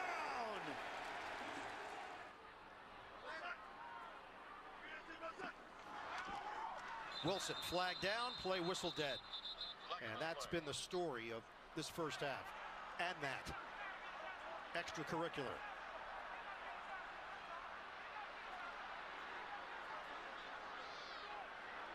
Everything you hear about, that it's different when it's Ravens Steelers. It's true. There's no question about it. So flag thrown at the 21. Prior to the snap, false start, offense, number 73. 5-yard penalty, 3rd down. Told you the Bears are in Packer territory. Here you go on a 3rd and 9. Four-man rush. Stunt up front, coming near side. And Allen's got a long way to go, and he's not going to get there. Keenan Allen made the catch. So in field goal range. It's Matabike started his pass rush. 3rd and 10 now for the Steelers. Hamilton's back in the game for Baltimore. Wilson working from the gun. Wilson lofts it. Broken up. He was looking for Pickens. And a matchup in the corner. And Tre'Davious White. We're asking you, what was, I think that was a hand warmer. I hope it was. Either that or someone's an X-Man with a tail. 4th down. Pressure. Williams throws it complete. Johnson for a first down. down to the 15. Caleb Williams begs his coach to go for it. Comes here to the Ravens, makes a big play here in the first half. It's a 32-yard attempt for Chris Boswell. Nails it. Johnson. Ain't sound like he nailed it. Sees him late. Definitely not the #1 receiver on that play. It's a big moment for Caleb, kind of building his confidence. Here's Roshan Johnson as the touchdown. He's a bigger back than Swift, and maybe they decided to use him inside because Swift has had nothing inside. Johnson much bigger, and Thomas Brown has done a really nice job calling plays here in his first assignment. But how about Caleb Williams saying, come on, let's go? You heard it on our audio. That was great. Yeah, he wanted it. You get in those moments, you feel like you got the defense a little bit on their heels. Coach, give me the chance. Put it in my hands. Let me make a play. It's going to make them want to go for it. Again, if that comes up again, I would expect them to go for it again. Johnson again. That's tackled immediately. Evan Williams, young safety. Dolphins-Raiders were actually the first game to go into the second half. Raiders got the opening kickoff. They would punt. This is a drive-extending catch for Tyreek Hill. Goes for 6 yards, but the Dolphins still deep in their own territory. I can officially say fuck that game, chat. Oh, man. He's doing a great job extending plays, finding receivers. Moving on from that, now we can continue to watch NFL games with without playing a terrible game like that. Jesus. All right, let's see Caleb Williams. Damn. Pretty good coverage back there by Carrington Valentine too. And now it's 4th and 4. And now they will kick the field goal. Yeah, I understand that. You don't gain any yards there sitting at 4th and 4. It's a good drive. They're excited coming out of that first drive of the half to kind of extend the lead. Good protection. They just tried to run a bunch of crossing routes there in the zone coverage. So when they cross, you just run into the next guy. So the next step in the development is say, Coach, we got all these crossing routes against zone. They're not as good. That's where I need more vertical routes where they can sit in zones. Here's Santos to add to the lead. 27-yard field goal try for him.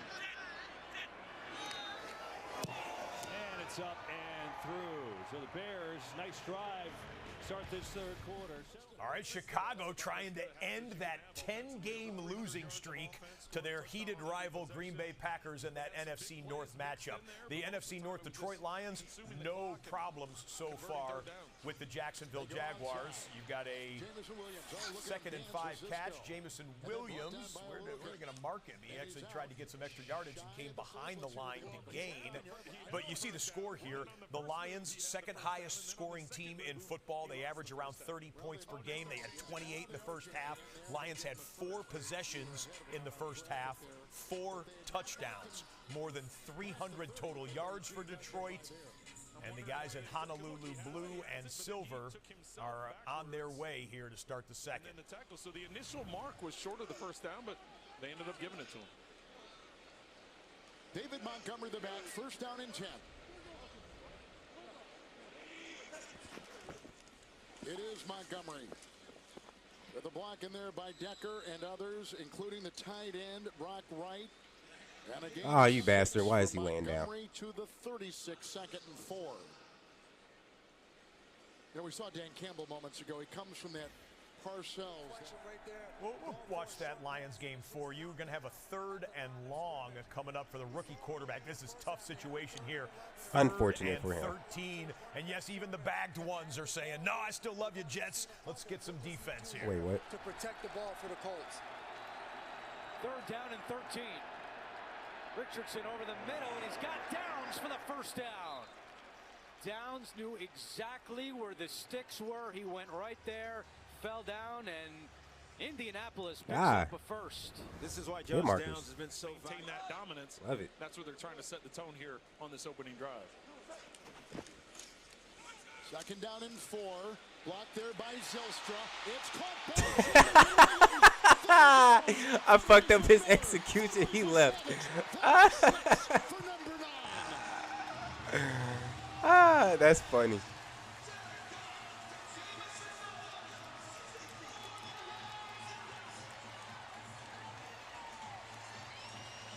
You 64-yard touchdown pass.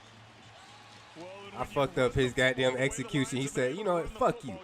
I'm out of here. Set up in the pocket. It takes away that middle zone area where people are normally trying to muddy things up. What the teammate? Hitting Williams right in stride. And able to take it to the house for the 64-yard touchdown. Damn. Things up here in the second half. 2-game suspension came back last week against Houston. Extra point good right here, 35-6. Why he wait? What? Why he kill me? Goes against the right tackle, Braden Smith. Yesterday was added to the injury report as questionable because of a personal matter. What the? Where'd he come from? Found out before the game he was good to go. God Jets damn it. defense has 6 tackles for a loss today. And the Colts again backed up. It's second down and 18. Jets showing a pressure look right in the middle of this defense. Taylor right up the middle across the 30 and edges his way close to the 30. So close game there in Jersey. Fucking course, I get stuck at the car. Florida, Devon Ncaa finds some room over the right side. First down and more. Devon Ncaa, first and goal, Miami. Let's pick it up live here. First and goal from the boy. I was about to say. On first and goal from inside the 5, they go to right. Right bounces and flags come in. He lost a yard on that play. They may lose more. Wait. Holding. Offense, number 55. God damn it. Sauce tries to jam him at the line. Richardson looking the other way, gets rid of it, completes it to Downs, who turns upfield and picks up the first. The Jets had a couple of chances to stop the Colts Okay, on that play, but that was instead, just me sucking. I'm not gonna lie. That sucked. Watch Diablo. What is going on in my beloved sport of football with how many face masks haven't been called? My beloved sport of football. College, NFL, that's like 4 or 5 over the last couple weeks. They just threw another flag. Damn. They He threw a said, "What's second happening flag. to my sport?" See, the 2 of those just got dropped, and they're having a conversation about it right now. We'll see how they sort this out. We'll let you know if they decide to throw the second flag there on what appeared to be a face mask.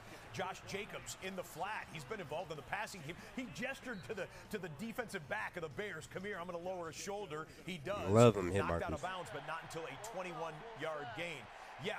So offsetting penalties, they basically they discussed it and they said, yeah, we saw a face mask on the play as well as the holding that was called live in real time. So offsetting penalties, the Dolphins will take that. That flag came out at least, what, 30 Nigga seconds named after himself the play? Optic Kane. Bro, stop dick riding. I'm not criticizing You're him, not I'm an putting him out. optic. At least they got it right. I think the good news is they did get it right. Yeah, exactly. So the ball back inside the 5. It'll be first and goal. Mostert in the backfield. Tyreek Hill in motion, tapping everybody on the backside. They shovel it off to Mostert, and he is tackled behind the line of scrimmage. Jack Jones has played really well. Don't forget, Nate Hobbs is out today, and Jones has really stepped up. Second time, though. Ross, you talked about it the first time. Jack Jones. Back into second half action between the come on, that Saints should've been- and the Browns as Taysom Hill lined up as a running back on this one. Takes the direct handoff from Derek Carr, and Taysom Hill with a 12-yard gain. Guy that Antonio Pierce had at Arizona State. So when he was with the Patriots, he gets let go. He knows I'm going to go get him and try to get the most out of it. Second and goal after a loss of 5. Tagovailoa lofts it toward the end zone for Hill, and it's batted away.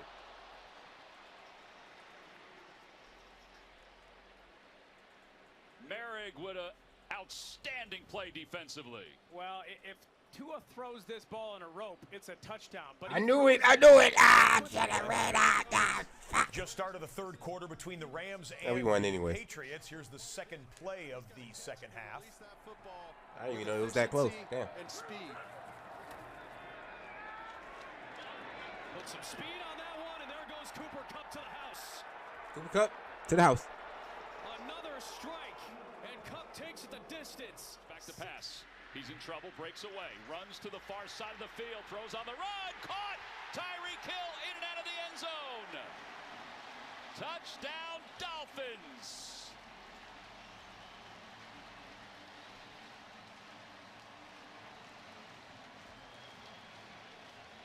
Watch Tyreek Hill on this route come all the way across the field. He starts on the right, and he's going to work his way All right, up Chad, into the end zone. let's Okay, look at stop our here. bets. Go with my quarterback. Keep running with him. Find Now space. you see why I said I was not betting on the Lions.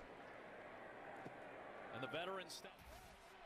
Couple of number 10s Under finding pay 56 dirt and a for half their for respective Baltimore. Them teams. niggas Number 10, are Tyreek under Hill on 20 the right now. touchdown. Josh Jacobs, number Browns 8, and Saints, I gets said under 6. 53. And Green Bay takes They're the at 20. lead, or will if the extra point is good, Under in 50 and a half for Chicago. the And in that Packers and Rams Bears. game, number 10, Cooper Kupp, goes for a 69-yard catch Bears, and run they're at for the Rams 27. to extend Colts their and Jets under 51 score. and a half. You've got a rewind here in this game. We cut to the Packers as you'll see the replay of the touchdown on the right Jets, side. they're of the screen. Replay at of 30. Jordan Love finding Christian Yeah, Watson they're at 30. for a 25-yard gain, which set up Green Bay to get this score to break the 13-13 tie. Raiders versus Dolphins. And Green Bay back in front. Well, Aaron said Josh Jacobs wants people They're to at feel him. 23. They felt him on that drive. Some big plays and the touchdown. And we'll come Rams back for and a field goal update. Colts, Matt Gay, 56 yards. 31 That at one the is top good. of the third. Gay's That's hit a probably couple the today. scariest one. That one gives Indianapolis a 16-14 lead. So 7 Yeah, that's of probably the the 8 scariest games one out going of on all of across the them, National Football Rams League and right now Patriots. into the second half. We'll have the third quarter kickoff between the Steelers and Ravens. I thought the Patriots coming gonna, up like, in actually hold just them. a little bit. Big picture right now with games in commercial break. Let's talk about the first place teams that we see in action right now, which would be the Steelers up by 2 at the half, and the Detroit Lions, not only first place in their division, but the number 1 seed in the NFC entering week 11, rolling 35-6 over the Jacksonville Jaguars. We got the late window. Okay. Arrival for the Bills and Chiefs. That is Mac Hollins, the one and only. If you know anything about me, he's wearing no shoes. That's his MO.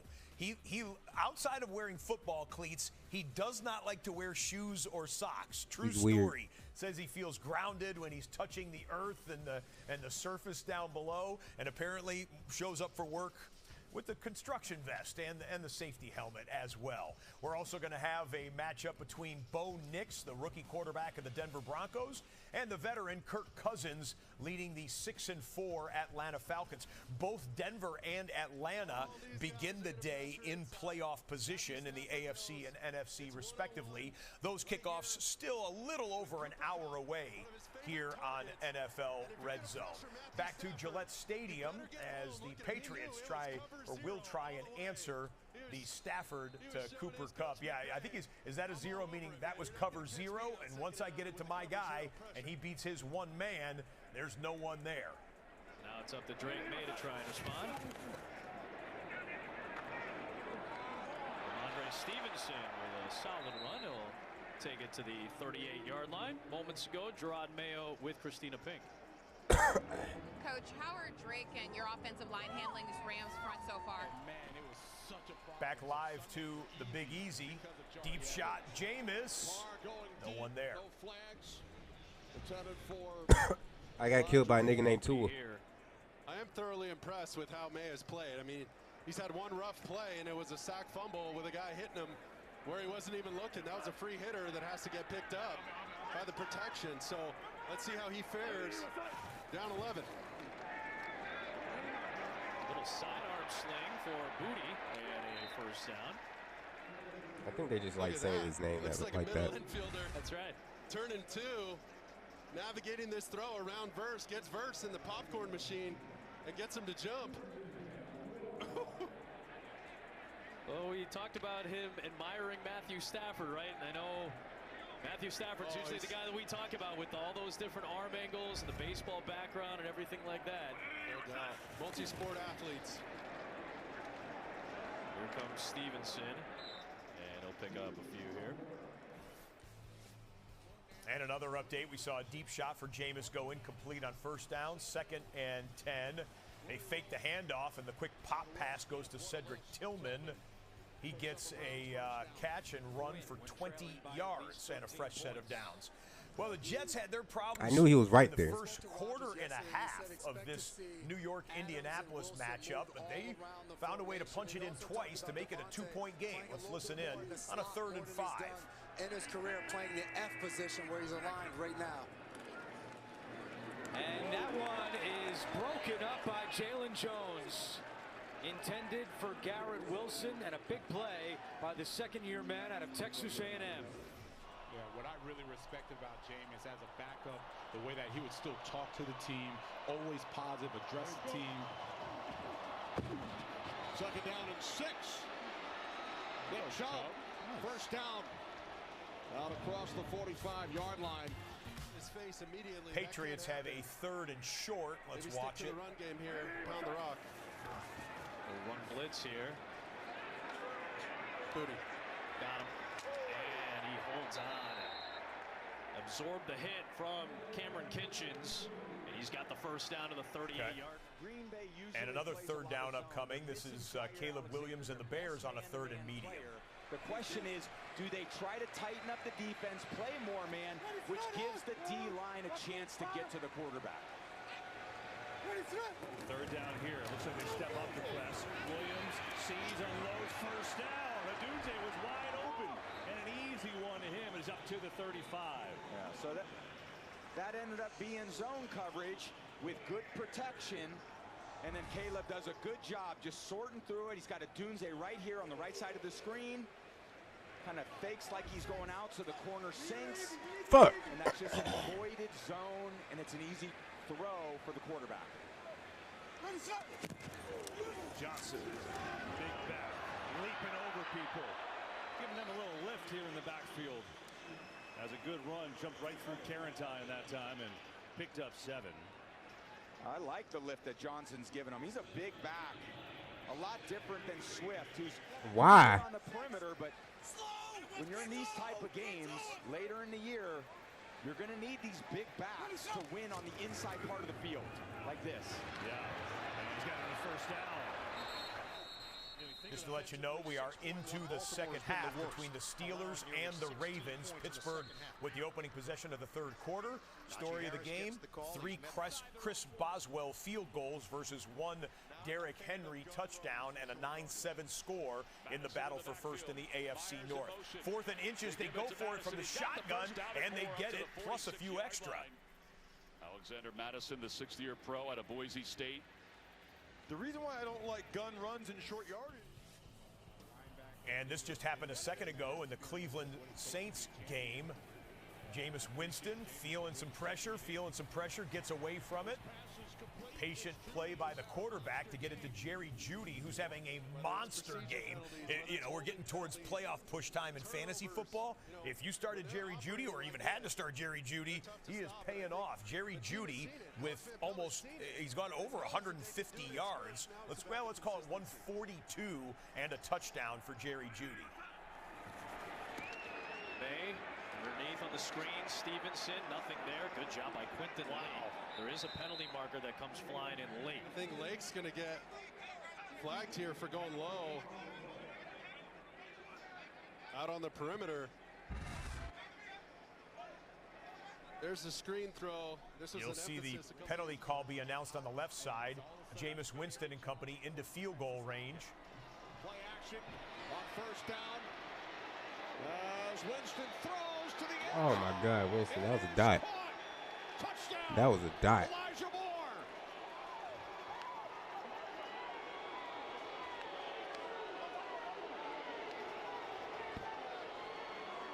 That was a dot, Jameis. Eerily similar to the Ravens game. Jameis Winston extending the play, gets out there, and Elijah Moore gets behind the God damn it, why? Both Why? looked like Every they're time. down inbounds for the touchdown for the Browns. What a throw. Great concentration and awareness by Elijah Moore. Stop throwing these That flashbangs. is definitely a touchdown. What a play.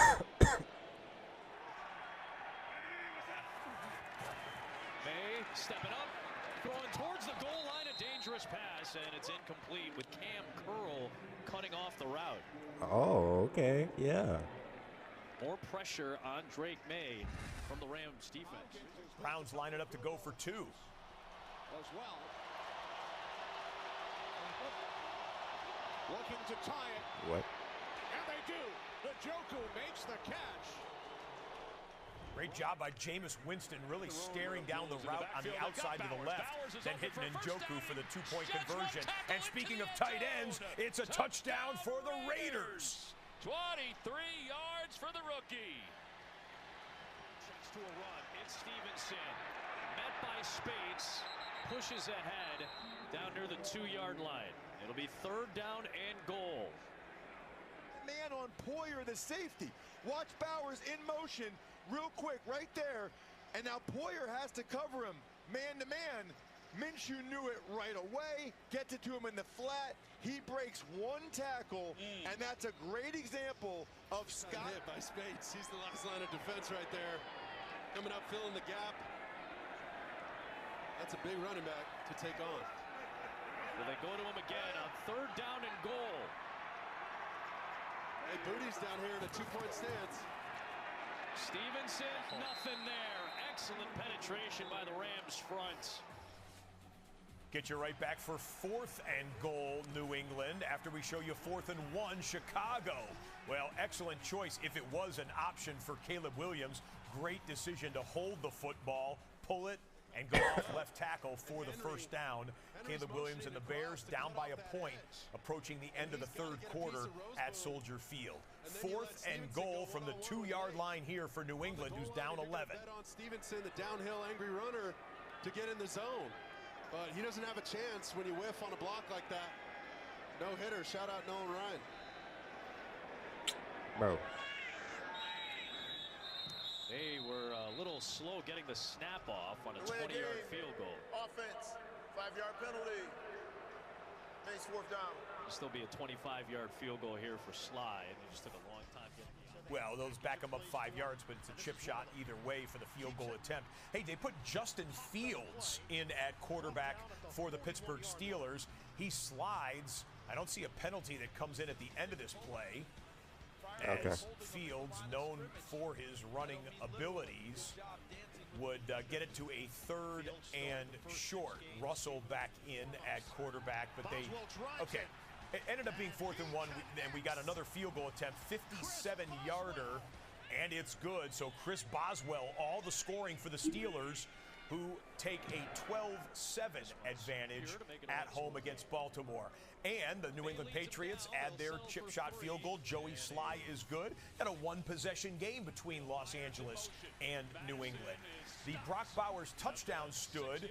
Raiders wanted to go for 2 to make it a 3-point difference, but they got stopped right at the line of scrimmage there.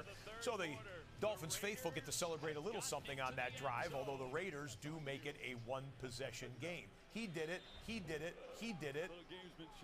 And a 2nd and 10 coming up between Green Bay and Chicago. Here's Swift. Got the great block outside. One man to beat. Swift. God damn. God damn. Juke the shit out of him.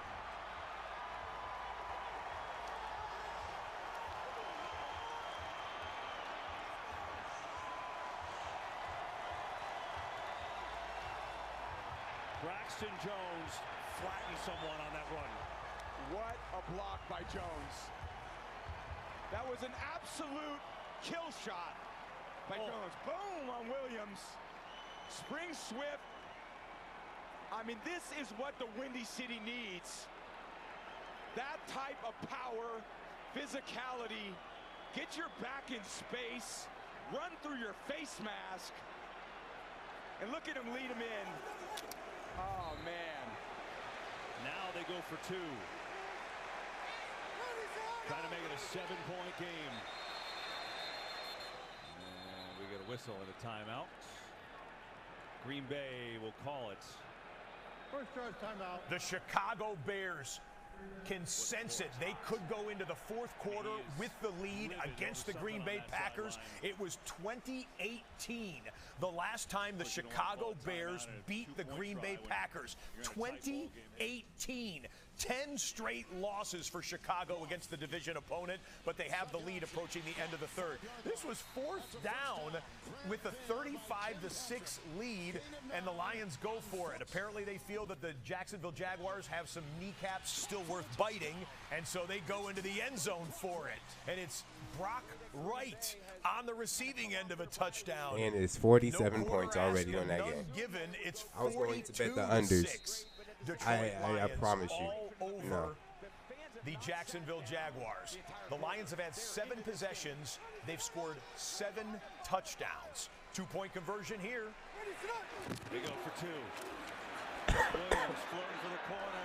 It's high and it's incomplete. Komet the nearest bear, but it wasn't close. Yeah, I did the bad math evidently. 42 points. Can't be 7 touchdowns, Scott. Come on. 6 possessions, 6 touchdowns for the Detroit Lions. Either way, it's a Lions route that's underway.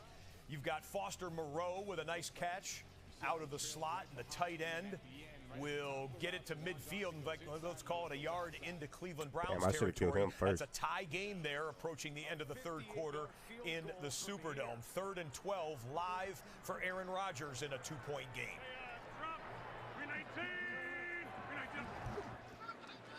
Rodgers, and Conklin wasn't looking for it. 4th down and 12. And let's see what Jeff Ulbrich wants to do. Carlson's career long is 55 yards, and he is coming out there. And we've got a 3rd and 8 coming up here. A snap or 2 remains before we get to the 4th quarter in South Florida. 1 possession game here. See what the look, he's outside. He's outside. That's Jonnu Smith there. Seriously? They have the tight end to create a little harder angle for Max. He goes after 2 of the passes. Caught at the 40-yard line. Tyreek Hill. Darnay Holmes was in on the coverage. 18 yards and a 1st down. They got Hill in the slot. They get a little bit of motion, and then here's the play I've been waiting for.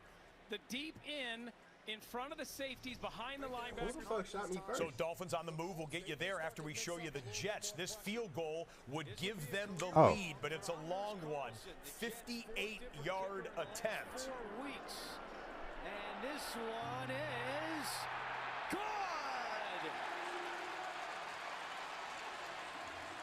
That's special because it gives the Jets the lead. It was a 58-yard field goal, and that's Anders Carlson, the new Jets kicker today. And we could say that the last month for the New York Jets. The Jets have gone through 4 kickers in 4 different games consecutively.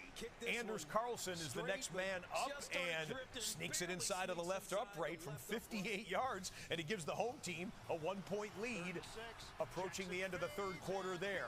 Mark Andrews almost broke a big one. Still gets a 1st down for Baltimore, but Lamar Jackson put it on his star tight end for an 8-yard gain. How the fuck did he even and get behind me? Set of downs, Ravens. Let's check in on this 5-point difference. Flowers loose downfield and let Lamar Jackson launch one, but he was double covered by Pittsburgh. They picked up on it. Dante Jackson reads a little hesitation, and then coming from the middle of the field is Minkah Fitzpatrick to blanket him. That took Jackson away from Flowers. He tried to come back down to Bateman to no avail. Lamar Jackson came into the day on pace for 4,537 yards passing and 914 yards rushing. It's been held in check by those numbers. Keep it himself. What the? And Jackson brought down by Fitzpatrick short of the line to gain.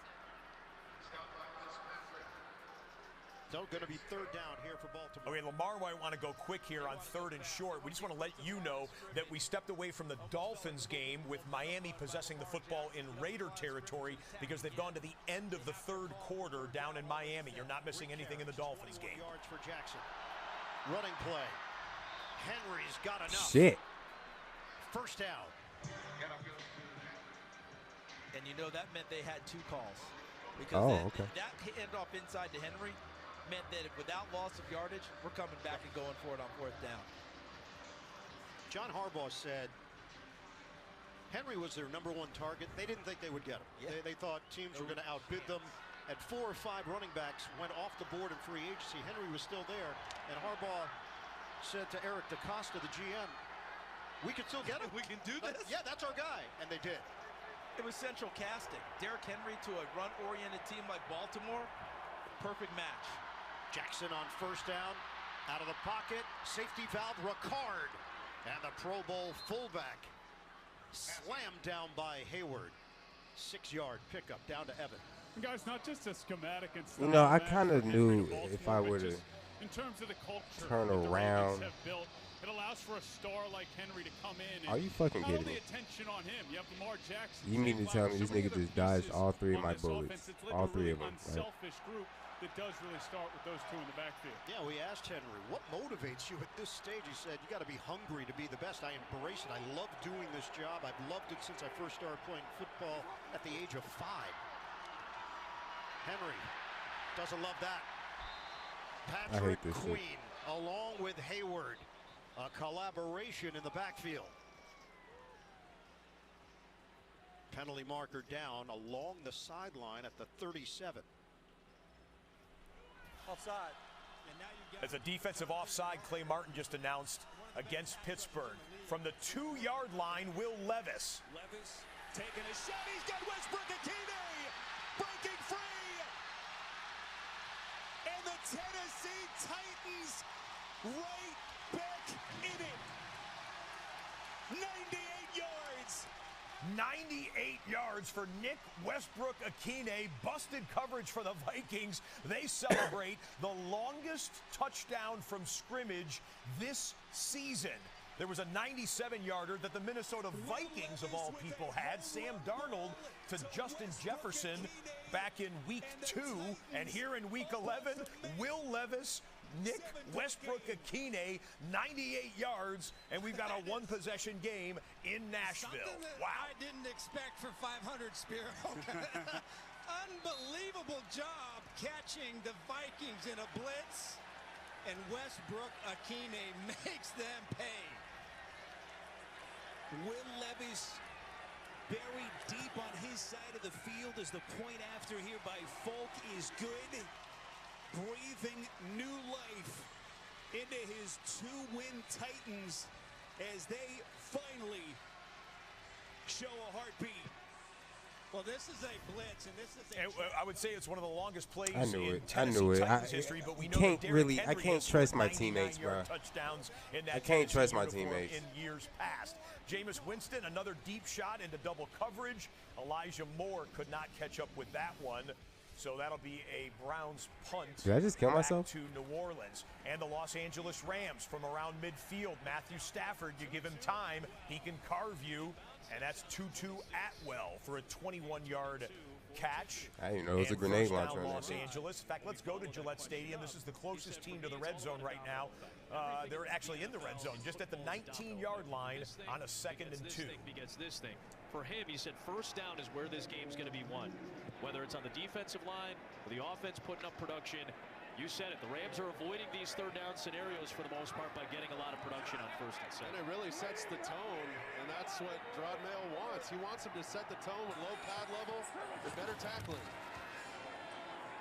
Stafford, back foot, slinging for Parkinson.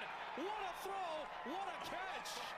Hopefully everybody's all right. Parkinson makes sure after securing the touchdown. His first target in 3 games. And it's a touchdown from Stafford, his 4th of the day. Oh my gosh, watch. He's going to go inside first, give Christian All right, Ellis that game's at 41. and then bam, right to the back Getting a corner. little close there. Christian Ellis got left behind, and the security guard, this guy, oh man, she got cleaned out right there. Hopefully everybody's all right. They don't have vision. Matthew Stafford having one of those type of games in a stadium in which he had never thrown a touchdown. He's got 3 touchdowns so far this afternoon. Make it 4, excuse me. I'm not keeping up with the count right there for the LA Rams quarterback. 27-13 pending the extra point. We're cutting here to a live Soldier Field look in because it was going to be 1st and goal Green Bay, but you saw a Green Bay or a Chicago defender down and being attended to by the medical staff. So that'll give us a chance to catch our breath and look big picture. 8 games going on across the National Football League. The Lions are blowing out the Jags. That one seems to be well in control. The LA Rams have just opened up a 2-possession lead against the Patriots, which you just saw live right here. But the other 6 games are 1-possession games in Nashville, in Chicago, in Miami, a tie game in New Orleans, in Pittsburgh for first place in the AFC North, and a 1-point game in New Jersey between the Jets and the Colts. It's the witching hour, ladies and gentlemen, when wins become losses and losses become wins. And as we cut to this game, it snugs up a little bit closer between the Ravens and the Steelers. Justin Tucker, who has had his misadventures so far in this game and in this season, really, is able to drill a long field goal to make it a 2-point difference between the Steelers and Ravens. Good hold on that one, as well as you saw on a little bit of a low snap. 12-10 after the Ravens field goal. Pittsburgh has the lead. Well, we cut to the Raiders and Dolphins game. That was Jack Jones, who was down and injured, getting some medical attention. And Derek Carr had the ball stripped away from his hands as he was looking downfield, but the quarterback of the Saints alertly pounces on top of it himself. Was it big 9-5 that got home? No, it wasn't. It was the edge rusher from down below. Didn't see the name there, but Derek Carr covers it. Myles Garrett covers it up after the fumble goes to the ground. So you've got a call it second and 17 from their own 16. Forcing a second and long. Single 58 if he comes. They're early. Second down at 17. It's Kamara. Early, Rusty. Now, through the years, one of the best days of the year, the most memorable. John Manning eating the turducken on Thanksgiving, presenting it to players around the league, and it came from Gourmet Butcher Block. We had a chance to visit. And we're out of the injury timeout. First and goal, Green Bay from the 8-yard line. Christian Watson was the man who gathered in the big pass from Jordan Love to get the Packers here. Touchdown would take the lead in the fourth quarter.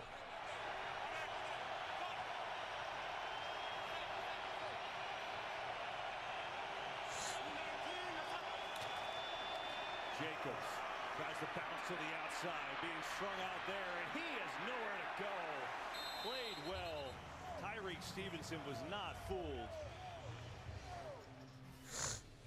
Get you right back for the next Green Bay snap after we show you a bootleg for Aaron Rodgers.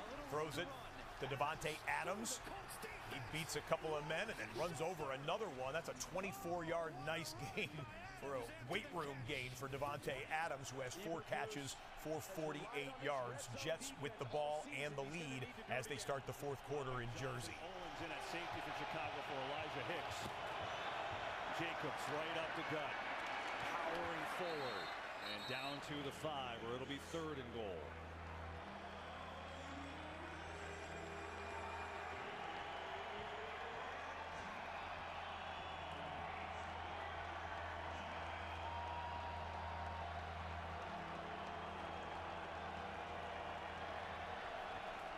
Let's go triple box right now. We've got 3 teams in the red zone. Bottom of your screen, the Vikings knocking on the doorstep. Upper right, it's Miami down inside of the 5-yard line. And upper left, it's 3rd and goal from the 5 for Green Bay. 3rd and goal. Love sprinting, looking, shoved out of bounds.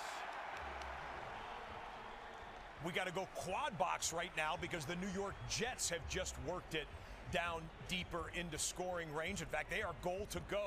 So 1st and goal from the 10 on the bottom left of your screen for Aaron Rodgers. It's 2nd and goal on the upper right for Tua Tagovailoa and the Miami Dolphins. 2nd and 7 in the red zone for the Vikings. Devon Achane scoots his way to the outside, and the speedy running back adds to the Miami Dolphins lead. From Minnesota.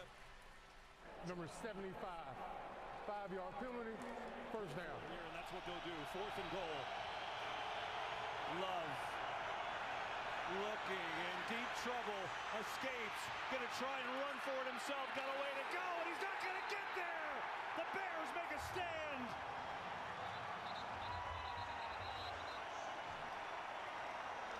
That was good defense. Good effort from Love, but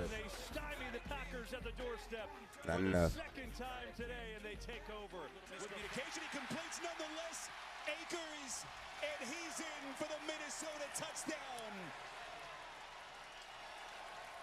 So they take advantage of the costly defensive penalty on Tennessee, and Sam Darnold, cash money as the Vikings extend their lead.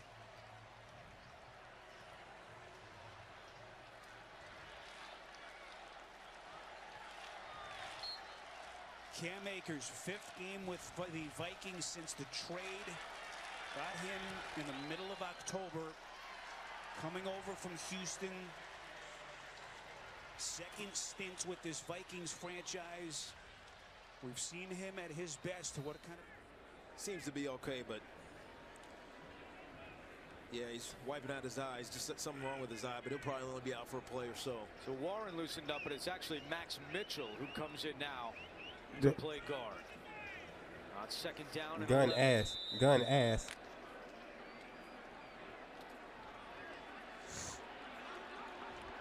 Garrett Wilson at the bottom of your screen, matched up with Jalen Jones. Play fake. Yeboah, he's got it, and he's got a touchdown! The first NFL touchdown for Kenny Yeboah.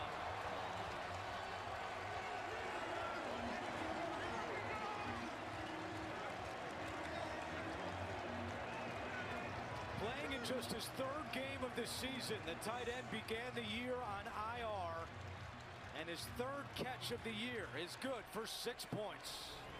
The Jets go back to this boot play, and Samuel Womack, number 33, the cornerback for the Indianapolis Colts. He runs with the vertical route along with the safety, and it leaves the flat wide open. It's an easy way for Rodgers, to Tiki's point, a nice, easy completion, which leads to a touchdown. Jets go for the extra point, which is good. Had they gone for 2, they could have made it a 2. And the Jets faithful there in Jersey have something to cheer about. Check out this play in the Steelers and Ravens game. Ball goes to George Pickens. He shakes a defender who can't tackle him, shakes another one who can't tackle him. But did you see what happened there? Remember we said we were joking about the thing hanging from the backside there? It's not his hand warmer, although that gets tackled, but the tail-looking belt thing is still there, and then that gets pulled. Flag football going on between the Steelers and the Ravens. But keep an eye on George Pickens for the rest of this drive. He will be extremely aerodynamic from this point going forward. We just had did they call a PI on this play? Is that what we had? We're cutting here to the Saints game. Okay, that play was just an incompletion, but this is the team that is furthest into the opponent's territory. No one in the red zone at this moment. 2nd and 10. Carr swings it out to Kamara. This gun's ass too. He goes nowhere as we go to Los Angeles. Carissa. Thanks, Kenny. Rams up 21-13. Matthew Stafford going to throw his 4th touchdown pass of the day. This one, a beautiful pass to Colby Parkinson for a 19-yard score. Rams in front, 28-13. Kenny? Thanks, Carissa. Rams will be here in 2 weeks. Next game for the Saints. We'll double box in the Bears and Packers again because Chicago, great job by turning over the Packers on downs. The negative side of that is you've got to get from out of the shadow of your own end zone to try and keep the field position battle in your favor. A Foster Moreau catch will get the Saints close to a 1st down. Cole Kmet, the tight end for the Bears, makes himself a catch that will make it a 3rd and manageable for Chicago. Move the chains. Let's take a look at the effort by Moreau. Stiff arms Jordan Hicks. And that was really, really close. All right, so 4th and short. Field goal attempt, tie game. What do you think? Offense stays out on the field. I would draw the lead this year. Gonna run it. Johnson shoves forward, boy. And Hill will pick up the first down. More. And a Saints touchdown.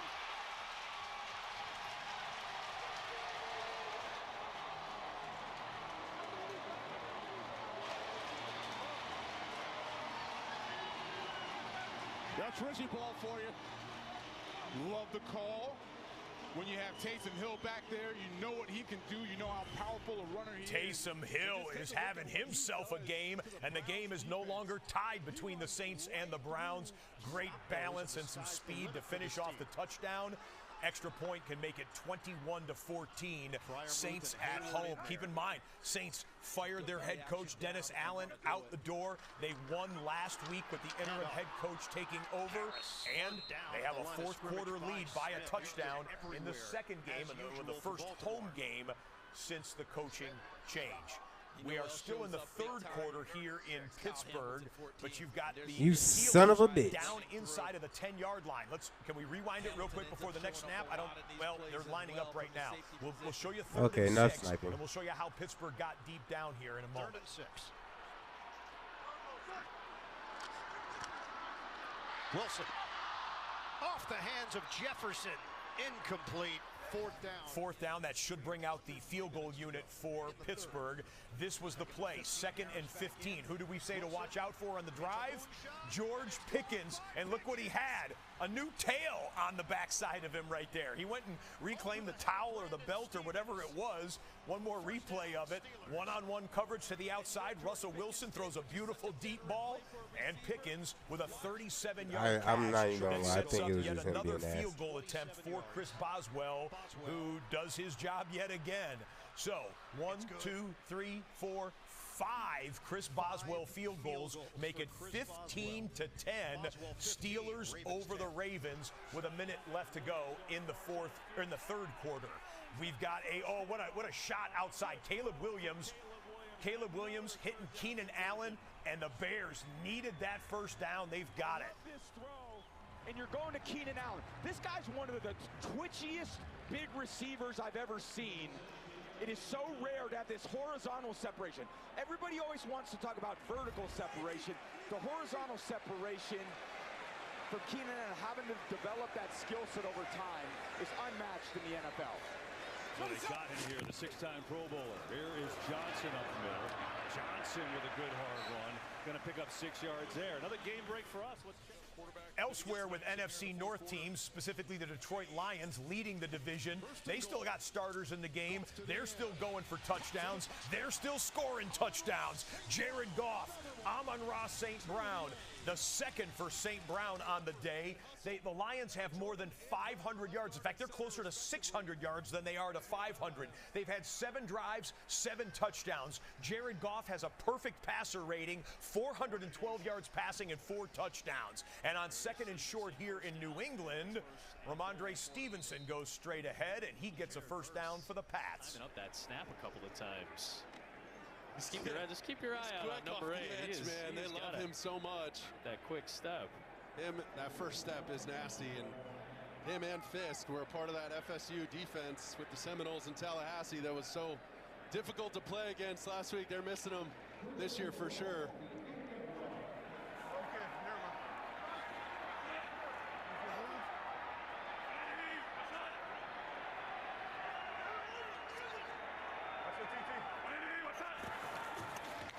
Drake May. Taken off. Got space. Pump fake. And a good job by Cameron Curl in space to bring him down at the 4. Still be a gain of about 3rd and a long. We'll see if the Patriots can snug that back up to a 1-possession game. That's what the Colts are in right now. Down by 8 in the 4th. Anthony Richardson to Mo Alley Cox, which gets a 12-yard gain and a first down Indianapolis. He might want to get behind the big fella next time. Let him clean up the trash on the edge, you know what I mean? And get Curl out of the way. Got a little excited and a little antsy. We have 2 trailing teams possessing the football in the 4th quarter. Patriots need a touchdown here to make it a 1-possession game. Colts need a touchdown and a 2-point conversion to tie this up. And a wide open receiver, tackle eligible for the New England Patriots. A thick 6 for New England. And they'll make it a 1-possession game with the PAT. Give a shout out to my man Vidarian Lowe, offensive tackle out of Illinois, all 6'5", 315 pounds of God him. damn it. How do you miss him? He's on the end of the line of scrimmage, and he's in the end zone with a tutty. And Drake May has his version of the fadeaway. Remember Skipper in Detroit? He's fired up for that one. He takes him across the field. This nigga slick. Second down and Are you 9 fucking for kidding the me? Colts. Richardson to Downs at the 5, reaches, and he's in. Touchdown! What a drive by Richardson. And the Colts will keep the offense on the field to go for 2 and try to tie the game.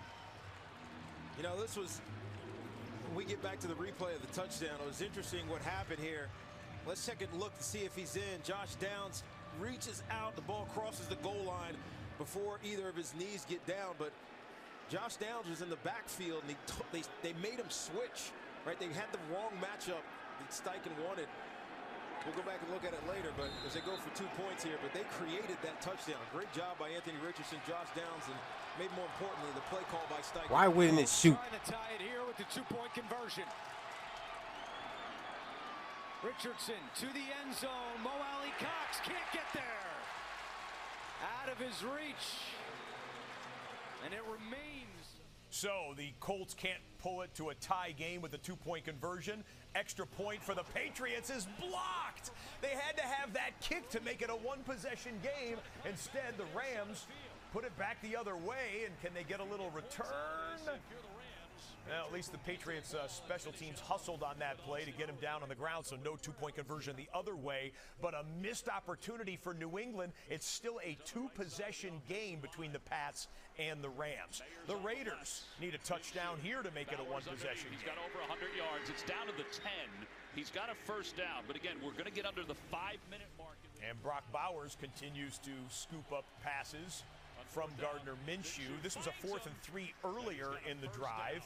It goes to Bowers yet again. He gets the first down. What does Bowers have on the day? That's his 7th.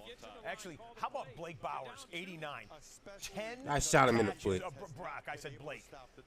Brock Bowers, 10 catches, 104 yards for the top draft pick of the Raiders this year. He has a touchdown as well. They'd love to add to it here. Gardner Minshew back in the end zone, but nobody home. Second and goal. At least that stopped. All right, we'll get you back to Brock Bowers and the Raiders offense after we show you 3rd and 2. Can the Bears continue to work some clock with the lead? They do. DJ Moore, catch for a first down, move the sticks. Clock continues to run at Soldier Field. 10 straight games. More than 5 years of misery for the Chicago Bears against the Green Bay Packers are 5 minutes and 40 seconds from going away. Bowers here, Jay. It's right here in the slot. Minshew looking that way. Oh, he had it at the 5. You're a genius, Ross. Did I just jinx him? Yes, you did. Oh, my goodness. Shut the hell up, commentator. The Tennessee Titans trailing by 13 elect to kick a 43-yard field goal from Nick Folk. Been really good kicking the football for Tennessee this year. That 43-yarder is good, so it's a 10-point difference between Tennessee and Minnesota. Both teams have been successful on 3rd downs because their drives have been so long.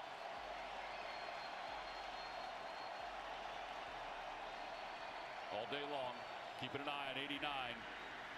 Minshew underneath Abdullah, and he makes one-man miss to the 5, toward the end zone. Touchdown, Raiders!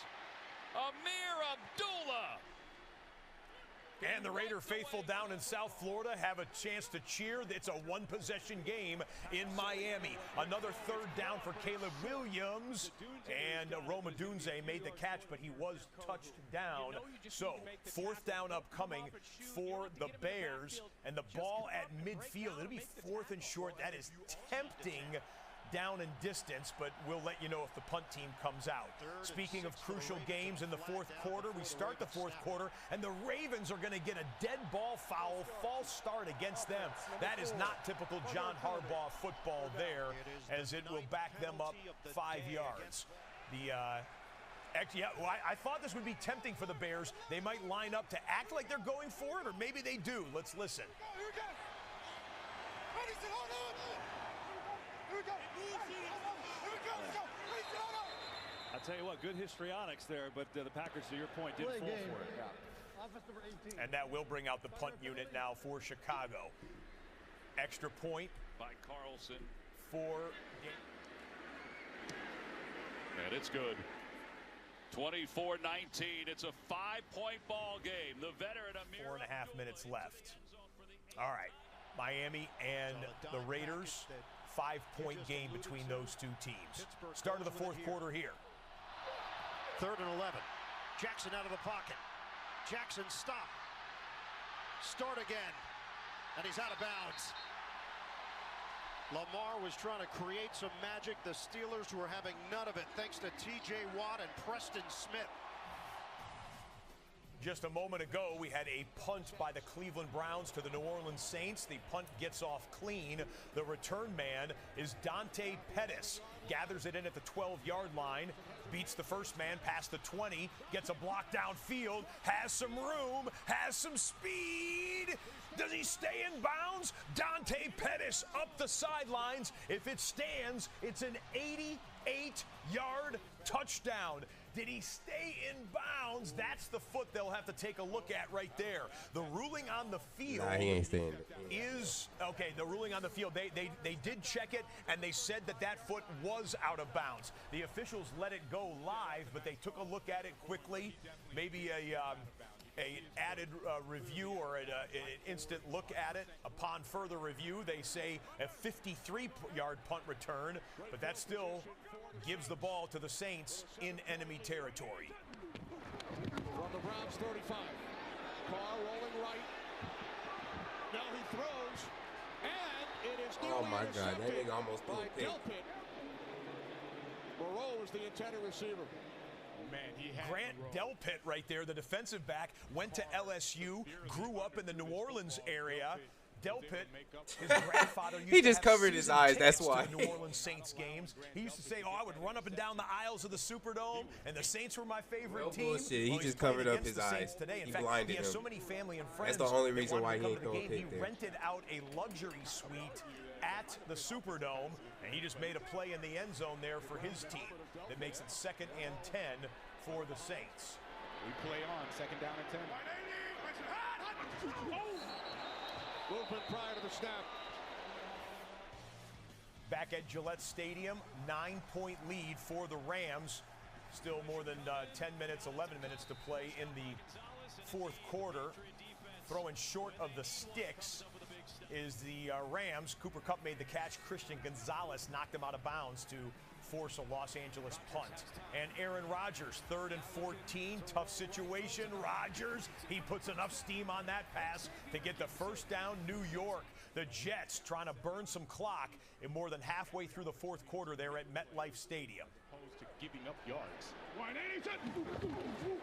2nd and 5, Kamara stays on his feet inside the 20. And finally dragged down by Ronnie Hickman. Nifty run for the great multiple-time Pro Bowler Alvin Kamara. Look at the replay on the left as we show you Najee Harris and the Pittsburgh Steelers offense on the right. Harris is actually to the sideline for this 3rd and 5. Usually against any type of a run play. Steelers 1 of 11 on 3rd down. This is a 3rd and 5. Wilson sets and throws. It's a laser beam, and it's caught for a first down. With 2 defenders draping George Pickens. Hard put out wide to the right. After the 18-yard pickup, longest of the day for Kamara. Taysom Hill, the fake to Kamara. Hill to the 5. And he drags Emerson with him.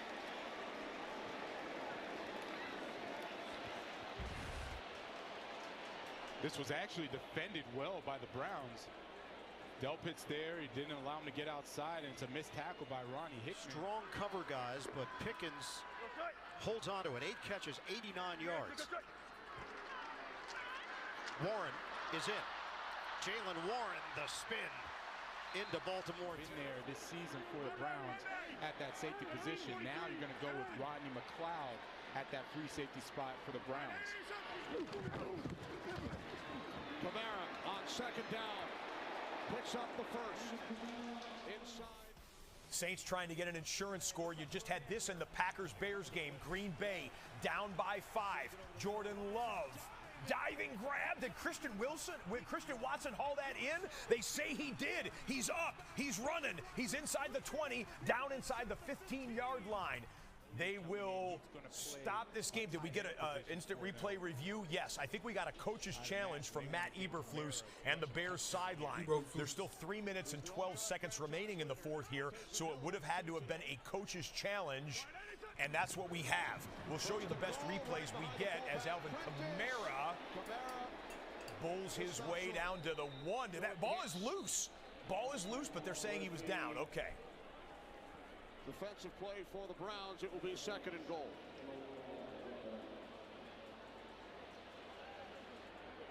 Shane Lemieux. I mean, what a catch in a big-time moment to do it. I mean, Foley lays out. He does have his arm under it. Hard to overturn that. Yeah, I mean, as tight as that is. That's probably the best replay review, that one that we just showed you from the end zone angle in the Green Bay game. We'll see what they announce on that. Shot to the end zone for the Saints. Touchdown, Jawan Johnson. And the Saints open up a 2-possession lead more than midway through the fourth quarter. Back to the ground game. Najee Harris weaving through. And Harris has got a first down. He's not going down. Tackle finally made at the 6.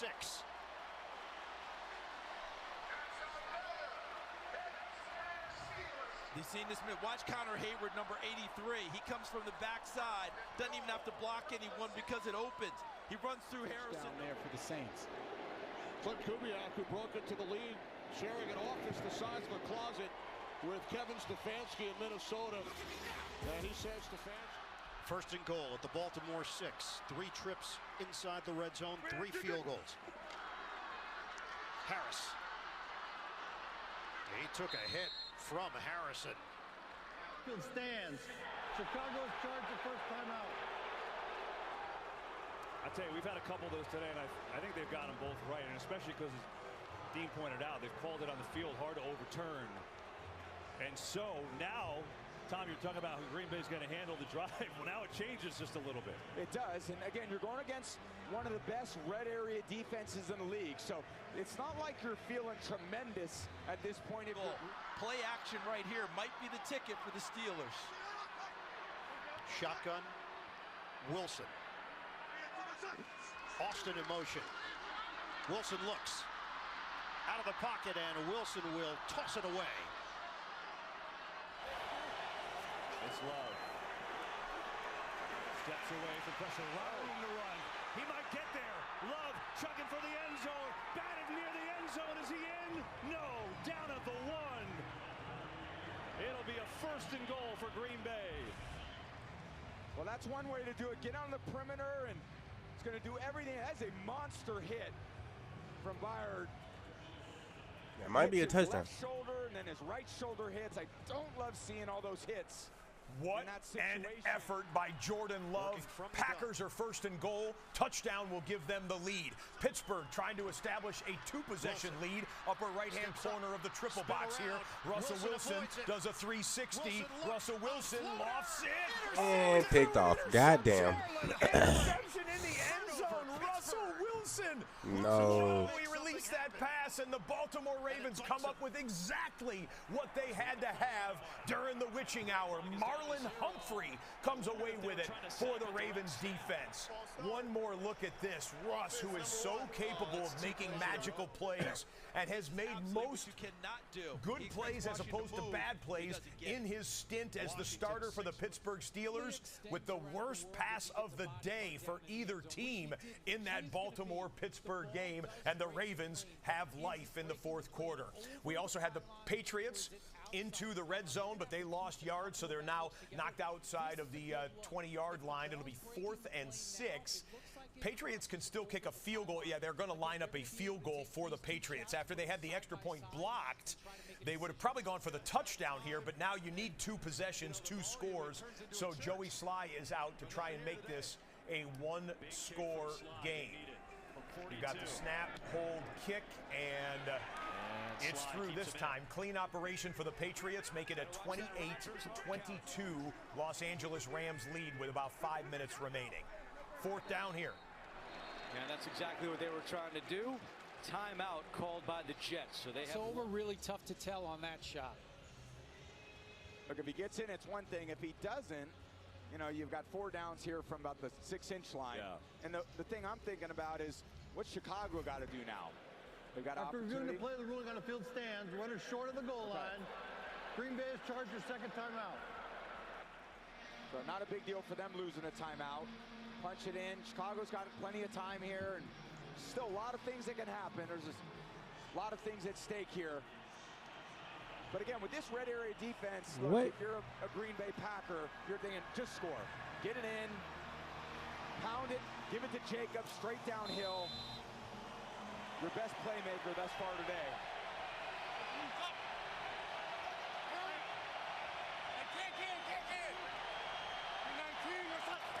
It's a quarterback sneak. Jordan Love being shoved in, and he's in. Touchdown, Green Bay, and they're back in front.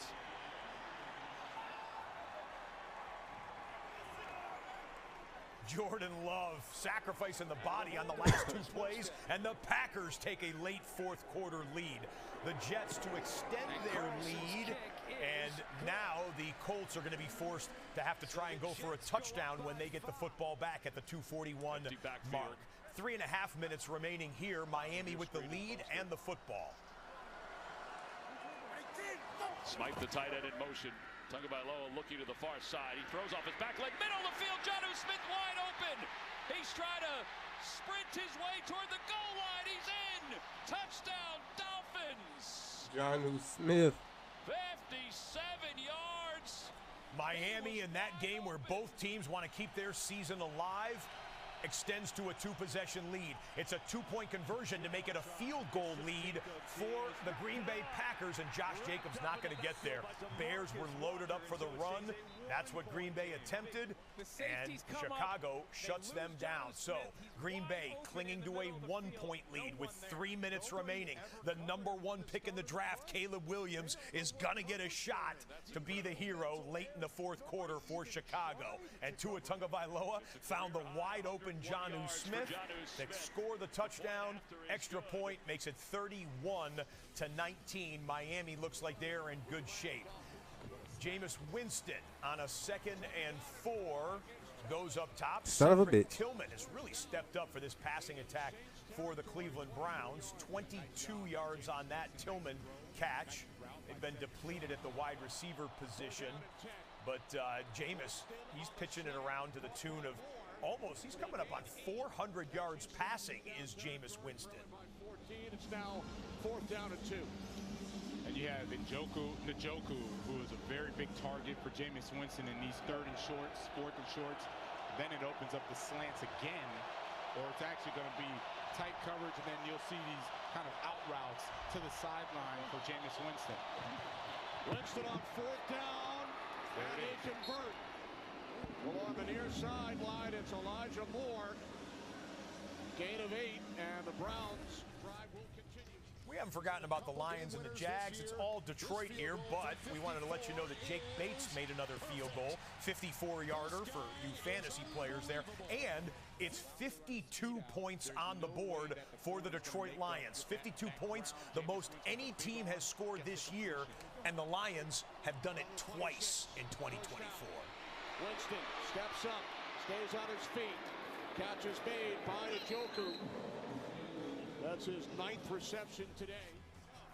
Back in the New England-Los Angeles game, Matthew Stafford, pop pass, Cooper Kupp shakes his man, gets it out almost to the 50-yard line. Let's call it an 18-yard gain for Los Angeles, who gets the first down and gets to work some more clock with a 6-point lead. 2nd down and 6. So Cleveland trying to get back in this thing. They got to have. He got rid of it. Hits the turf. Pass incomplete. No whistle. Yeah, and I like it. Let the play go. They let it go. It's Will Harris who brings it back. And, of course, they will look at it to see if Winston's arm was moving forward. It looked like his arm was moving forward.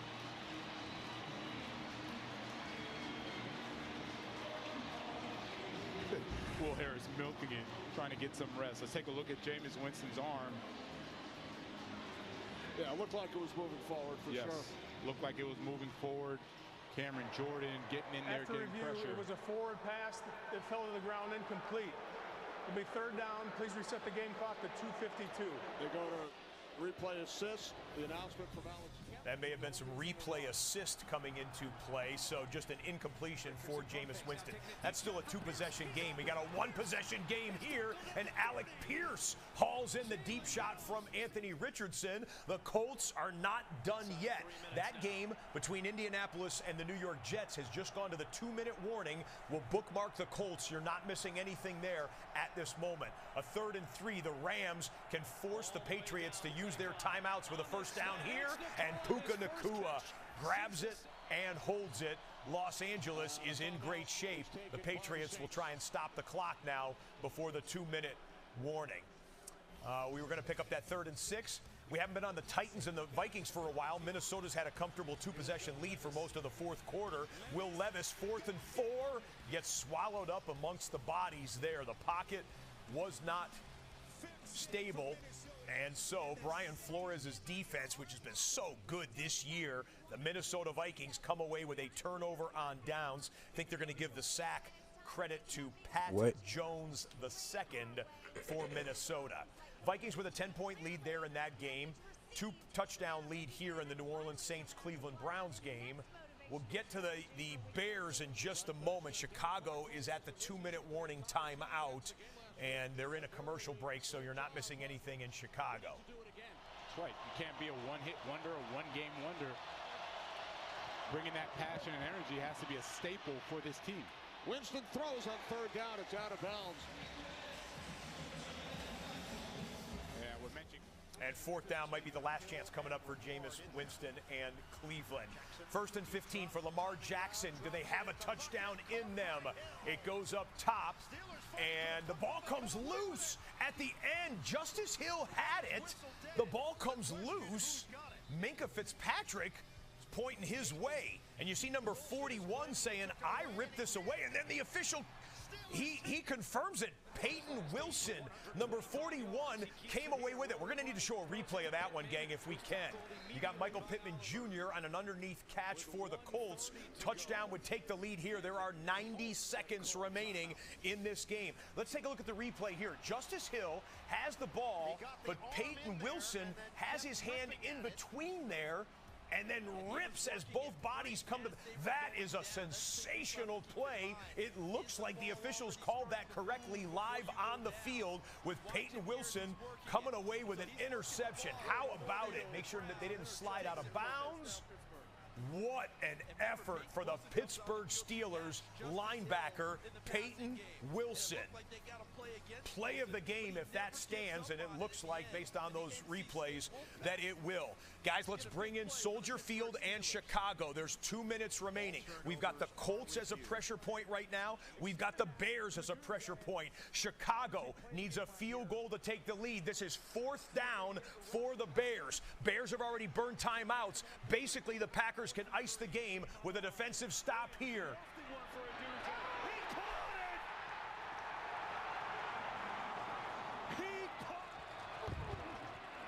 Taylor up the middle, still fighting as Will McDonald is on top of him. And now it's 3rd down. A-plus throw. You got patience. Take your time. Find the open guy. It looks like they're going to press her. Easy. Easy. Hey, go, go. Go, go.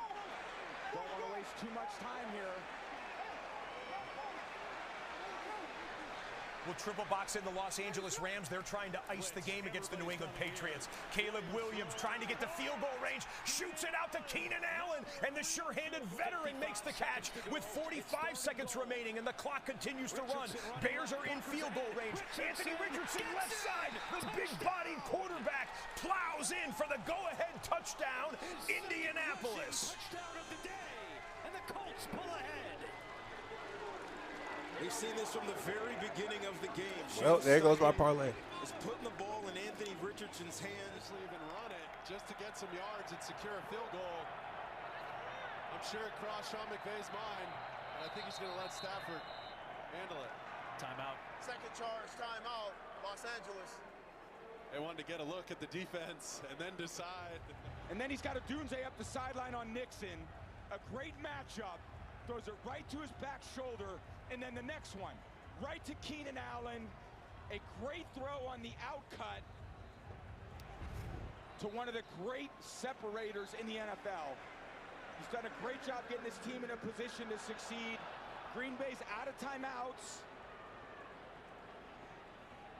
And one left here. So they could run it, try to advance the field goal 3 or 4 yards. A high percentage throw, maybe get expecting man-to-man as Michael Carter goes in motion. All right, they're all tight, so you could see crossers.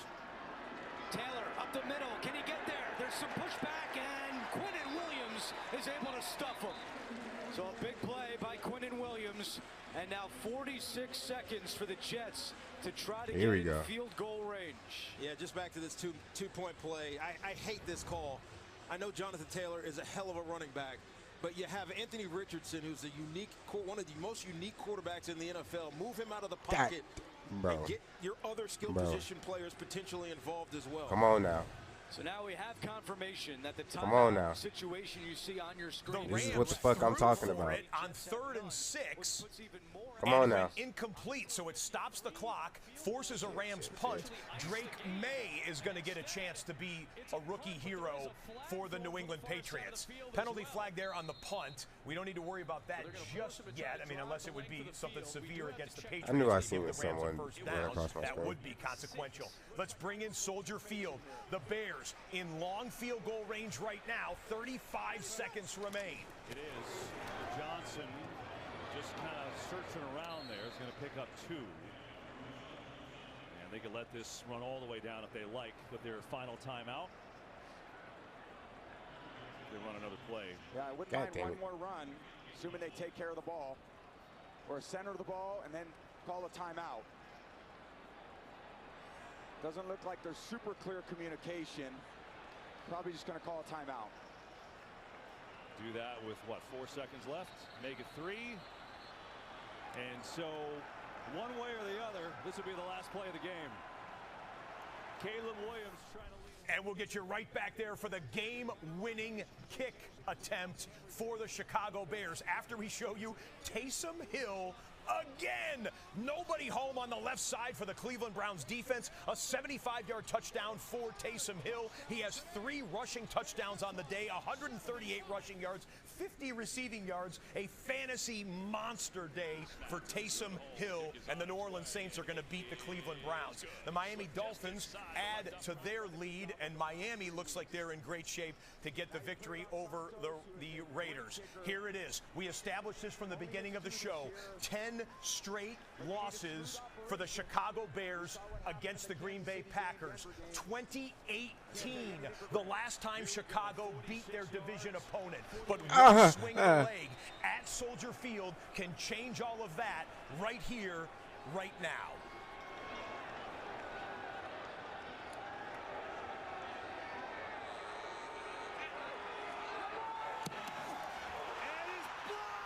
Wow. Oh my goodness, the Packers block it. And Wow.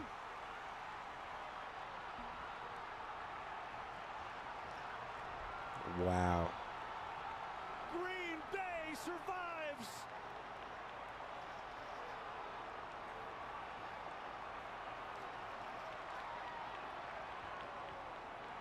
And heartbreak for Caleb Williams. Wow. Brooks, 94, with the penetration right through the A gap between the guard and the center. Gets his left hand up. The kick's a little low. And that fingertip is all you need from this distance. Just said you can't take any of it for granted. And they did everything they could to get into that. And it is absolutely heartbreaking for the Bears. Wow. Exhilarating for the Packers. Carl Brooks, the second-year player from Bowling Green, splits the double team, gets the hand up, and he gets enough. Oh, damn. I didn't even know it was a hybrid. Win for Green Bay. What a Boswell had 6 field goals. Unbelievable finish at Soldier Field. Absolute heartbreak for for the Chicago Bears. That was shades of the Kansas City-Denver game last week, where Denver had what appeared to be a routine field goal to win the game.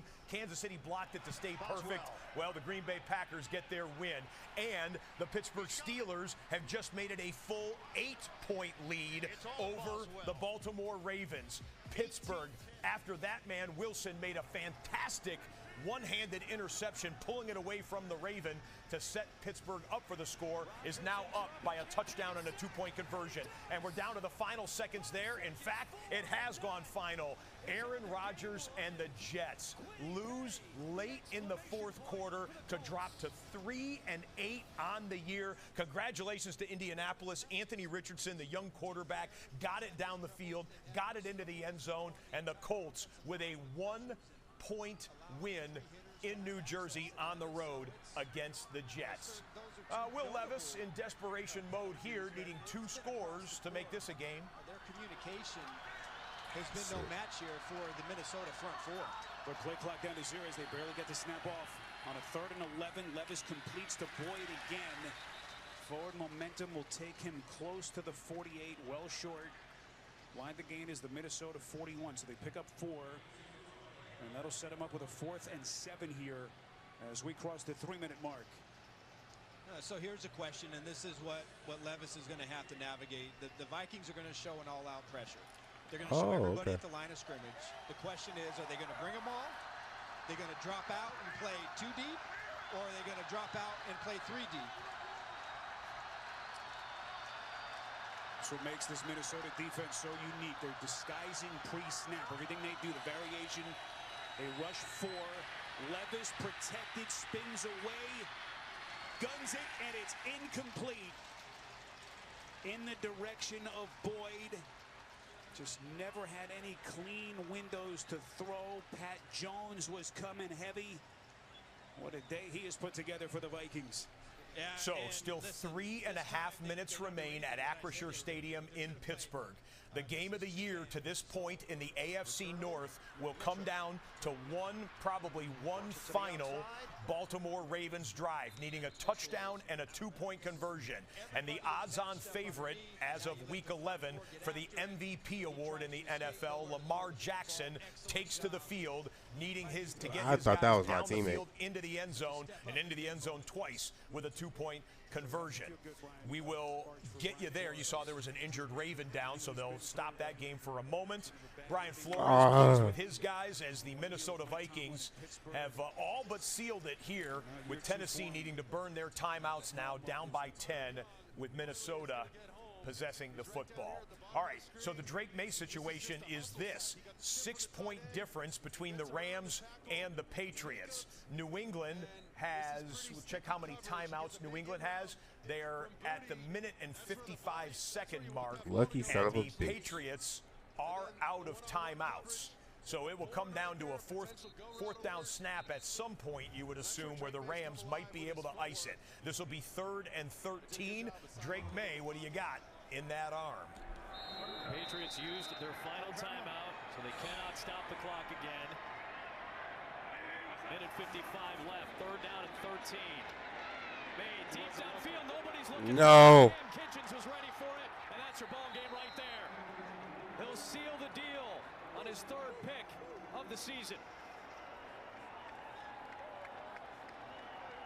Demario Douglas was the intended target, but he wasn't looking. Kitchens was. Ball game. But watch Douglas, he's going to come ripping through the middle of the field, and he's not even looking for the ball, and that gives the safety a chance to make a play. Please let me get play of the game. Him to turn as he's crossing everybody across the field. He might run. The Los Angeles Rams finding a way. They had the heartbreak on Monday Night Football. Bullshit. Had to travel across the country to take on New England in the early window. Rams are going to win and go to 5-5 on the year. Patriots will drop to 3-8. So we've got most of the games in the books already. Minnesota has a 2-possession lead. It's just the final kneel downs that will take place for the Los Angeles Rams, with the Patriots not being able to stop the clock. This is really the last game standing here in the early window. Can Baltimore come back in the final 3 minutes to score a touchdown and a 2-point conversion and maybe push this to overtime. His completion rate. 2nd and 10. Jackson didn't see anything he liked downfield. Keeps it alive. Jackson out of the pocket. Step up and throw, and it bounces. Oh no! Flowers now! And chat, if you're a wide receiver, that's why you don't catch with your body. And this took so long for a receiver to work himself free, and then he doesn't complete a catch where he's wide open. That shit hit right there. Right on his chest. There's a hand on the face mask, and he gets away from Hayward. Right in his chest. Chat, that's why you catch with your hands, not your chest. It's 3rd and 10.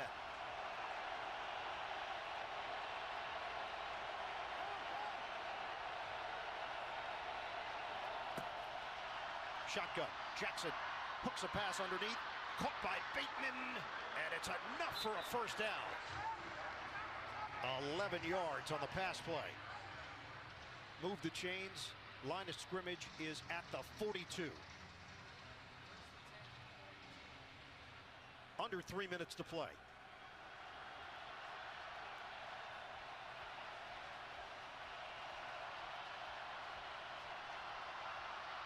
Jackson makes the connection. Isaiah Likely hit from behind by Wilson, who had the pick. And that's going to be enough for a first down into Pittsburgh territory at the 48. Clock is rolling, 2:28 left. We're going to go triple box here briefly. Bottom of your screen is the Ravens game. They're going to try and get another snap in before the 2-minute warning timeout. Want to let you know, though, upper left and upper right, the late window is now kicking off. It's 4:05 Eastern. The Falcons at 6-4 are in Denver to take on the 5-5 Broncos. The Seahawks at 4-5 are in Santa Clara, California to take on the 5-4 San Francisco 49ers. Division game in the upper right and a good AFC-NFC playoff hopeful matchup in Denver on the upper left. And we are at the 2-minute warning timeout in the Ravens-Steelers game. We bookmarked the Baltimore drive. You might be hopping on some Sparking Zero after this game, the chat. TV timeout is over. Matthew Stafford and company, as we said, it was just a matter of victory formation. That clock has expired. Rams are 5-5. We pick up the Niners' first drive right here. Christian McCaffrey was welcomed back after the injury that wiped him out for the first half of the season. Last week he came in, had 100 yards from scrimmage. What will he do today for an encore? In this Shanahan offense, he's not in complete control of. Toss it to Christian McCaffrey, his second game back. Boy, so much for the soft open with him. They gave it to him 19 times in that win against Tampa Bay last week. Boy, it's just touch and go right up until opening kick. Trent Williams. Dip in to Denver. Battle. So Audric Estime on the sidelines. He's been terrific of late for Denver. The pass low to Javonte Williams, and it'll bring up a third offense. He's going to rely on that run game heavily. So thankfully for the 49ers, they got big number 71 at left tackle, because as you mentioned, with Kittle out, that would have been a big blow. Oh, okay. His first throw of the day is for Deebo Samuel. Went down to get it and immediately was stopped by Josh Jobe. Let's take a look here. Did he get this one? Only 9 sacks this year for this Atlanta defense. The lowest pressure rate as well in the NFL, just over 27%. 3rd down and 9. Nix with time, steps up and throws on the run, and he's got Cortland Sutton for a Bronco first down across the through the years. The 3rd down and 3 for San Francisco. 49ers first drive. Brock Purdy, who threw for a season-high 353 last week, goes outside for Jawan Jennings, close to the marker, defended by Reek Woolen. And they're going to spot him a little bit short, 4th and 1. Yeah, Jawan Jennings, he's really been their 3rd down guy. Of course, Brandon Ayuk out for the season. And it's really been the ascension of Jawan Jennings with the increased opportunities. Brock Purdy.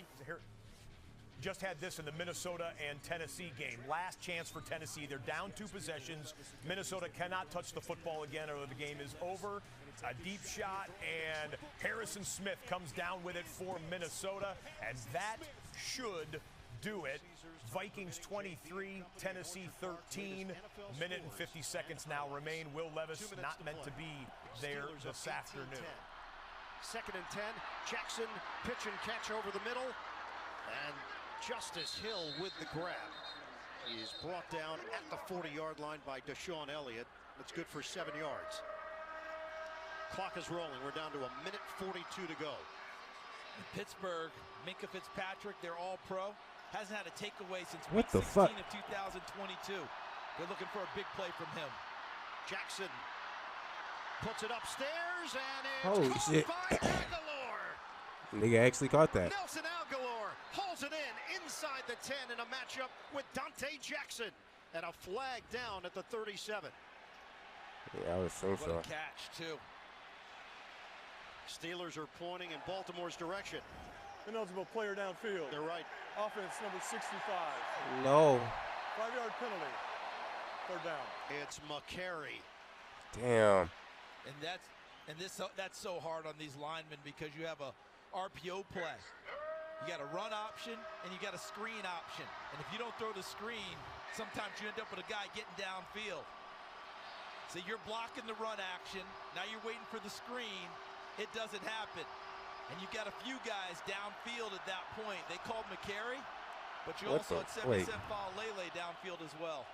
That is 12 penalties for 80 yards. Baltimore leads the NFL in both categories, penalties and yardage. This is now a 3rd and 9 at the 46. 1:26 to go. Jackson on the move. What's behind you, Jackson? Jackson pulls the trigger, and he's got Justice Hill looping to the outside. Ryan. First down, Baltimore. Good shit. A catch and run for Hill with 1:15 to go. Lamar golded. What a block by Mark Andrews. Watch 89 and the effect he has on this play. He's not going to get the football, but he creates what turns into a significant gain downfield by making sure he didn't have a crackback block. He just used his body to screen him off. 24 yards on the catch and run. Why he's still in sauce? First down at the Pittsburgh 22. Operating from the gun, Jackson gets rid of it. And Tylan Wallace makes the grab. Wallace had the big play against Cincinnati, 84-yard touchdown last Thursday. Stay tuned. NFL Today update delivered by Little Caesars, time permitting. JB and the rest of the crew from Orchard Park. Latest NFL scores and highlights. Remember, in this situation, Pittsburgh says they're very comfortable with going down the stretch. This defense has been there a number of times. Damn it. You're not defending just a touchdown. You're defending a touchdown and a 2-point try. 2 big plays for this defense to defend. Hill on the backfield, pistol formation. Jackson slings it, end zone, Touchdown. Baltimore. Zay Flowers. The Ravens, a 2-point try away from tying this one up with 1:06 to go. They got to get this 2-point conversion, Jack. Short memory, dropped the ball wide open in the middle of the field, comes right back on one of the bigger plays of the game, and Lamar Jackson rips a throw right down the heart of the defense, and the Ravens going for 2 to try to tie. 1:06 on the clock. The last 8 meetings between these two teams have been decided by 1 score. And the play never happens. Whistle dead. Timeout, Pittsburgh. That looked like jump pass. Timeout, Pittsburgh. Their first 30 seconds. 1:06 to play. Pittsburgh clinging to a 2-point. Keeping an eye on the games in the first quarter in the late window. 3rd and 2 for Geno Smith. Time to throw, and delivers a strike to Jackson Smith and Jigba. 20 yards on the pickup. Seattle is into Niners territory with their opening drive. One more look at it there. And about 12 minutes from right now, it's Kansas City at Buffalo kicking off. But not until we get the drama finished for the best game in the early window. 2-point conversion to try and tie. Jackson keeping it. Jackson fake. Jackson tosses. Incomplete. The pressure was there. Joey Porter Jr. flocking to the quarterback. Pittsburgh maintains the lead. 1:06 to go. I don't understand that play.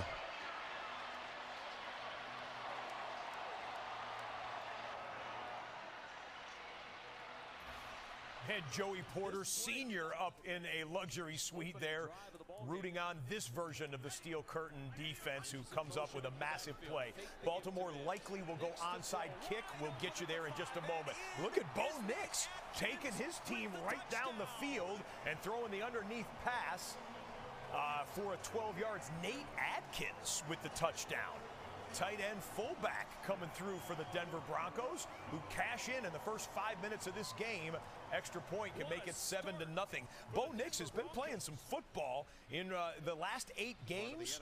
How about 10 passing touchdowns, 3 rushing touchdowns, 1 receiving touchdown against only 1 interception? Bo Nix might be finding a quarterback in Denver. Okay, Baltimore has all 3 timeouts, so mathematically they don't have to go onside kick. The analytics play would be to go onside kick here because you get the chance to receive or to get the football if it's successful. I'll remind you, though, onside kicks have been almost non-existent, successful ones, that is. Just 2 successful onside kicks this entire 2024 NFL season. Oh, they're not declaring it. Well, John Harbaugh, this is some interesting stuff here. Harbaugh's going to elect to kick it away. You cannot onside kick from the dynamic kickoff formation. You would have had to declare it early. They will boot it deep, hope for a 3-and-out with 3 straight timeouts, and then they could probably have, assuming no Pittsburgh first down, Baltimore could get the ball left with a little bit less than a minute remaining, needing a field goal to potentially win the game. And wouldn't that be dramatic if Justin Tucker gets to swing his leg late in the 4th quarter? Here we go.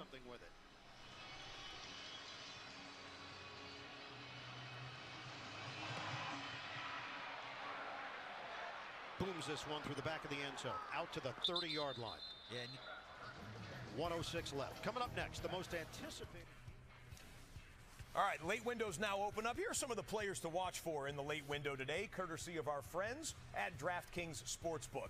Josh Allen, 4 rushing touchdowns this season, 57 career rushing touchdowns, tied with O.J. Simpson for 2nd on the all-time Buffalo Bills rushing touchdown list. Thurman Thomas is the record holder for the franchise. Travis Kelce has 2 receiving touchdowns this year. 1 more will set the Chiefs franchise record, breaking the tie with Tony Gonzalez. DraftKings Sportsbook.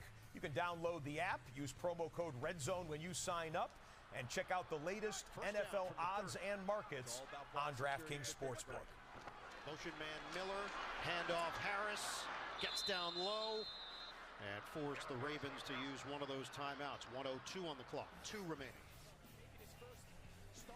The Seattle Seahawks drive kind of stalled in where the area where Jackson Smith and Jigba had caught that pass. So on 4th down, Jason Myers, 52-yard field goal, and Seattle is on the board first, 3-0 at Levi Stadium. Get the football back with enough time. First down, game is over. Look who's trotting on the field for Pittsburgh. It's Justin Fields. Last time it was quarterback power with him. Shotgun for Fields. Motion man Washington. 1:02 to play. They changed the look here. Fake it. Fields will run it. Slides down. It was early. Too early. By a yard. Because it's where you start your slide. If he takes one more step, this game's done. So Fields had the right idea. The play call was there. The execution was there. And then Fields goes down a yard short. He's doing the right thing, taking care of the football. Don't turn it over. But he started his slide too soon. One more step, and this thing's a wrap. Fields is under the impression that he got it. He looked over, indicating first down, and it's over. It's not. So Russell Wilson will come back in. It's 3rd and 1 with 57 seconds left. 74 is reporting eligible. 74. Absolutely not near the line there. Started that slide way too soon. Interesting they bring Wilson back on for this third down play. Almost think about considering Fields one more time with your quarterback play with a little more elusiveness to try and pick up this first down and finish it. Baltimore has one timeout left. It's 3rd and 1. Tight formation. Harris in the backfield with Hayward in front of him. And the Steelers will take a timeout. 30 seconds. One remaining for Pittsburgh. 57 seconds on the clock. What's on the line here? First place. We'll get you back to the drama continuing at Pittsburgh after we show you 2nd and 8 with Kirk Cousins out into the flat. Bijan Robinson, shifty and elusive. He got the first down and a yard or two more. 10-yard catch and run. Bijan Robinson's been churning out the yards for the Atlanta Falcons. 5 straight games with 100 or more scrimmage yards. All right, first down here ices the game. Ravens trying to stay in it. Snap it. Fields. Give it up. Najee Harris. He's got enough for the first down. That's going to ice it. Fans reacting.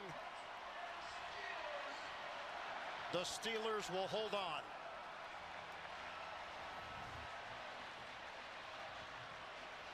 Najee Harris needed a yard. And the forward progress got him across the 40-yard line.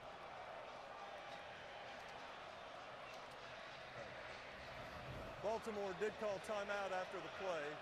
Please set the game clock to 54 seconds, 5-4. John Harbaugh hoping that wasn't a first down, calling that timeout, thinking they were still in the fight.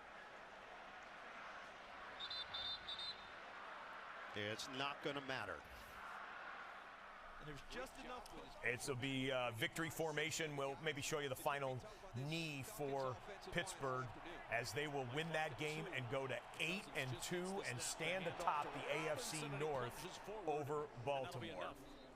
3rd and 1 here, and they push forward for the first down. That's Bijan, or was that Robinson again? I couldn't see the number there, but yeah, it was Bijan getting the first down. How sweet a victory for the Pittsburgh Steelers.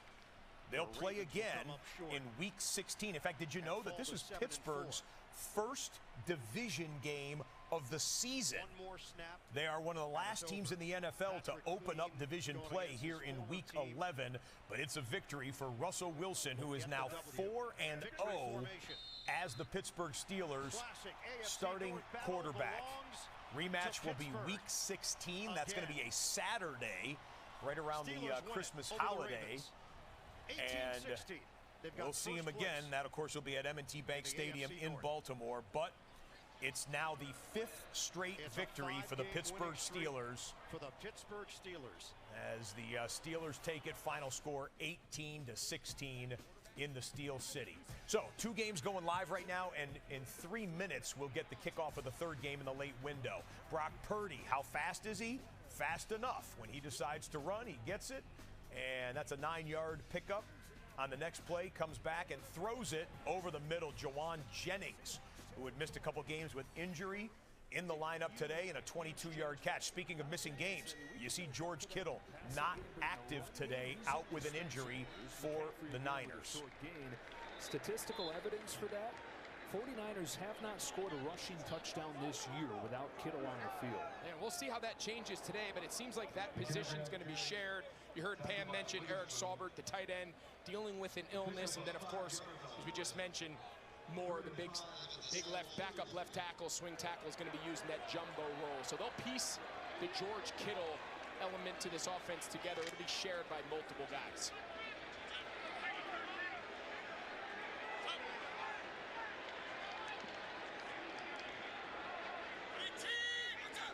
On 3rd and 5, Seahawks bring some pressure. It's picked up, and Purdy zips one through there for Jennings and a first down.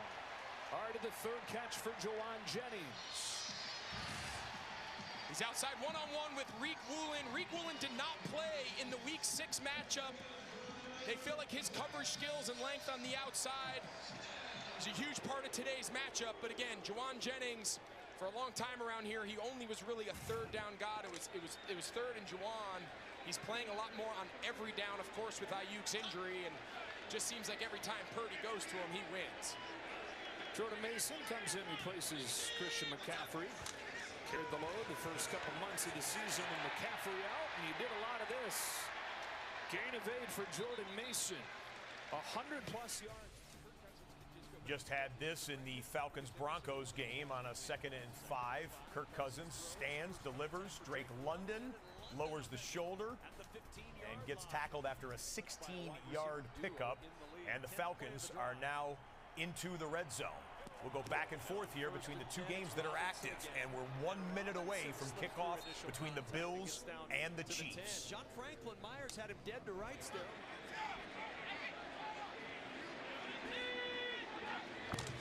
Second and 2.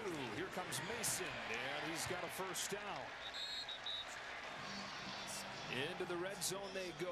In San Francisco, we talk about them being dynamic and explosive, and they've been Tracking the end of the line. They're kind of climbing in and getting those linebackers in the second level in those A and B gaps. And off Robinson has a hole, bouncing to the outside. Robinson diving for the pylon. He's out of bounds, shy of the goal line. There's a flag down at the 12. Holding, number 65, offense. 5-yard penalty. Replay, second down. This is important. It's a big element for Mike McDonald. He's stressed all week, red zone defense. Purdy over the middle finds Jennings. Jennings finally dropped at the 10. Already 4 catches for him. You know, getting McCaffrey patience by Bijan Robinson, and then when he sees it, that ability to get the acceleration, the ability to get the top speed, you know, in a couple of strides. The dead giveaway on the hold is when you see the shoulder pad flat. The jersey moves. Exactly. You can't read the number. 2nd and 15 from the pistol. Cousins throws. London with the catch inside the 10. London inside the 5 and crawls down to the 1. Yeah, but I think this is going to be on Drake London with his motion a little bit sloppy. And a flag down. It's 1st and goal if it holds up for Atlanta. Meanwhile, the Niners work it deeper into the red zone. And at the bottom of your screen, maybe the best matchup on paper coming into a matchup in the regular season here in 2024. The Kansas City Chiefs, the last undefeated team in the NFL, against the current 2 seed in the AFC, Josh Allen and the Buffalo Bills. They have met in the regular season. They have met in the playoffs.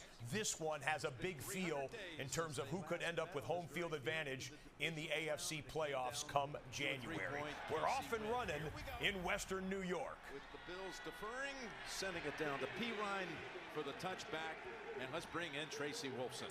Immediately swarmed by Broncos at the 25-yard line. No gain on the play, and it's 3rd and long. So now this is where Vance Joseph can really go to work. 35 sacks for this defense coming in. The blitz rate, the highest in the NFL at over 43%. Yeah, and he's got a luxury right now because he's got a couple of guys off the edge that can win one-on-one with Jonathan Cooper and Nick Benito. He's also really good at the games inside, bringing pressure from the second level, so you never know what you're getting. Cousins throws it short. Catch made at the 25 by Robinson, and Robinson just gets a couple. Right before the play, they're going to run him off the field. Bringing an extra man out of the secondary here, and Purdy runs away from it. One-on-one to the pylon, a dive! He is in for the touchdown! No turf monster that time. Just a touchdown for Brock Purdy.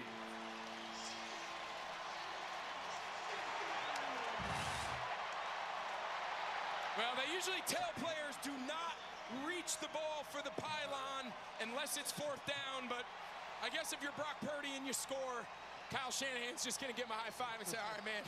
Nice dive, bro. Be careful. You see that right foot clearly inbounds, and it's just one more element to this 49ers offense that just gives defenses fits. You match up all these incredible skill players in the route concept, and you just don't have anybody to account for the quarterback. Not just the new punter, but the new holder, and Pat O'Donnell. And the 49ers said one of the reasons why they chose him among the group of punters that they looked at is they thought he was the best in this role. Holding for Jake Moody. Won the game after the 3 early misses last week. Punches through this extra point. Purdy was perfect, 4 for 4 on the drive through the air. Used his legs a couple of times, including to finish the drive. We got an update while they were scoring their touchdown. This was the opening play of the game. A little pirouette by Patrick Mahomes. It ends up in Xavier Worthy's hands. So a little trickery from Maruski-Doo there to start for Kansas City. On the second play from scrimmage, empty backfield, Mahomes to throw for it. Mahomes with a pump fake, steps up, then throws, and he's picked right off. to the defense. Bad choice by Patrick Mahomes, trying to force it as he was getting sacked, and Taylor Rapp steps up and intercepts Patrick Mahomes. So 2 plays into the game, the Buffalo Bills have it in plus territory. Let's pick it up live with Josh Allen's first snap of the afternoon. Josh Allen now ready to take over. As Mahomes has thrown his 5th interception in the first quarter this season. Has not thrown a touchdown in the first quarter. They're way down in turnover margin, but undefeated. The Bills trying to hand them their first loss. Here's that little toss over to Cook. A short gain for James Cook. Josh Allen, what he's done this year, well, his last 7 home games, regular season, he's won them all. 20 total touchdowns, 4 giveaways, but again, the loss to this very team in the divisional round last year, 300 days ago exactly, and it still stings. Yeah, and everyone wants to talk about those are the only games that matter, and obviously they're most important. However, you give yourself a way better opportunity to win in the playoffs if you can somehow get home field advantage. 2nd and 9. They go to Cook, looking for an opening. Finds just a tiny window for about 3. Talk to me a little bit about this Bills offense. Tracy already set it up. Without Coleman today, without Kincaid, Cooper's up but not 100% with a wrist injury. What do you see? Buffalo's played systematic football, just winning football. Josh Allen this year got off to the best start with touchdown to interception ratio, and I think the game has just gotten simple with Brady coming on as the play caller. They know what they're doing, and I think him just taking the little plays like he did in the last one is what has allowed them to stay in phase in front of the chains. 3rd and 7. They bring in Ty Johnson, who Allen says is the best 3rd down back in the game. He's going down the field. Oh, look at the catch. The catch by Cooper. Snags it with one hand. This is the game changer. It's a great job by Brandon Beane in the offseason to go out and get a #1 player. You're going to see him on the outside. It's one-on-one, one safety in the middle. As soon as you get a #1 receiver, he gets the ball if he doesn't get help. And that is what everyone thought they were going to be missing when they lost Diggs. And wonderful job by this front office. They still have a #1. Najee Johnson didn't give him a lot of breathing room, but what a catch by Cooper. A gain of 30. Set up at the Chiefs 31. A team who plays a ton of man-to-man, Kansas City. Quick toss. Shakir. Shakir takes it upfield, and Shakir has a gain of 11 and a first down. Quentin Morris coming over. He threw a big block to help free him to get past the sticks. Goodbye. Shakir on pace to lead the NFL in run after catch, and that's a tall task today for the Chiefs. One of the most important keys to the game is their ability to tackle Shakir on these quick screens. They've kind of finished the game off last week, and Kansas City kind of gives that up from time to time with all the man coverages, but Chris Jones is playing as well as any defensive player in the National Football League, Jim. How many times do we hear meeting with the Bills at the facility Friday about they can't let Chris Jones wreck the game? Allen cradles the football to the sideline, unloads it. A lot of weapons both in the backfield and at wide receiver. They've got to be better up front. Kenneth Walker got a few. Bring this first quarter to a close. San Francisco with a 7-3 lead. Brock Purdy marched him down the field, found the end. Quarterback throws the ball away. It's a positive thing. But it's true with these two guys. They're too good. Again, Redzone saying fuck the Falcons. Certainly not trying to force it anymore. Limited number of giveaways this year. Exactly right. Big part of the story of the success of this team at 8-2 and 5 straight wins. In the pocket and back over to Cook. It's a block thrown by Johnson, but they buckle him down at about the 18. Nick Bolton first to get to him. It'll be 3rd and 8. And this is a fantastic Kansas City defense. They are unbelievable against the run. The best that Kansas City's had since 1993, back in the Derek Thomas days. And when you can go ahead and shut the run down the way they have, and then they don't give up big plays. They keep everything in front of them. Only 20 plays of 20-plus yards this year. Steve Spagnuolo, one of the biggest reasons why they're off to the 9-0 start. And he brings in 55, Josh Uche, the former Patriot speed rusher. On 3rd and 8. Allen unloads it quickly. Samuel able to slip through a tackle. And Samuel's down to about the 2-yard line. Was able to escape Jamari Connor, who could have. And there's no Keon Coleman today. There's no Dalton Kincaid. Other receivers will have to step up. And Curtis Samuel just did right there. We've got a 3rd down and long for Denver. Bo Nix, little dump off to Javonte Williams, not going to get it. So Atlanta's defense does its job, and they'll receive the punt back from Denver. We go back to 1st and goal, Buffalo. Tandem with him and McDuffie last year can get beat. 1st and goal. Cook gets the handle. Cook turns it in for the touchdown. James Jimbo Cook from 3 yards out, and they cash in on the interception. Take it down the field for the touchdown. This is all him. There's nothing there. Karlaftis comes right through, but Cook, who's really taken off and is a special talent, just does it by himself, saying, I'm better than you. And there was nothing there. They had 3 guys on that side, and Kansas City had leverage. He beats it anyway. Cook, who had the game-clinching touchdown against Indianapolis last Sunday, scores the first of this game. High snap, but the kick is through. Oh, they say it's wide. Oh, I thought that maybe it was just in, but Bass misses.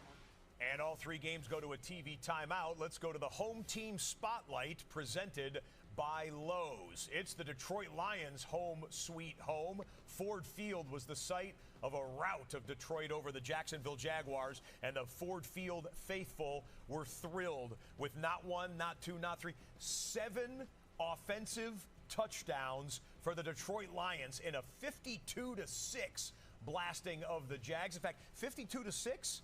That's a scoreagami, ladies and gentlemen. A score that has never occurred in NFL history happened today. 52-6, the final score.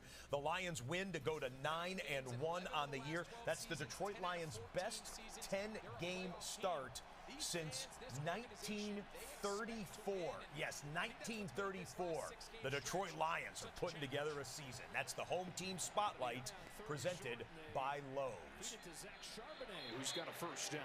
Well, you asked him when we talked to him earlier this week, where are you guys at coming off of the bye? He took a deep breath and he said, oh, we're playing playoff football. And he told his guys that's a blessing. Look, you've dropped 5 of 6. The world's scheming against you, it feels like. But look at the glass half full. You got a chance to go play meaningful games every week. Yeah, and only a couple games separate whether you're in 1st or 4th in the NFC West. So everything for both of these teams, but it seems a little bit worse on the Seattle sideline. But everything is right in front of them. They got to handle business. Walker straight ahead.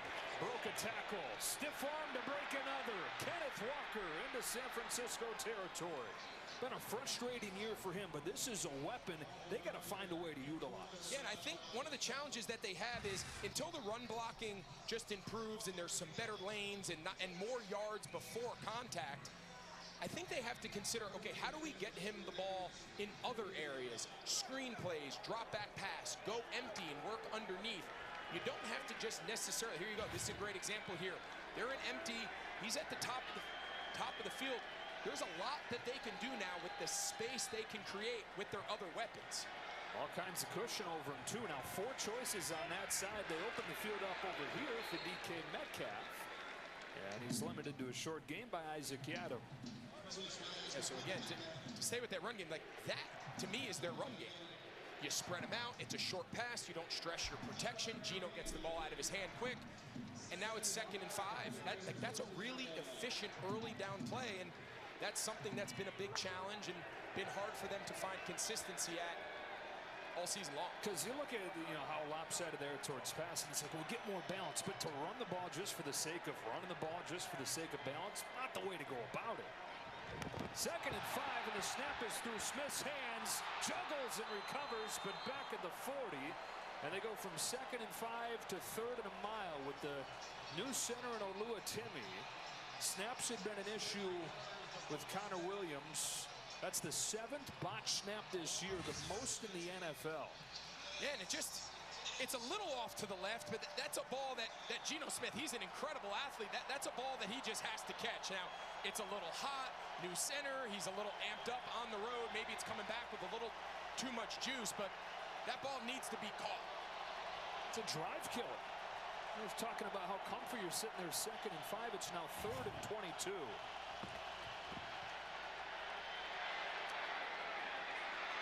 Charbonnet tripped up near midfield. Lenore the tackle. And the punt team comes out. Man, it just seems like that is the story offensively. Motion. Look at Bijan Robinson. Look, he's going to hit this full speed. Cody Barton's already beat. You can see him trailing right there. And even though he turned the ball up, what an amazing throw by Kirk Cousins. Cody Barton's in great position. Beautiful fucking pass. Unbelievable throw by Kirk Cousins. When you've watched Kirk this year leading up to this game, what do you see from this veteran quarterback? I just see him growing with all these new wide receivers, tight ends, running backs that he's playing with. That's not easy, even for a guy like Kirk.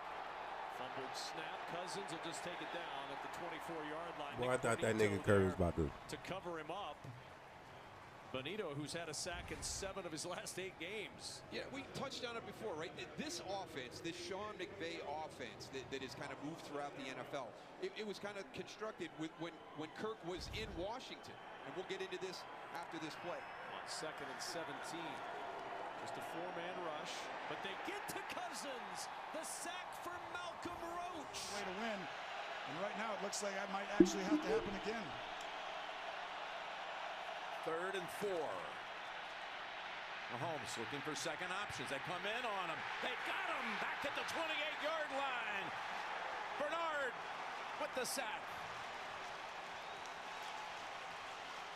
It's one of the best teams in the National Football League. Sean McDermott and Bobby Babbitt, the D coordinator. There's the spy, but it's the pass rush lane integrity. Don't let him get outside. And if he does, you go right now. And there's Bernard. Perfect timing. He's been playing outstanding football. Impressive. Ariza comes in to punt with Codrington standing back at the 20.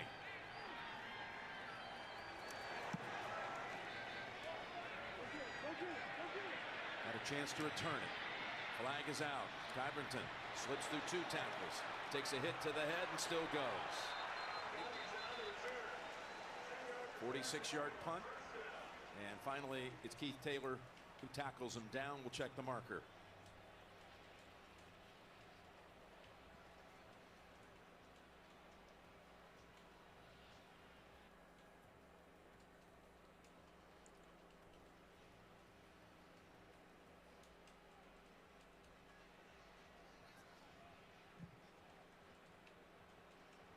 Landon Clark still trying to sort it out. Here we go. Illegally going out of bounds. Kicking team number 2. 5-yard penalty at the end of the play. First down. That means the Bills will start at their own 40. So excellent starting point once again for them. Well, anytime you get these two on the same field, magic happens. Mahomes and Allen. Indeed it does, Jim Nance. Magic can happen. They go to a commercial break. The other 2 games are in break as well. This is the 5th straight year Kansas City and Buffalo play head-to-head in the regular season. The Bills have won 3 of the last 4. They won in 2021, 2022, and in 2023. We'll have a lot more facts and stats and figures on that game. It's the only game that kicked off at 4:25 Eastern, and undoubtedly it will be the last game standing when we get a final here in Santa Clara and there in Denver, and then CBS will take the rest of the Bills and Chiefs game for you later this afternoon. Purdy sets up. Coverage downfield tight, extends the play. Juszczyk with a grab at the 25. Yeah, really nice job there by Purdy. That was a muddy pocket off the play action. They pulled the backside guard. Pooney, they're trying to give a little action here to the left, and pocket gets real cloudy. Nice job there by Juszczyk uncovering, and we've said it now a handful of times in this first half. Most underrated aspect of Purdy's game is his legs.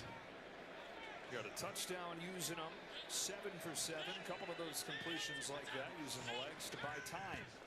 On 2nd and 5, clean pocket, tipped in the air and intercepted. Jonathan Hankins, 12-year veteran, has that one fall down into his hands and brings a big smile to a guy who's done just about everything in his time in the NFL. How about a pick of Purdy? Devin Witherspoon, his ability to play both outside and now in here in the slot, matched up against McCaffrey.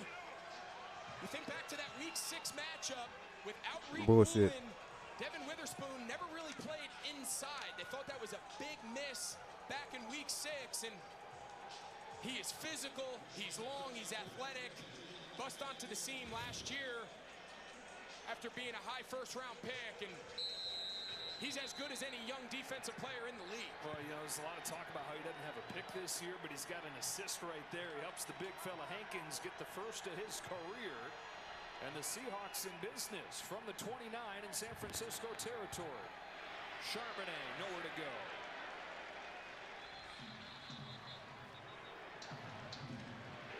Can Seattle take advantage? The defense, the much maligned defense getting the takeaway. San Francisco's unbeaten in the 3 years. For the 5th consecutive year in the regular season, and here comes the second series down the field. I really do think NFL Red Zone just don't like the Falcons. McDuffie gave up a long sustained drive touchdown and then a takeaway. That's the formula to keep that score as low as possible and keep it. It's just literally going back and forth to the 49ers and Seahawks and the fucking Chiefs and Buffalo Bills. They're not even covering. They're not even touching the Falcons and Broncos. That shit is funny. There's just nowhere for Geno Smith to go. They said this game's ass. Actually, let's not cover this. Like I'm not even joking, bro. This is literally ping ponging with like 2 games. Are they forgetting that there's a third? Am I tweaking? Took him out of Kentucky in the 4th round.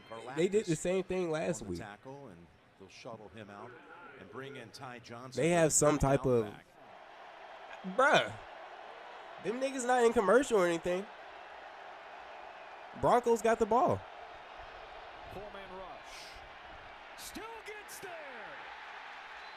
Like, pull up the octo box. Pull up the trio box or something. Don't ping pong. Like, Jesus. 2 for 2 so far on 3rd down throws. Watch out. Niggas say that game ass. Let's not turn that shit on. On the run, got his target. It's Shakir for another first down. 3 for 3 now for Josh. All of them moving the chains. Wonderful job by Josh right here. He looks up, and as he starts climbing the pocket, Karlaftis comes flying in. But first drive, setting up a long field Nah, bro, this shit is hilarious. This shit is hilarious. I think NFL Red Zone just don't like the Falcons, bro. Third down sack, but he's able to connect. They use their legs on these 3rd downs. They don't like the Falcons. Yep, that picked up 15 now in the Kansas City side of the 50. And little real estate for Cook, maybe a yard. Pocket mobility. Wow. And they finally pulls that football down and chooses to be a runner.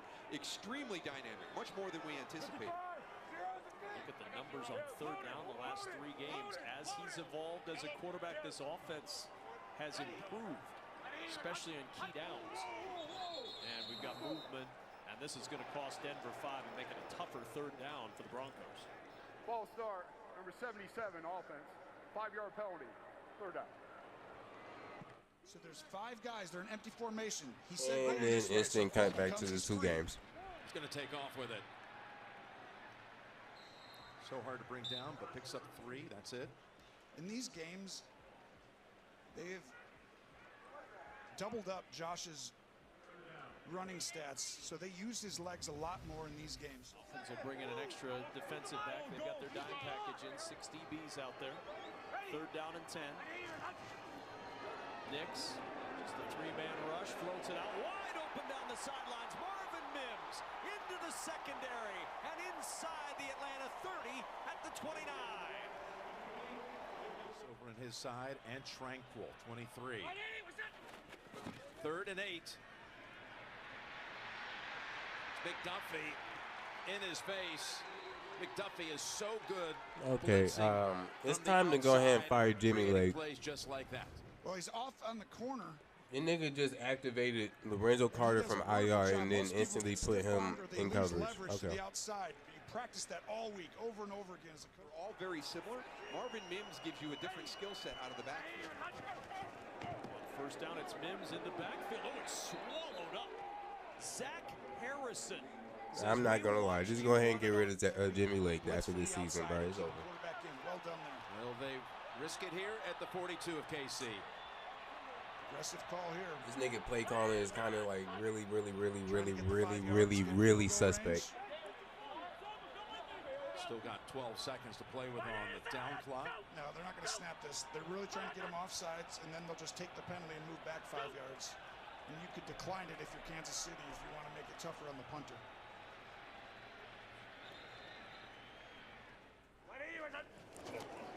Off the play fake. Set up the screen. Williams with blockers. Williams inside the 20-yard line and a Denver 1st down to the 19. A pickup of 16 to move the chains. And again, you know, Kevin talked about the eyes, right? And so we're going to get a little bit of a play fake right here. And you look out to your right a little bit, then you quickly come back to that screen, and you got your big guys out front. There's Ben Powers, Quinn Miners out there in front.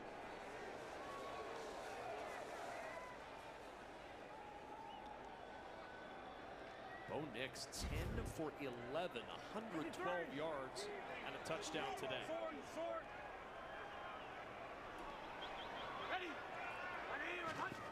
On 1st and 10. Nix with time again over the middle, finds his man at the 15-yard line, and no room to move for Cortland Sutton after the 6-yard pickup, but it's 2nd and 4. Kind of exactly what Raheem Morris talked to us about. The way that Sean Payton wants to control the game is execution and continually moving that ball, staying in manageable down and distance, keeping your offense off the field while his offense puts together long, time-consuming drives. Already 6.5 to play in the 1st half. 2nd and 4. Another opening for Williams. Williams with the power at the end of the run. Driving to the 2, pushing to the 1, and all the way in for a Denver touchdown.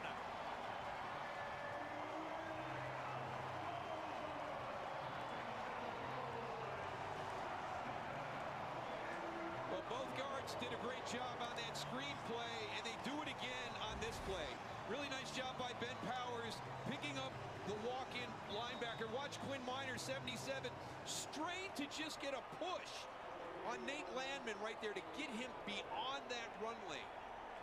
When former Bronco Justin Simmons was the first to get run over by Williams, who has his 10th career rushing touchdown. The extra point makes it 14-3 Denver. He's still flexing on the sidelines. Look at the power right through Simmons, pushing his way in, and then the cavalry rides in.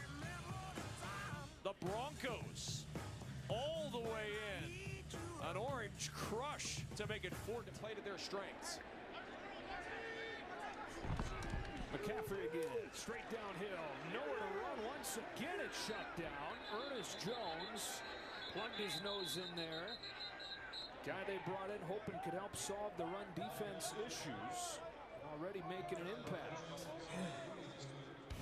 Well, it's a defense that, you know, early on it was one of the top defenses. D-line still ass. I really do think it's not because of the players at this point, Chad. I really do think it's because of the play calling. I think it's Jimmy Lake. Because how the fuck did we generate sacks and pressures last season with Ryan Nielsen or whatever season that was? You could finally start to feel a click. And he's hoping But this year we got literally way better players than what we've had before on the line. But we're not generating anything. He'll use the pump fake to get a first down. He got Job off his feet and then turned the corner to extend the drive with a run of 13 yards. Yeah, so this time on the right side, Boye Mafe, he does a nice job setting the edge. Purdy tried to escape to the right, and he couldn't. But now Joe, you've got to keep your feet on the ground. You never elevate. No, it's actually Okada. You never, number 39, you never elevate. You can put your hands up on the pump fake, but never leave your feet. That's something we teach the young kids that we coach at the lower levels, and it's a great example why. That has a 100% success rate in football history. Whether you're beyond the line of scrimmage or not. It doesn't matter how far either. Here's McCaffrey. Keeps his balance near midfield. Why he say it so aggressively? Ball a ton. Now if you play with two safeties back deep, they have no problem handing the ball to the running back. 2nd and 6. Quickly outside, nice catch. That was D-Hop right there. DeAndre Hopkins. We've got an update. Let's send it back to New York. Adam Shine, it is all yours. Jim Nance, you asked for it, you got it. Javonte Williams. The least amount in any Kyle Shanahan offense since he's been the head coach in San Francisco. McCaffrey said he's pretty sore after last week. The notion of fresh legs, probably false. Said they might not be beat up, but it's going to take me a while before those legs feel like they're in game shape. False start. Offense. Number 65. 5-yard penalty. 2nd down. Goes on the left guard, Aaron Banks. Yeah, moves it back to 2nd and 8. Everybody. Buffalo on the catch. Bro, this shit is funny because, like, they typically show the, you know, when they go back to New York and show the little updates and shit, NFL Redzone typically, like, show that whole shit. But since it was the Falcons, it was like, nah, cut this shit off. Remember, this came on a 2nd and 6. That was the catch by Hopkins. One of the best. And he looks in. Blitz coming here. They throw right into it. And that's Eric Saubert getting his shot today with Kittle out. Right close to the marker. Pretty fast. Waiting for the spot here. And it's enough for a first down.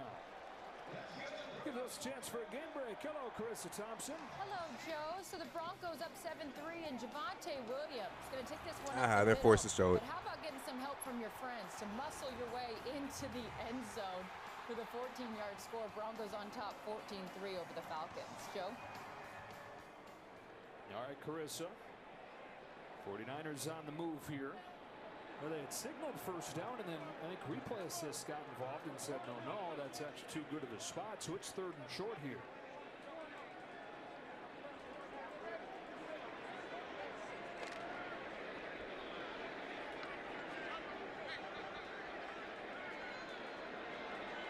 Purdy ducks under center. Everybody loaded up inside. It's a jet sweep for BO Samuel, and he's got a first down.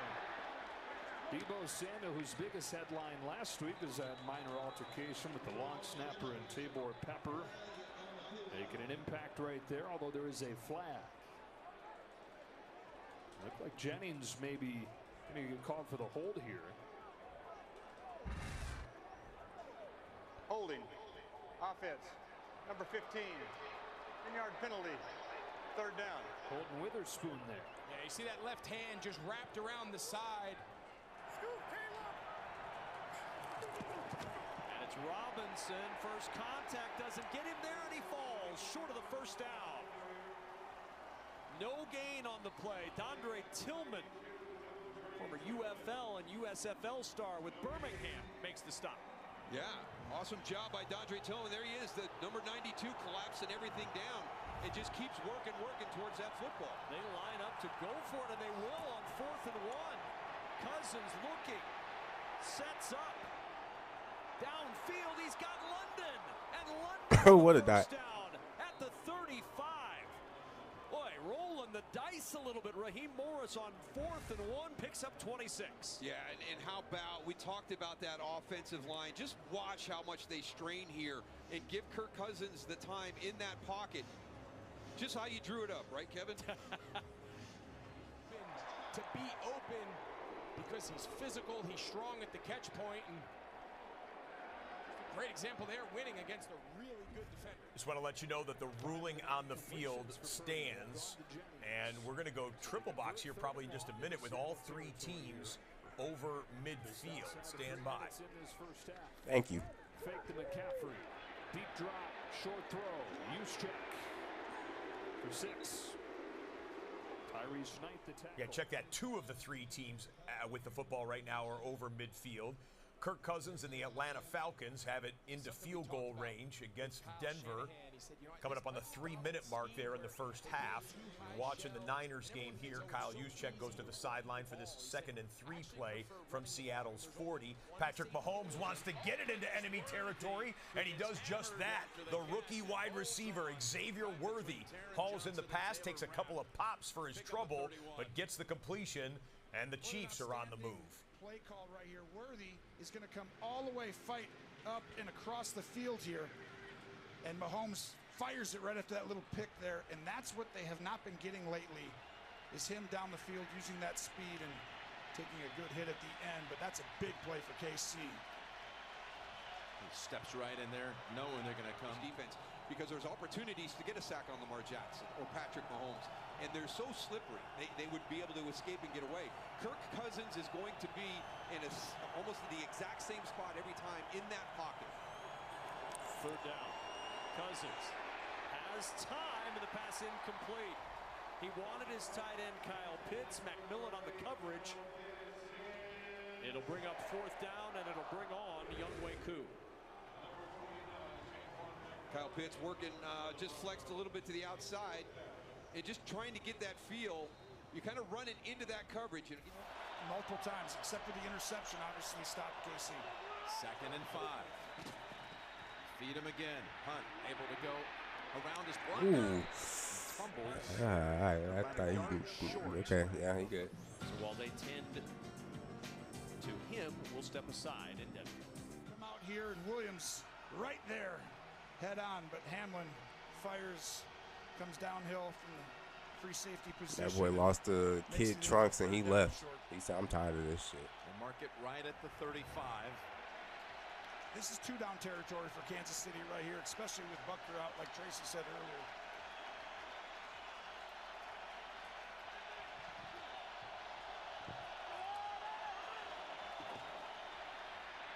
The pass complete, and it's Caliendo with the catch, who had been eligible on that line as a receiver 2 of the last 4 plays.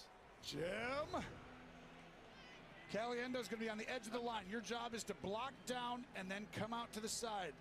If you got a guy open in the flat, you throw it. If not, just turn and look backside to a guy who's obviously incredible at catching. That's what he's been his whole life, right? Did I hear a little ode to Frank Caliendo there? Just a little. It's worth it. Here's Worthy. For a gain of about 6. You can see the concerted effort to get the ball to Worthy early in this football game on some screens, and he got the one down the field, and that's the only thing this team has kind of been missing to make them go to the even next level. Simple screen outside. The tackle's going to run out to get numbers.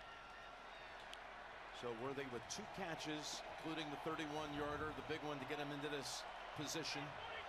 They moved up, trading with the Bills, 4 spots into the first round at 28 to take him. Back in the spring. Here's a 2nd and 4. Pass over the head. First target, if you will. Although Kelsey didn't have a chance for that one.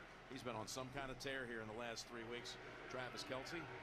That he has. Still playing at an incredibly high level. And in big games you saw in the playoffs last year, he turned it on big time. And Mahomes made the game simple, and they kind of just carried this football team to a championship. Vaughn Miller comes in on this passing down. 3rd and 4. Near side, number 40. He's made a career out of moments like this. Mahomes gets it away. It's Worthy again, having a huge first quarter. And they've got a first down near the 10-yard line. The seconds are running off here to close out the first. And this was a great job getting his eyes around quickly, and Mahomes holding the inside defender and just instinctively getting it out. Good start. Good snap and hold, and Koo's kick from 51 is good by plenty. A confidence boost for the kicker for Atlanta. 2 field goals, 1 from 41, this from 51. And the Falcons down 8 with 2 here before half. Third penalty of this drive has made it 1st and 15. Purdy is sacked from behind by Draymond Jones. Penalty and then a sack, and it's all the way out near midfield. And now Mike McDonald, he's going to take a timeout and now try to take advantage of this 2nd and real long. Working on the top on the right side against the right tackle, Colton McKivitz. Tough 2 plays in a row. It was McKivitz who jumped on first down. The game clock to 1:55. This will be a full TV timeout. Then, of course, gives up the sack there. Take a break. Back in a moment. So we've got the end of first quarter TV timeout of Hey, the what the Chiefs fuck? and Bills game. A commercial break in Broncos and Falcons. And the Niners take their TV timeout at the minute and 55-second mark. We got time, I think, to do the forward progress. Let's load it up and cue it up. Forward progress presented by Visa. You want to talk about forward progress? If you had Taysom Hill in fantasy today, congrats. You're probably on your way to a victory because Hill had Pretty much. He's had some nice That offensive nigga, games. This might 3 be the best touchdowns, career 138 game yards. he's had. 7 Rushing, rushes 8 catches, for 50 yards, and 50 yards. rushing touchdowns. 8 catches, which is a career high, for 50 yards. As you know, he lines up as a Wildcat quarterback from time to time. He threw 2 passes, completed one of those for 18 yards. The other one was an interception, which was the only down part of his day, as not only did he perform well, but the Saints rolled the Cleveland Browns 35-14, the final score. The Saints improve to 3-7 on the year, 2-0 under their interim head coach, Darren Rizzi. And the final score looks like that. Browns dropped to 2-8 on the year. Jameis Winston, he went down slinging it. 395 yards passing for the Cleveland Browns quarterback. 2 touchdowns through the air for Jameis in his return to New Orleans. Spent 4 years there as mostly the backup quarterback to Drew Brees, and then had a little stint as a starter. Now the Cleveland Browns starter for the time being. And that is your forward progress presented by Visa. Here we go. Start of the second quarter. Red zone for the Chiefs. 72-73. Here we start the second with Mahomes dumping it off to Worthy. His speed's going to get him to the pylon. Should be a touchdown, and it is. It has been all Xavier Worthy for the Chiefs. The 11th play of the drive, and he had his hands on a number of those plays to get him all the way home. A 10-yard touchdown here. The key to the game in some ways was Cooper and Worthy. Which one has a bigger game? Because Worthy has not been a focal point for this offense. And today, versus the looks that Buffalo will give you, some of the man stuff, some of the out-leverage zones, he's the speedster who has the ability to get you out of what you're trying in your design. And right now, Kansas City executed that perfectly. Worthy with 4 catches on that drive alone for 61 yards. And the touchdown. Well, he's going to come all the way across from the backside. He's lined up in a tight end position on the left, and you just got to sprint all the way across. And Williams is fast, but that is a really difficult matchup for anybody to run across the field on Worthy, as it looks like he did not touch the ground before he reached the end zone. Okay, Spencer Schrader with his first kick as a Chief, with Harrison Butker inactive with a left knee injury. And the kick is booted maybe right over the net. So 7-6 lead it is for Kansas City. Even if they keep the ball on the ground here, Mike McDonald's going to use a timeout. He's going to see if Geno Smith can put together a 2-minute drive, barring somehow San Francisco convert. You got to imagine this is some sort of tunnel screen, some sort of quick pass. You don't want to allow them to keep both these timeouts. Purdy looked to throw quickly, and then it's knocked down. It was Mafe crossing the field to get ahead of Samuel there. San Francisco had it first down and 10 at the 34. They're going to wind up punting from out near midfield.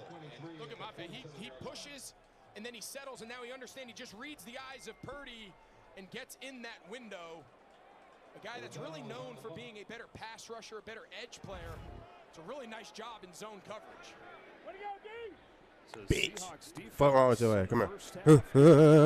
100 yards. I beg your pardon, 130 yards total. Had that off, but still, point remains that it's been an excellent first half of defense for the Seahawks. And they're going to try to get the offense going. Still waiting.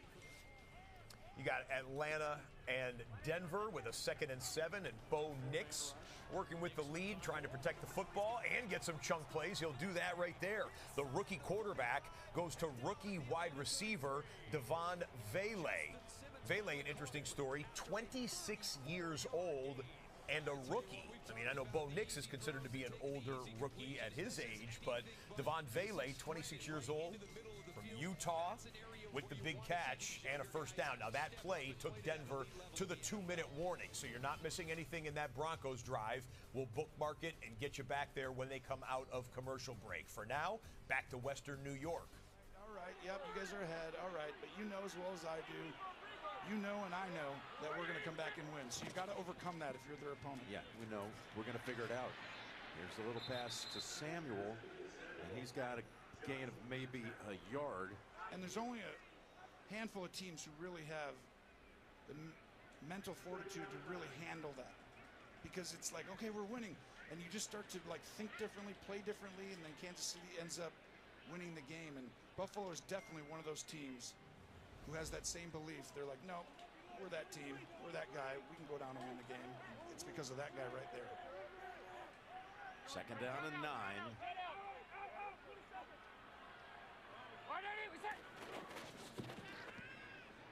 Here's Allen. Jones near him.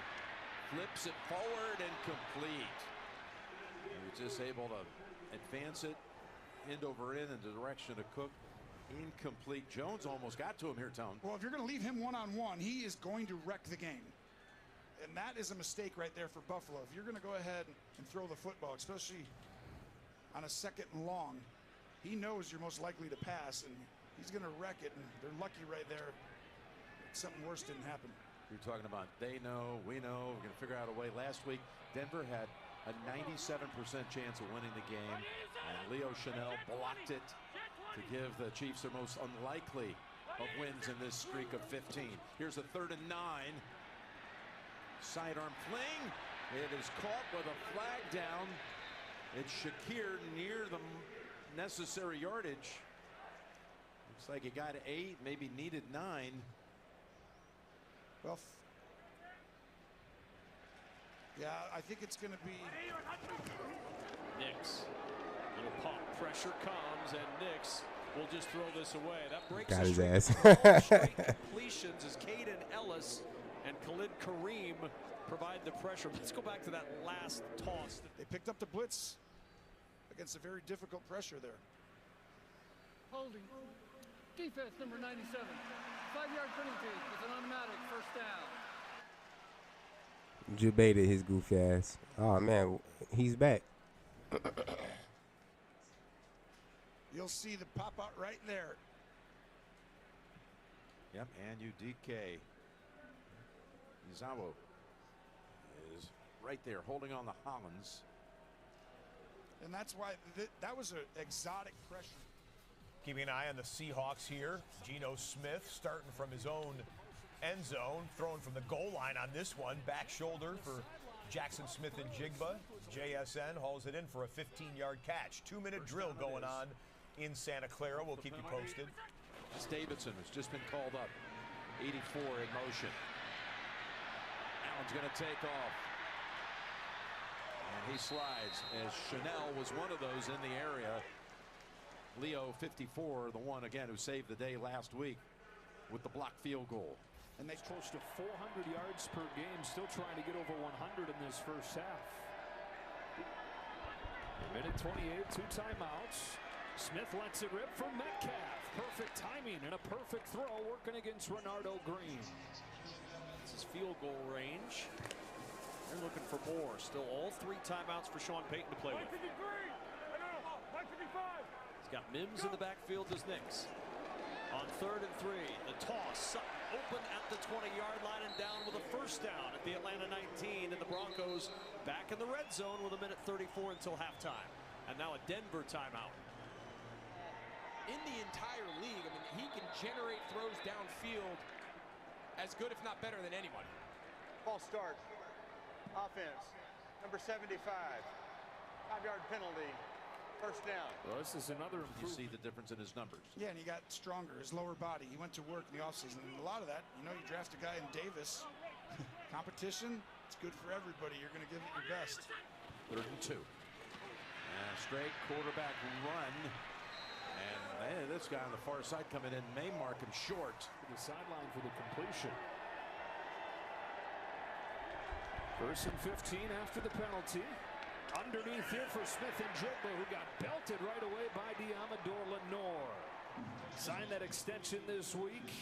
Did everything they want in a 49er. Offense and the Broncos defense very tight so far, but this offense for the Broncos doing their part today and getting some points here in the first half. On 1st down and 10, Troy Franklin in motion.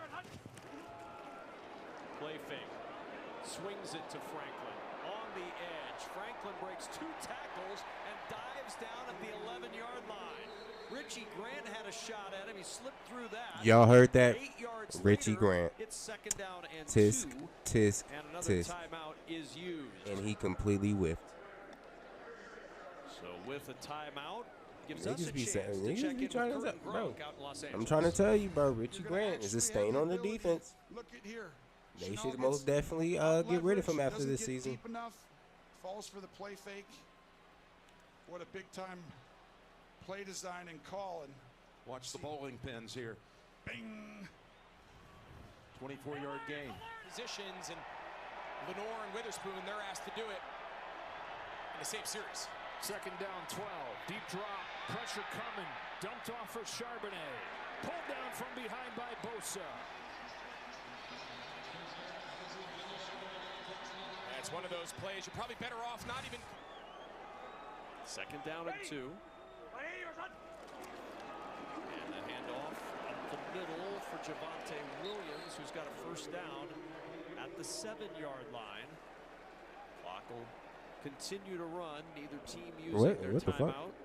And it's 1st and goal for Denver. Boy, what a capper this would be to an outstanding offensive first half for the Broncos. And we hear so many coaches talk about, you know, the integrity of your eyes and being able to locate the ball. I think one of the really good things that Denver has done down in the red zone this game is really challenged Atlanta. Nix off the fake, trips over his own man, and he's going to be touched up at the 20. Mike McGlinchey was blocking, and as Nix backpedaled, he caught his right tackle's foot, and down he goes.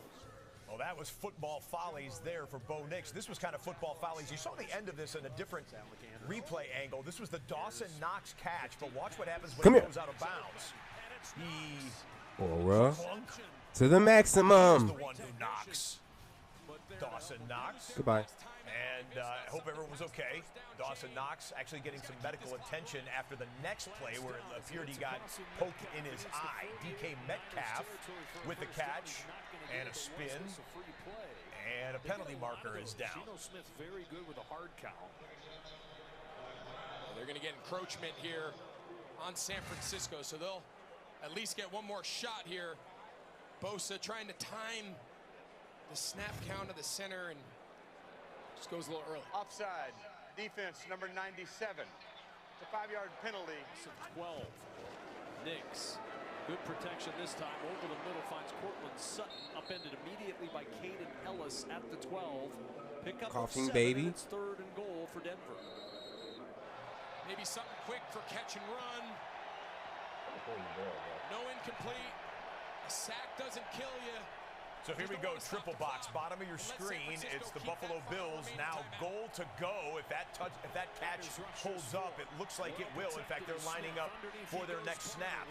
You've got 37 seconds and counting in the upper right-hand corner in the first half as the Seahawks are in a hurry-up offense trying to take the lead with any type of a score. And then there's a scrap at the end of this one. Kenneth Walker and a defender, and flags fly. And we got a situation in this NFC West matchup.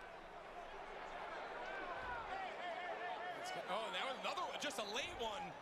There was another flag that came out of the scrum, so gotta wonder if the Mustafa and Walker penalty are offsetting, and then the last one at the end. This Denver drop.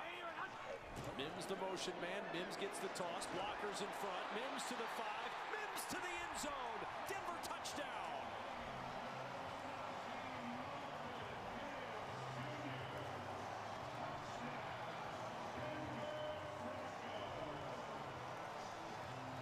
Really nice job by the guys on the outside. And here's Vele. Let's not discount him. He does a good job to get the whole thing started. But here comes McGlinchey. Here comes Miners.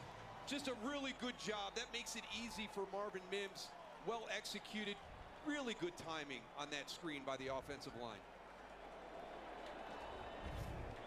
So Marvin Mims punches it in, and the Denver Broncos looking solid at home in the first half here, 21-6 with 25 seconds left to go. Bo Nix, listen to this Bo Nix line. Bo Nix, 17 of 19, 192 yards and 2 touchdowns. Sorting out the personal fouls that we expect to be flagged here in the Niners-Seahawks game, and that Amari Cooper catch, which made it first and goal for the Bills, is under review. They want to make sure that he did have both feet in bounds and possession of the football. There are 2 fouls on the play, 1 by each team. Personal foul, defense number 2. Personal foul, number 9 of the offense. Those fouls will offset. It will be 4th down. Coughing baby wins. So what they can look to see if any of those. We'll see if that calms people down. No ejections on that play. Here it is. This is the play that would give the Bills a first and goal. The catch by Cooper, left foot down. Was the right foot already planted when the ball hit his hands is the question. So catch there. Was that right foot still on the turf? Because when it comes down the second time, the right foot is certainly out of bounds. Right foot is now up. But the ball comes down. That's a lot to look at. Coughing baby. That's what they're reviewing, and that game is in a commercial break for the TV audience. We'll keep you posted. Have to wonder, are they willing to actually snap it? Do they try to get him to jump? This is a long 3. I'd be shocked if McDonald, after as well as his defense has played, would elect to give Brock Purdy the ball on the plus side of the field to try to steal points going into the half. But we've seen crazier things before. Man, oh man. Let's see. You don't get it here. Niners are completion away from field goal range. So you heard the back foot down, just the right toes, which give the left foot in. Great job by Cooper. Okay, so it's first and goal for the Bills. 6.5 yards out. Handoff. Cook trying to find it for the second time, and he does. Touchdown number 2 for James Cook, and the Bills regain the lead. There's no way this ball's getting snapped.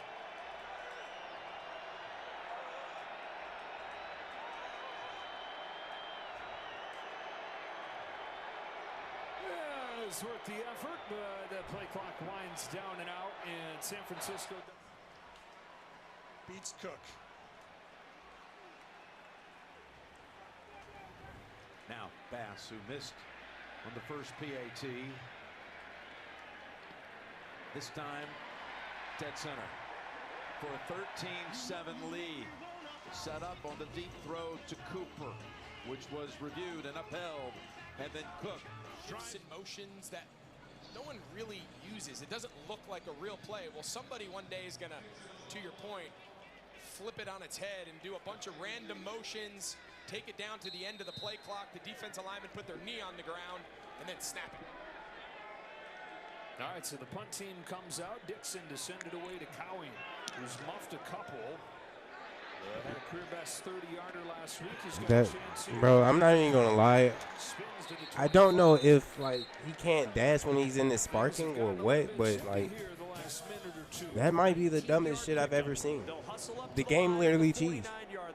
Everybody's set, and Kirk Cousins clocks it with 10 seconds to go. For Younghoe Koo, his long field goal in his career is 58 yards, and that's kind of what's in the mind right now of these Falcons.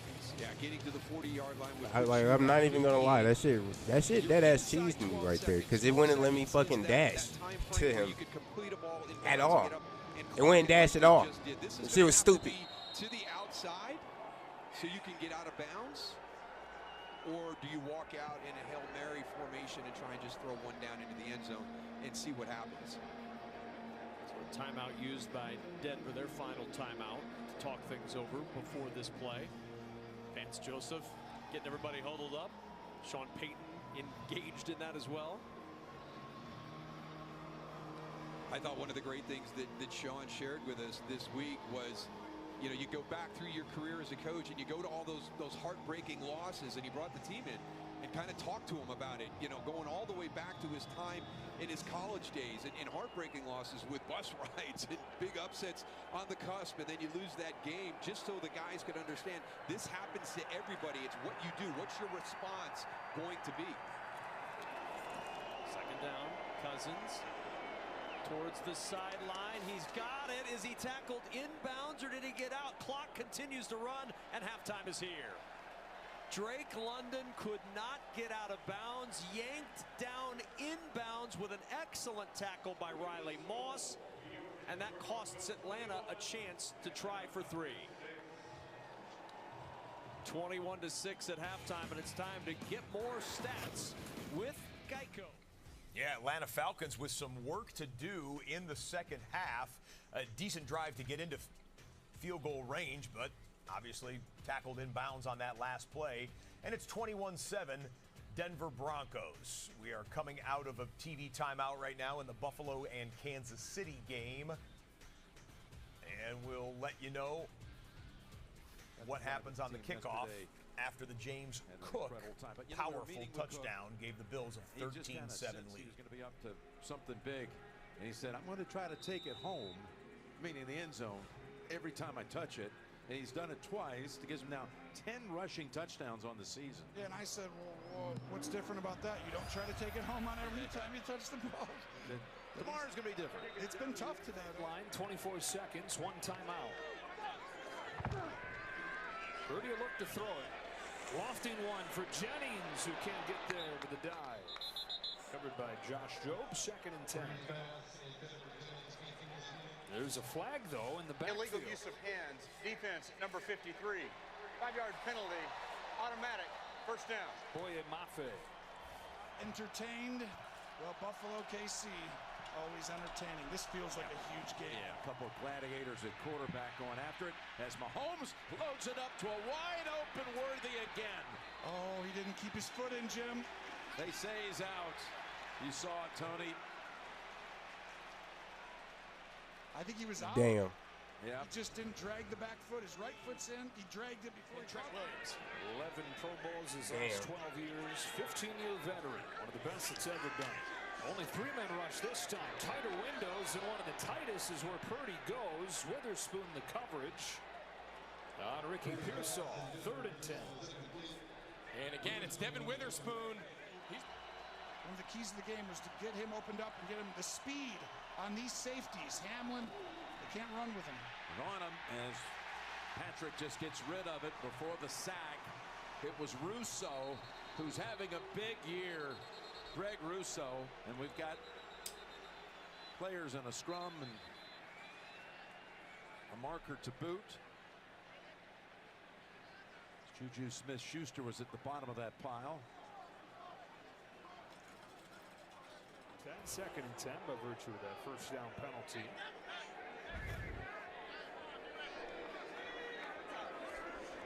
Drop play from McCaffrey.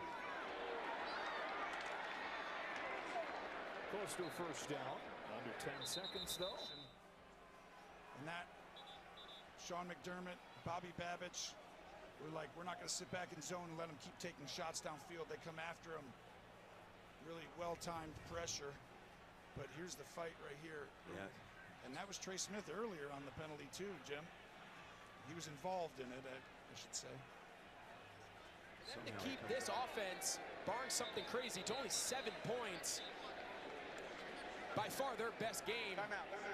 Seattle. This is a tough guy. They're There are fouls by both teams. They will set.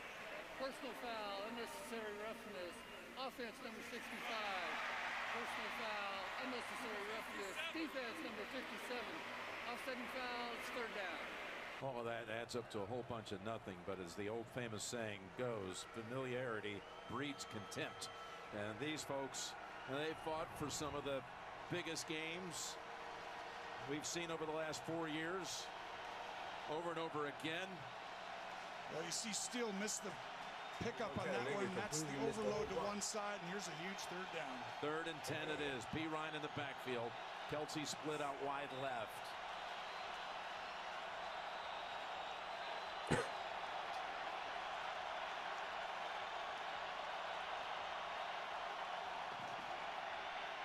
Drops back to the 20, in trouble, and gets sacked at the 19. Vaughn Miller.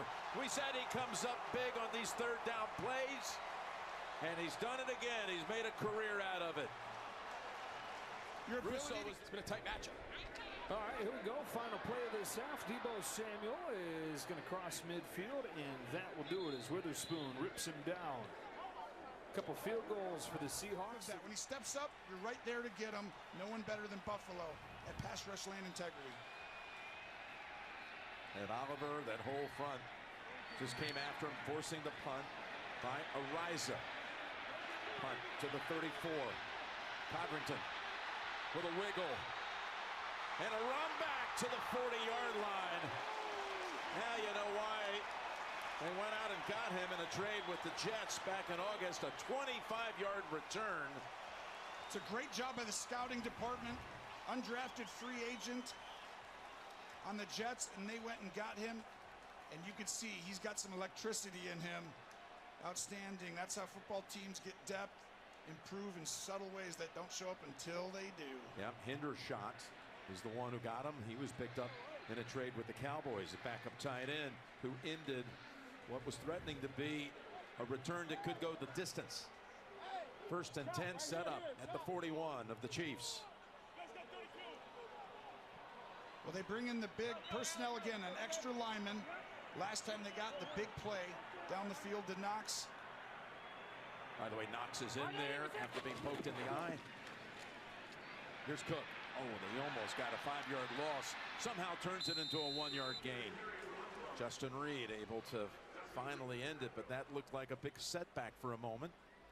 It was a good job by Johnson, the corner, to step up. Set the edge there and extend the play, but Cook just too strong with the lower body. You see so far, spamming, 9 of 13, sparking.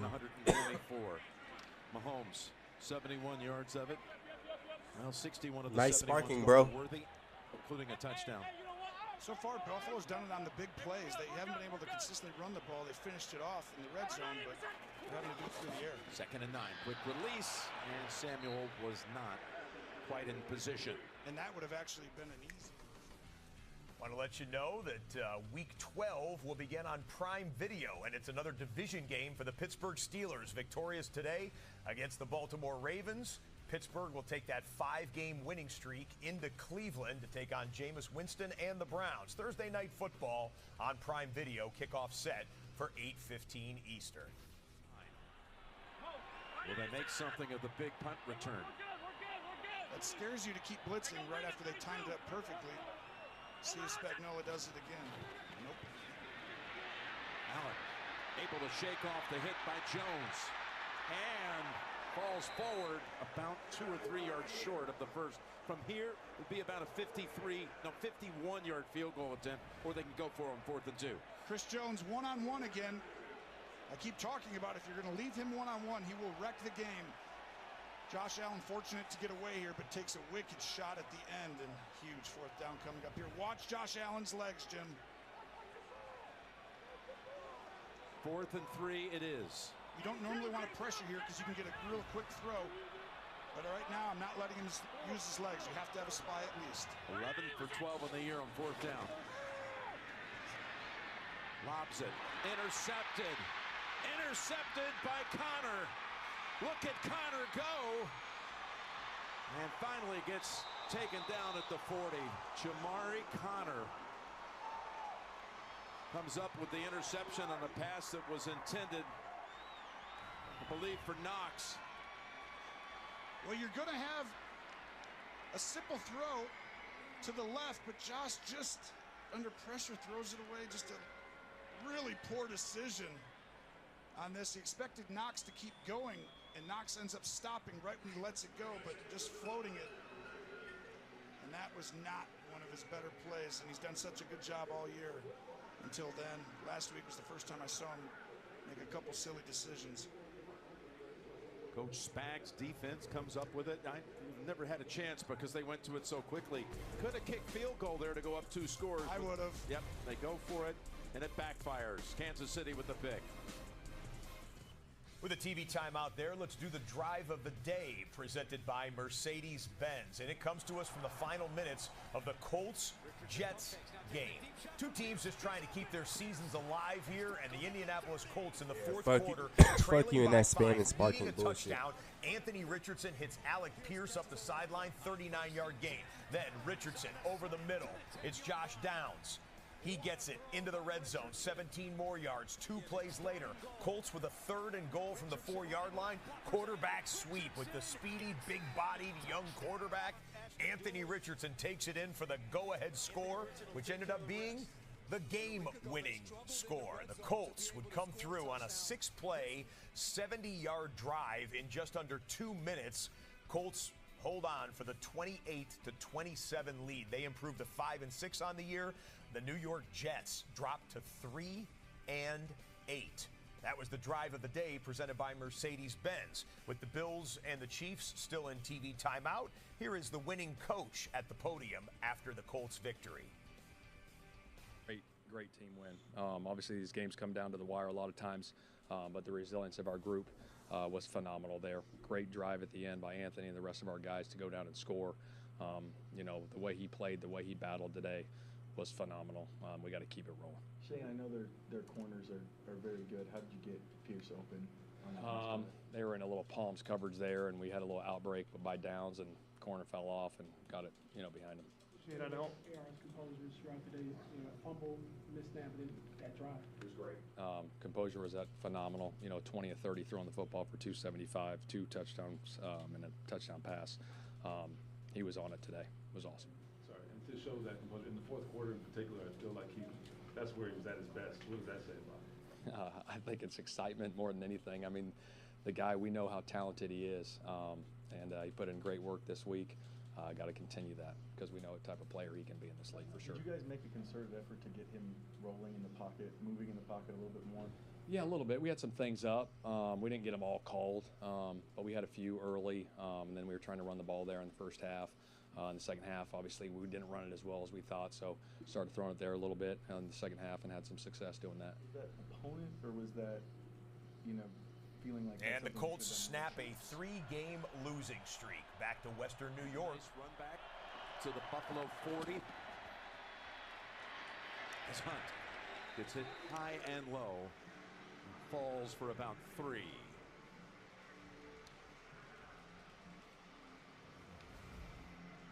What they've done, the early pick, just not even a minute into the game, a punt, then the long touchdown drive, 88 yards in 11 plays, and another punt. And it's rare, Kansas City losing the time of possession because they don't normally go 3 and out. Had the early interception, both quarterbacks trying to do too much on both of those interceptions. 2nd and 8. Pass dumped off to Noah Gray, who's got all kinds of wide open space. Down to the Buffalo 23. 15 yards picked up. This is a great play design, and your ability against this defense, they put a shell on the outside, so you want to work inside and watch on the right. Noah Gray pretends to block, gets Von Miller to go upfield, and nobody better than Andy Reid at screen design game. First catch by a Kansas City tight end goes to Gray. Here's Hardman. Into round. Hardman, who had the winning touchdown in the Super Bowl, bounces out after a first down. Another perfectly timed call. Buffalo comes after him. Internal pressure, and you run wide. If you can run wide when they blitz in the middle, you're going to have a good outcome. A little stiff arm to say, hey, good to see you, Taryn. See, did it get the Look at Kelsey blocking. I think that was correct. Second and short. Yeah. Got 9 out of it.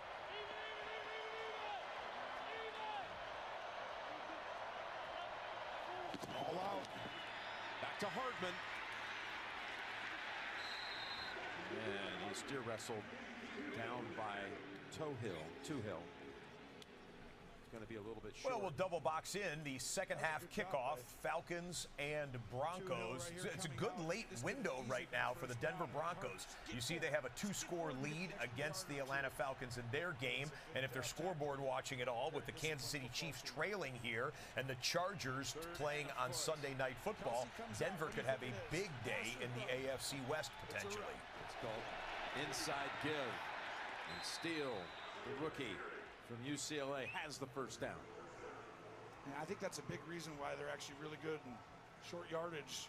Penalty free and fast right now on offense. Let's see what they do on first down. Right to the ground. Bijan Robinson, and not much there. Up the middle. DJ Jones with the tackle. You mentioned Drake London. Maybe. First down at the 13.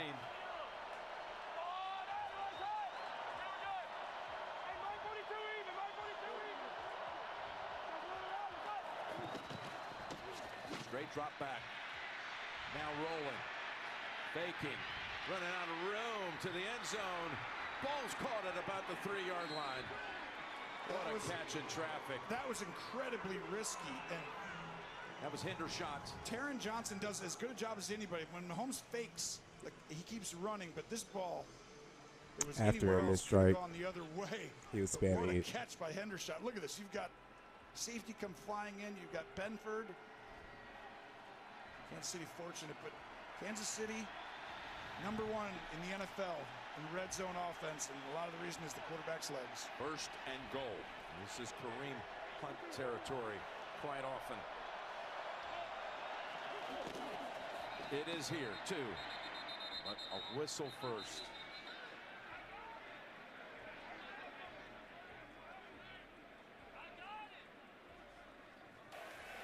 Timeout.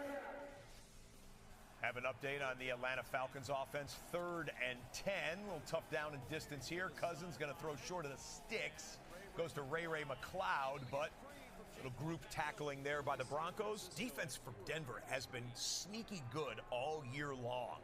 And this punt will take place at the about a minute into the second half. Marvin Mims, the touchdown scorer, one of them in the first half for the Denver Broncos, has a little bit of room, has a blocker in front, and Marvin Mims with a nifty return. Check for penalties. There are none on the field. Denver's in business. And you can see Andy Reid in that double box knew the minute he called it that he called something that was going to take away a touch. Worthy is in the backfield. Now Pirine comes in to join him. First and goal. Mahomes. Pass in traffic. Intended for Pirine. And it'll be second and goal. And that's one area when you go against Kansas City, they're going to have all this crazy stuff, but the ball's going to come back right here to the B gap. One way or another, they're going to run it there. They're going to have misdirection, a little shovel pass, smartly throwing it a little low so it can't get tipped, and then they're going to get you right to the front of the pylon. Those are the areas you have to defend if you're a defense against Kansas City. They bring Hunt back in on second and goal. And they give it to Kareem Hunt. Epinesa has hold of him, and it's no gain. How huge is that timeout call right now when you had the perfect play on? You also wasted one of your red zone plays you spend all week on to get an advantage. What's going on, Pale Demon? Because the defense has numbers, and you waste it, so you can't bring it back technically, even though I might think about it here. Now it's 3rd and goal. They bring in Hopkins and Smith-Schuster. Remember, you got to defend the pylon, and then the B gap on the right and the B gap on the left. End up there after all the eye candy motions. Here's the snap. Back to Mahomes. Quick throw. Touchdown, Kansas City. Noah Gray. They spread everybody out, caused confusion. So Kansas City with a drive and the extra point would give them the lead. No Harrison Butker today for the Kansas City Chiefs. He is out with an injury that the Chiefs expect him to be sidelined for somewhere maybe in the 4 to 6 week range. So the backup kicker will come in, who already kicked his first extra point. Spencer Schrader, formerly of the New York Jets, also had a brief kick as well for another NFL team. Schrader is up. Put it high, put it through. 14-13. KC takes the lead with a tough touchdown drive after the Josh Allen interception. Okay, that gives us time to do the Sunday night preview presented by DraftKings Sportsbook. Once this late window wraps up, one game remaining later this evening. It's pretty the sad. Chargers hosting the Bengals. Los Angeles Turned it Chargers off. come in with the I already number knew what one scoring defense in the football. result was going to be. And J.K. Dobbins has 6 touchdowns in his 9 games this season. Justin Herbert averaging about 269 yards passing per game over the last 4 games. And Joe Burrow, even with a sub-500 record for his team, he's thrown 9 touchdowns in the last 2 games. DraftKings Sportsbook is the number 1 place to bet touchdowns this season. And this week, new customers can bet $5 and get $200 in bonus bets instantly. Download the app and use promo code Redzone when you sign up. DraftKings Sportsbook, the crown is yours. Back to live action. Denver history on punts. 2nd and 7, and up the middle goes Javonte Williams. Struggles forward to the 38. It'll leave Denver 3rd and 3. Interesting to see what the call is here, getting into that long field goal, 4th down decision part of the field, and do you stay, just run? And here comes some of those big boys onto the field. So we're bringing in Matt Parrott as one of your jumbo guys.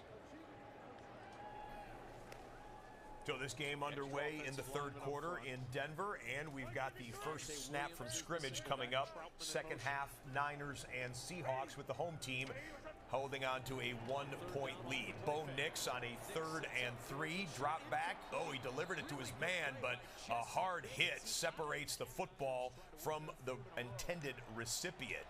Jesse Bates with a pop right there brings up 4th down. From the 15. With a Kenneth Walker run.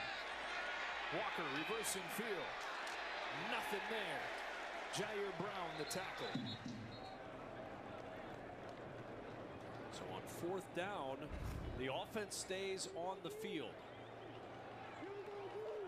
9 for 16 on 4th down this year with the Broncos.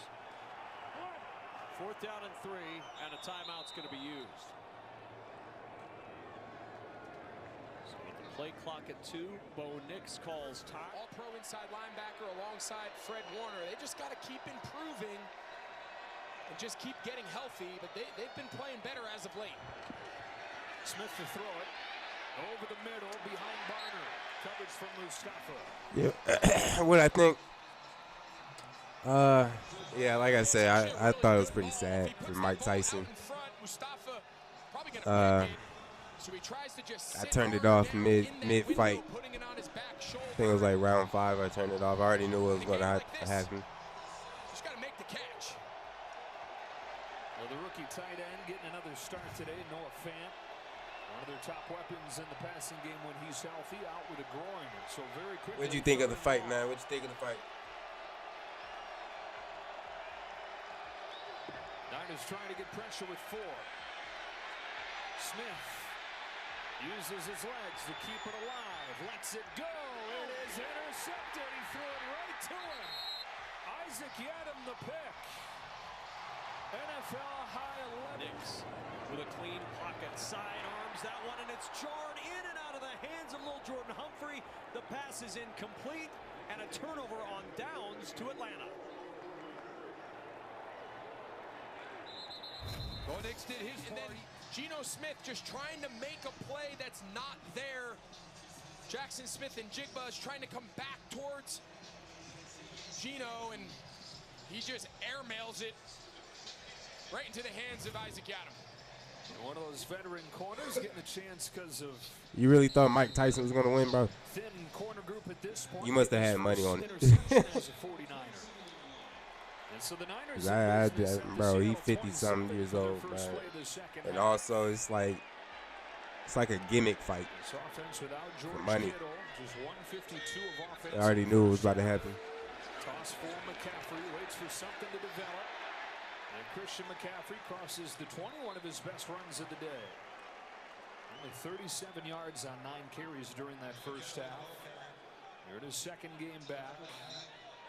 So much for easing him in. He was only out for like 7 or 8 plays last week, and Kyle Shanahan said it felt like 100 plays. He wanted him out there every single play. Because again, he's one of the handful of players in the league that can stress defenses even if he doesn't have the ball. Just him being on the field does so much for their play style, their play calling, and the stress it puts on the defense. Takes the fake here. It's Purdy throwing incomplete with the pressure right in his face from Tyrese Knight. So 3rd and 1. This game similar to Xenoverse.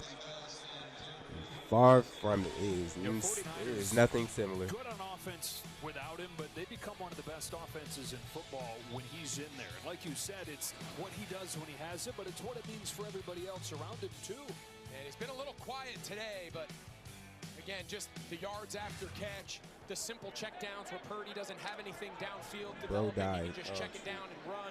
All of a sudden, those 1st and 2nd down drop back passes turn into 2nd and 1, 3rd and 1 because McCaffrey takes his simple pass and picks up 9. He's got it on 3rd and 1 here, and he's got a first down. Doesn't have a catch today, but he's carried it 11 times. And he moves the chains with a gain of 2 here. Well, we told you in the first half, without George Kittle, Yeah, there's it's like a story map mode, just like how Raging Blast did. He gets right at the point of attack. Or I think it was Raging Blast 2. Get him matched up against Love, the safety.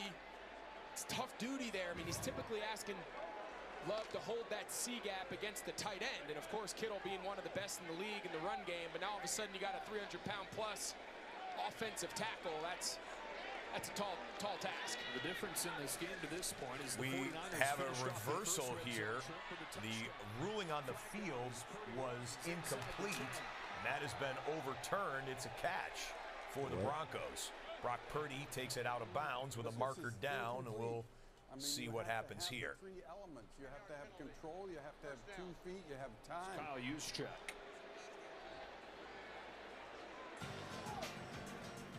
That ball gets knocked out before the 3rd step is down.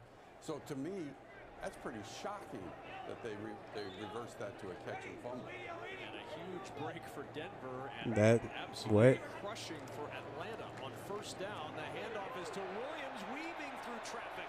He's got the 1st down. Back in the red zone of the Broncos to the 18-yard line.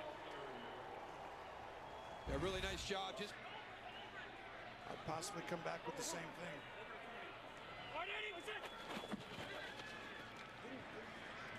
Up ahead, look who's open. Caught.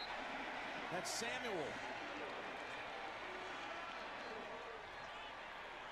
21 yards on that pass play. What a great job by Josh Allen looking off. It's cover 2. It means the corner's going to stay in the flat. He stayed here. Josh Allen had his eyes look over here and kept him there and threw it behind him. Similar to tackling. It is nothing like tackling. Holding on to the football. Did I already do the NCAA tournament? Yeah. Lost in the 4th round. Off some bullshit, of course. And the guy up there to make a play is number 3, Jesse. 3rd down backs in the league. And this is his. And I just seen that the Falcons got cheated. They talking about something. They talking about something. It was a catch.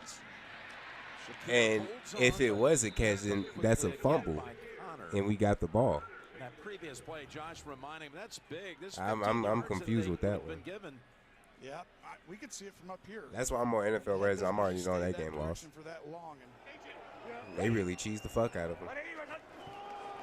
Play action. Nix Brooks with backside pressure. He's chased, throws on the run, and skips it into the end zone incomplete. Natrone Brooks just brought off the practice squad, was providing the pursuit with a blitz, and it's 3rd and 8. Yeah, just a great job feeling that backside pressure. You can see he's setting up the throw, and you can feel Natrone Brooks coming there from the left side. And that's one of the things that we talk about these young quarterbacks learning as they're going through their rookie year. You know, Bo Nix is ahead of the curve with a quick decision making and eliminating the opportunity for negative plays. Third down and 8. Play clock at 1, just gets the snap. Nix. We'll go to the triple box here with the two 4:05 Eastern kickoffs already into the 3rd quarter, and the Bills in a 1-minute drill right now on 3rd and 1. They punch. Oh yeah, that Falcons game done. Threatening to retake the lead here right before the half. Down and give it to the ref. 7-6. Another one of those days where Not a time to showboat. Now with 30 seconds. Josh to the sideline, and Shakir has it. 1st and 20 after that penalty. There's another flag as they swing it outside to McCaffrey. He's got room with a good block right there from Eric Saubert. We'll see what the flag. Nix throws it short. Catch made by the fullback Burton, but he's buried by Caden Ellis. I think they're going to get an illegal formation at the bottom of the screen. Illegal formation offense. The tackle was left uncovered. It's 5-yard penalty. 7 seconds. And again, 1 timeout for the Yeah, I know. Not coming after him again. Going to roll out right. Going to survey and fire and find Hollins, who's been a great pickup for them in the offseason. 5 for Denver. Started after that great punt return, set him up on the Falcons side of midfield. Quick toss, Franklin inside, touchdown, Denver. Yep. Miners and Burton plowing the road. Stand to the 25. You know, in previous years, just relentlessly explosive. Slot. 20 seconds. On 1st and 10. Pass wide of Johnson with McDuffie all over him. And airtight coverage. Normally you'd like the matchup in that secondary off his feet. So the Broncos go on 4th down and fail. It gets overturned upon review. Always going to be perfect, and the reality is that's not the NFL. NFC Championship game or the Super Bowl for the last 5 years. Purdy steps up and takes off. He's done a lot with his legs today, and you know, 49ers fans and Kyle Shanahan get out of the pocket, keep him in that circle I keep talking about. Don't run past the quarterback. Quick throw to Shakir. Shakir does not get out of bounds. Now you take it to 4 seconds. Ooh. Connor and Bolton brought him down. Timeout called by the Bills with 10 seconds to go. This is going to be a throw. McCaffrey, let him make somebody miss, pick up a positive gain, and see if you can make this a little bit more 3rd and manageable. I think with McCaffrey back now, some of those scrambles could turn into checkdowns. 3rd and 15, 2 to snap it. They get it off. Underneath, there is McCaffrey, but needed a lot more than that. Reek Woolen brings him down. Now back to the Seattle defense. You were talking at the start of the game. Their strength is their secondary, but because they've played from behind, it seems is shifty and going to be a great tight end in this league. They don't have him today. You're exactly right. And that is a huge difference. And Coleman, you talk about 6'4", coming into his own, great catch radius. But right now, you put everybody out there. They should have a blanket, and these guys should get back on the outside. 3rd and 11. The one throw to the end zone. And Shakir was the target. Najee Johnson was right there. It'll be a chance for Bass. Sudden change following the pick, and again, a good red zone stop for Seattle. What an adventure it was last week for Moody. I'm dead. Started off right this time. Instead of waiting around to win the game, he knocks one. Oh, damn. If the other team is situationally Wondering when the turnaround will happen for the season. Shit. like I said earlier in the stream, I personally don't think it's the players on the D lineman at this point. If you want my honest opinion, I really do think it's the play calling from Jimmy Lake. Because we had way worse players on that line with Ryan Nielsen, but we was generating pressure and sacks that 1 year with Ryan Nielsen. So it's just like, why the fuck isn't Matthew Judon, who was getting double teamed at New England Patriots and still generating sacks when getting double teamed, not getting any sacks on the Falcons? 8 games in it. That Steelers and Ravens game coming down to the wire. Pittsburgh It's just like, okay. 8-2. If you missed anything from your NFL Sunday, want to remind you, as soon as we are done here on NFL Red Zone, flip over to NFL Network. NFL Game Day highlights will have you covered. Chris Rose stops by with a preview. Yeah, at least we're not the Saints, though. Scott Hansen, thank you very much. We're going to be 6-5. Were you during the witching hour? You were nuts because we had some amazing finishes, including the one between Green Bay and Chicago. 3 minutes to go in the Windy City. Packers down 5. Jordan Love. Mush, doggy, mush. He gets into the end zone. However, they failed the 2-point try, so the Bears still with a shot. 4th and 3. Caleb Williams with his new OC. Much better on this day. Hits his fellow rookie Roma Odunze to keep the drive alive, but the drive pretty much stalled when they hit the Green Bay 30. It made this Cairo Santos, perhaps game-winning field goal from 46 a little tougher. And Carl Brooks, the big man with the swat. Second straight week we've seen that in the NFL. Last week it was in Kansas City. This Sunday it's in Chicago. Caleb, no love except for that hug. Packers win it by 1. We'll have a fantastic finish between the Ravens and the Steelers as well. We'll see you over here on NFL Network, 7:30 p.m. Eastern. It is Game Day Highlights. Scotty, back to you. Chris, thank you so much. Look forward to that, my friend. We'll see you after Red Zone concludes. 3rd and 1 live here in Denver. Atlanta feeling some heat, down 22. That's post the 509 passing performance by Kirk Cousins. So they were in a rhythm, at that point in the season. But every once in a while, it just gets off track. And they've had one of those here this afternoon. On 3rd and 1, out to the edge. Nice move from Kaderil Hodge. And Hodge all the way into Denver territory and down near the 43-yard line. 8. Cody White back to return this kick with Kenny McIntosh.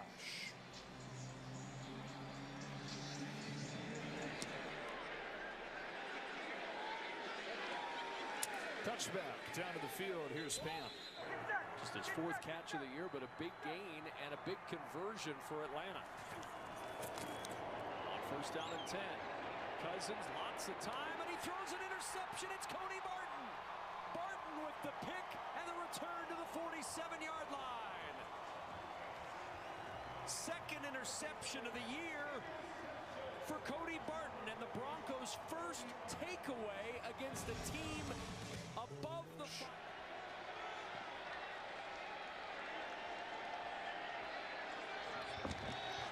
fake to Walker. Play action on 1st down, but a sack as Bosa gets there for Bro threw a dot straight to the ops. And he comes up holding that hip that's bothered him for the last That few shit's weeks. so sad.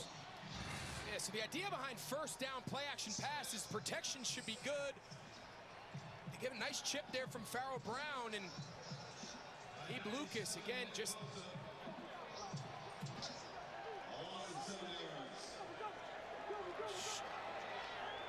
That is killing him. Again, he said last week's the most pain that he's played through in his 6 years in the NFL. He's limited in practice this week. He's still been able to get there for 2 sacks today.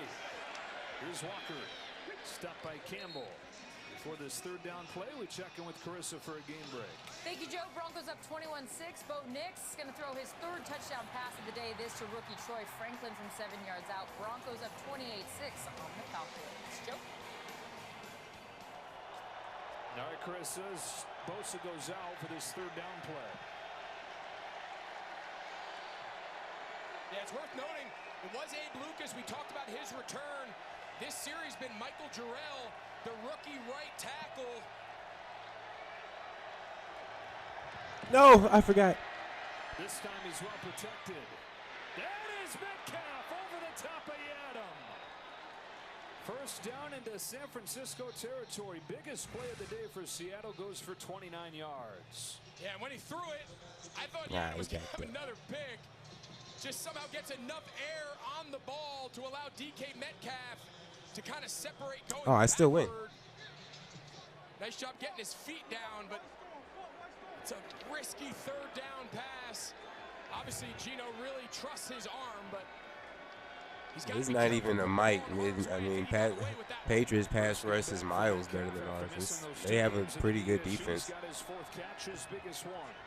BO6 is still out of the game. They run the screen to Barner. But again, Barner, the rookie tight end, with a solid first down gain. I do feel like we do have the players on the D-line. It's all coming down to coaching. Because even I also feel like even if we do get another D-line, if we keep Jimmy Lake, I don't really see that person really doing anything. And this is gonna really bring major question marks to Jimmy Lake if we do that.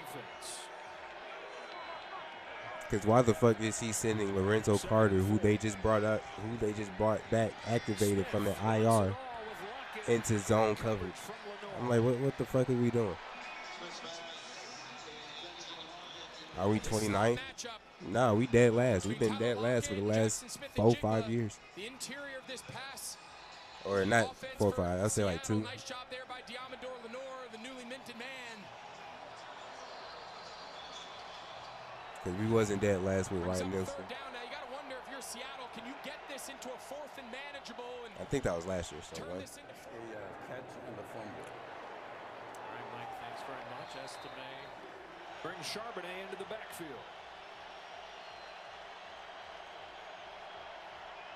Look for it all right here, and they've got it. Smith and Jigba, first down inside the 35.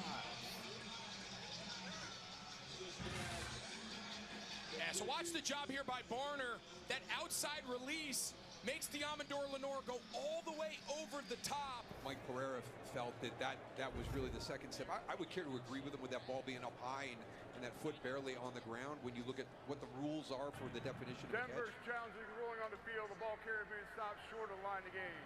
Timeout. So Denver's going to challenge the spot. Game against LA. From the 31, they'll throw again. Smith steps up. Metcalf against Warner. You got 5.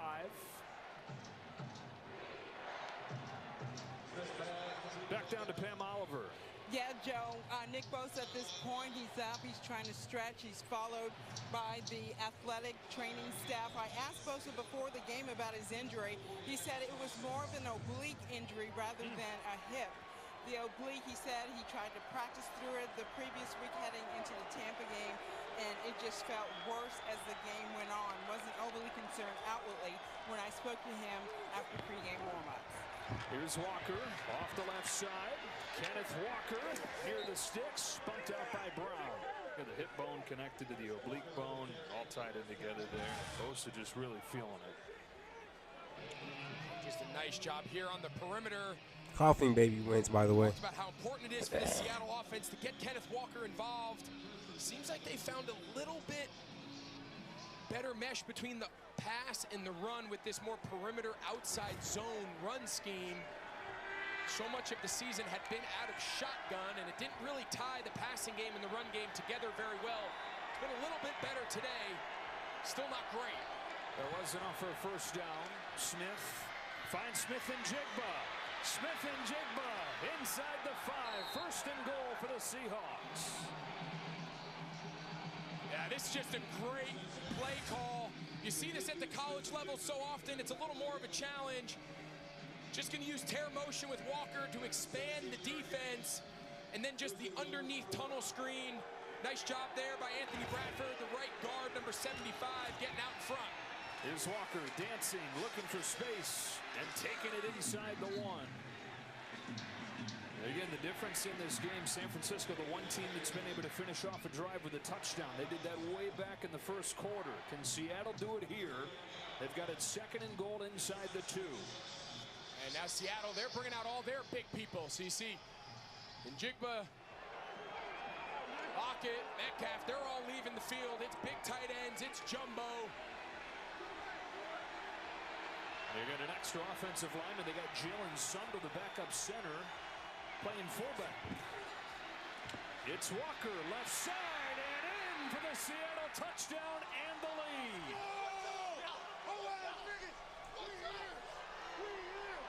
Seattle cashes in with a go-ahead touchdown late in the third quarter.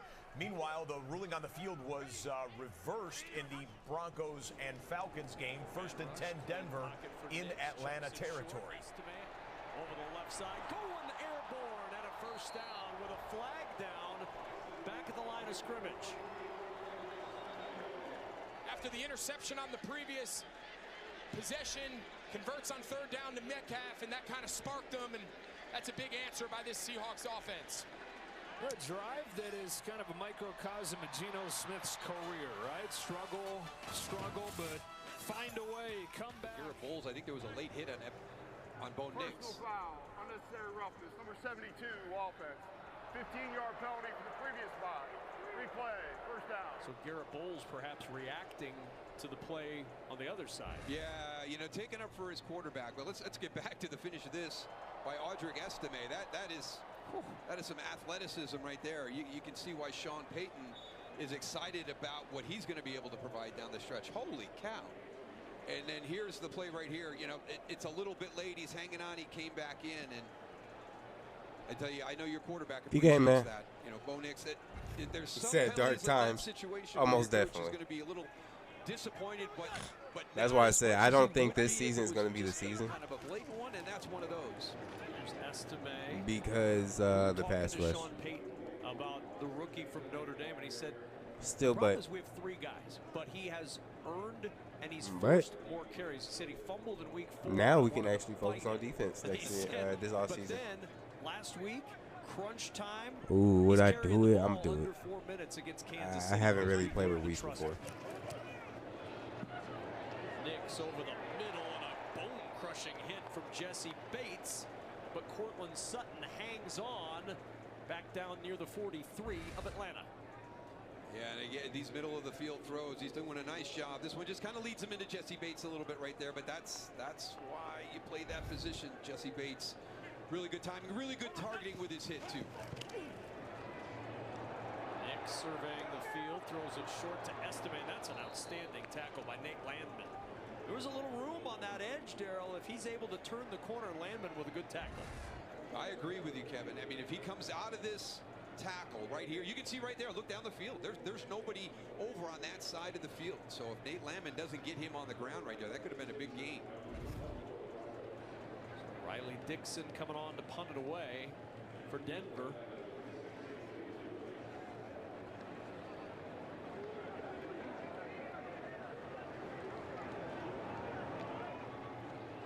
Dixon trying to pin the Falcons deep, and he will succeed in doing that.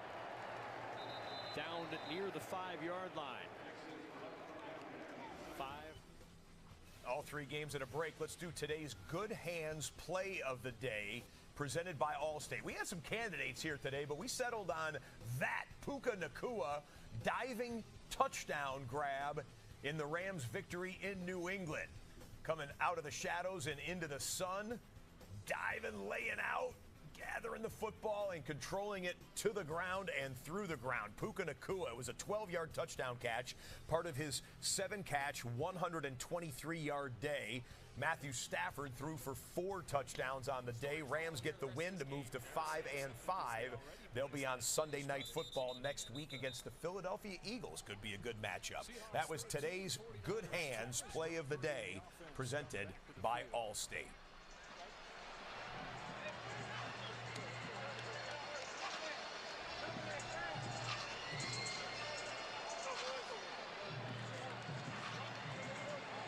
His teams met up in Seattle just a little more than a month ago. It's 36. Y'all could really tell I've never played with Reese before. 230 yards in that Oh, damn, game. it's just me and him.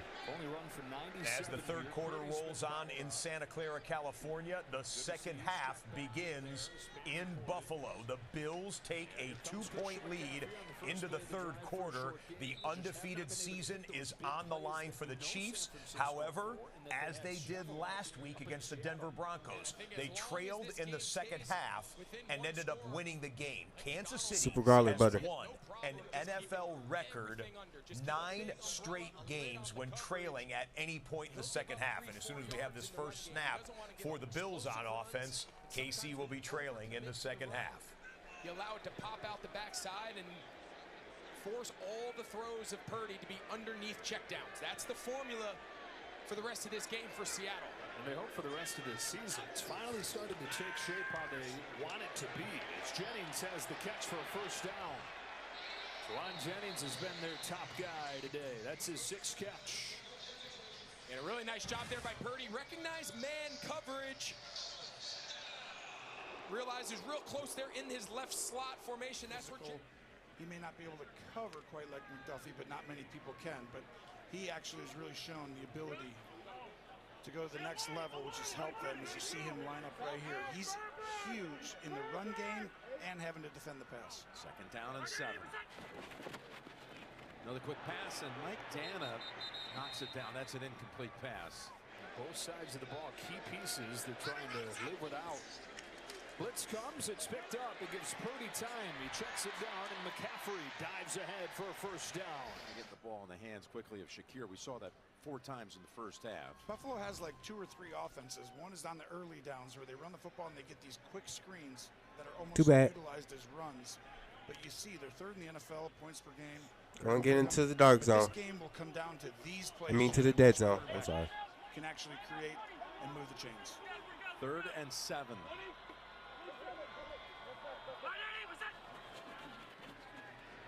Blitz, stepping up, heaving it deep, triple coverage on. Got straight to the ground. On the toss, McCaffrey. Got a good job reading that one right there by Ernest Jones. Super garlic butter wins, from Tennessee by the way. A few weeks ago. He's already wearing the green dot as the signal caller of the defense. He's only been there. He's going to come wide open, and he decides to go against the guy who has 3 guys around him. That's Josh Allen. Those are the plays that determine. Those perimeter runs will overrun, meaning they get outside of the ball carrier, and that's when you see McCaffrey stick his outside foot and cut back and kind of ride the wave, and he stays in phase. Bro loves taunt so much. Just really good linebacker play. Let him go. Purdy sneaks his way through. That thing looked doomed, and he was able to get 4 yards out of it. Instead of 3rd and long, it'll be 3rd and 5.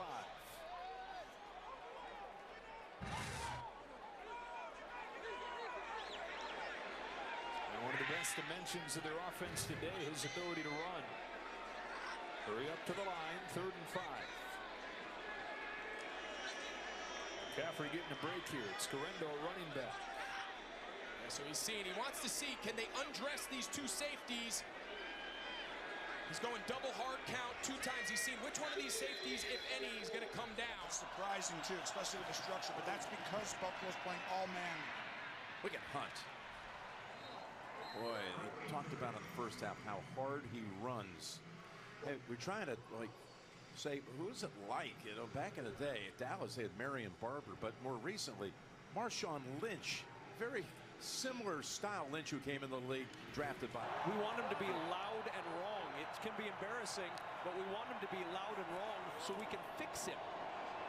Cousins under pressure, and down he goes. Jonah coverage by Buffalo. They usually play zone, but they're laying it on the line today. 2nd and 3.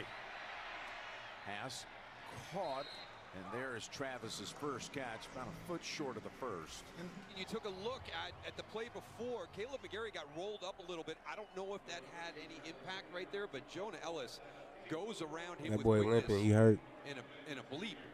In a blip? What am I? Playing with fire, and it's been okay so far. Ah, damn, he That's left. how they slow the running game down.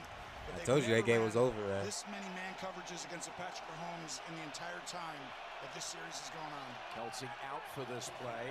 3rd and 1. And Hunt is stopped. No gain.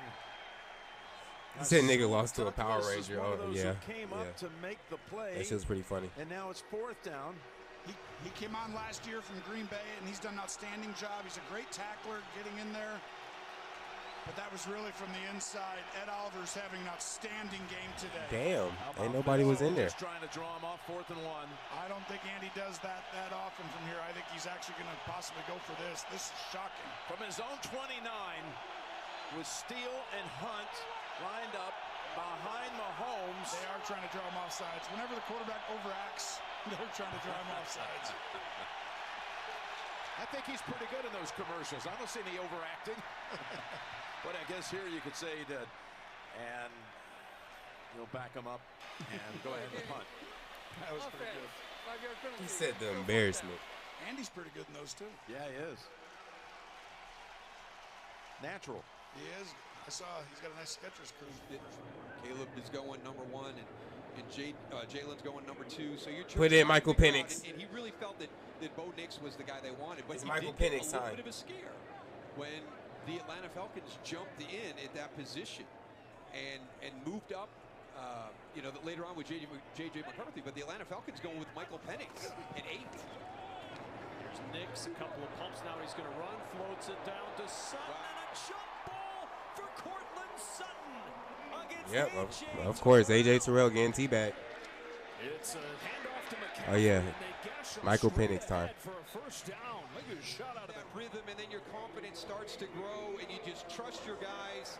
I mean, A.J. Terrell, look at that is great coverage.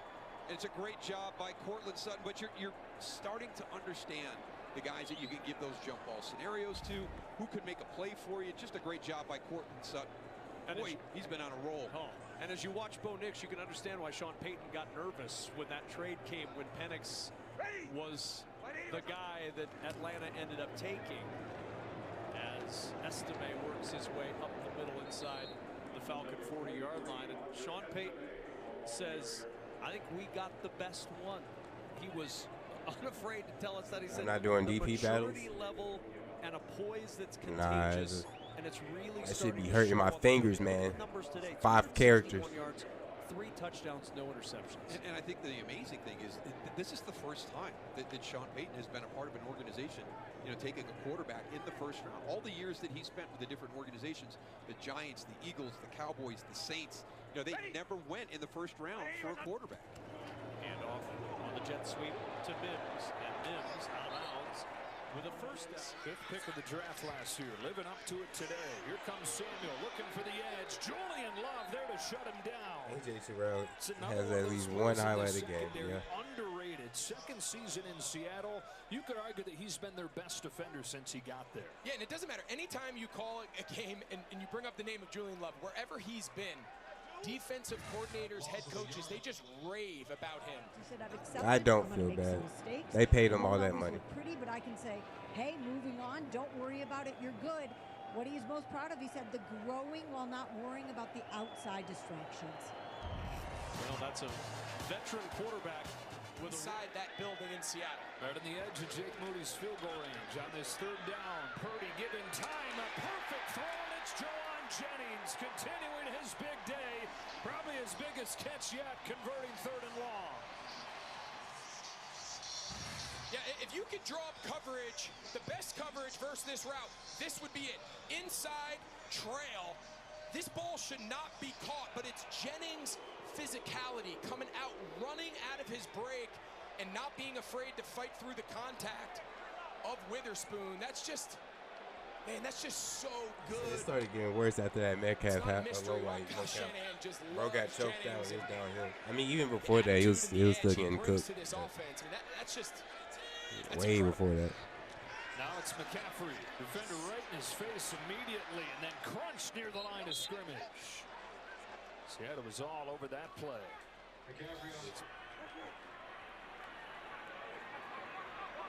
Extra lineman in for Buffalo to start the second series of this quarter.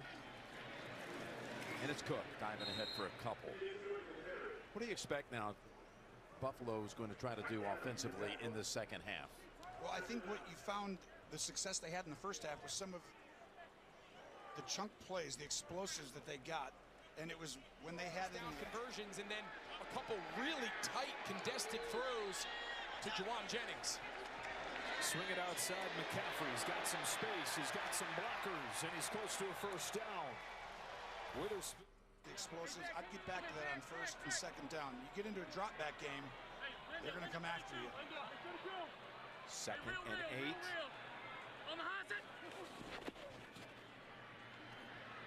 Josh works it across the middle, and this is Zach Davidson, just brought up this week. He's 6'7", and this is his first ever NFL action in a regular season game out of Central Missouri. Blew out a knee a year ago and hasn't taken the field until today. Yes, and he's fourth, and understand how valuable this is down here this close. Right back to McCaffrey, and he leans forward, stopped by Jones, but there's a flag in the backfield. Yeah, they're going to get a hold here on Jake Holding. Brendel. Offense, number 64. 10-yard penalty. It's a 3rd and 3. Quarterback's legs. Got to watch it. Come after him. That's a way to stop it. Looking right. Don't know why he was using a nutsack man. It's Knox. Portland Sutton will go in motion on 1st down and 10. Off the play fake. Nix with time. Checks it short. Williams the grab. And down he goes at the 27. All right, so it's 3rd and long again. This has been where Juwan Jennings has lived today. They got nobody here at the top of the screen. Looking in his direction, Jennings again fighting. Have I played home flame before? Tackles and getting a first down. What fight from Couldn't even tell you. I'm not even gonna lie. Seattle was having a hard time getting lined up. You can see the back safeties. There was nobody out on the widest defender. This on the move upwards. 2nd down and 6. Estime smacked as he gets back to the line of scrimmage. Yeah, lost it big. It doesn't always look perfect, but man, he is just such a tough competitor. Look like Zach Harrison hurt. Go ahead and put in Brandon Dorley. Difference in this game offensively for San Francisco. There's no doubt. 3rd catch of this drive. Purdy on 1st and goal. Whips it outside. McCaffrey's inside the 5 and bumped out by Jones. So on a dig. Right ahead, Davis. Look at this defense against the run, Jim. Oh, that's a wall. It's a defense that's only given up one 100-yard rusher this year. The numbers were better against the Rams, but the impact, the impactful, timely plays today, just huge. Yeah, and again, not all catches are the same. You know, when you get them, what's on the line, 3rd down conversions, all of those things, like you said. I mean, he's been the best player on the field. Bunch of the formation at the top on 2nd and goal. Fake to McCaffrey. Bootleg Purdy. Wide open, guess who? Juwan Jennings. It had to be Jennings to finish this drive.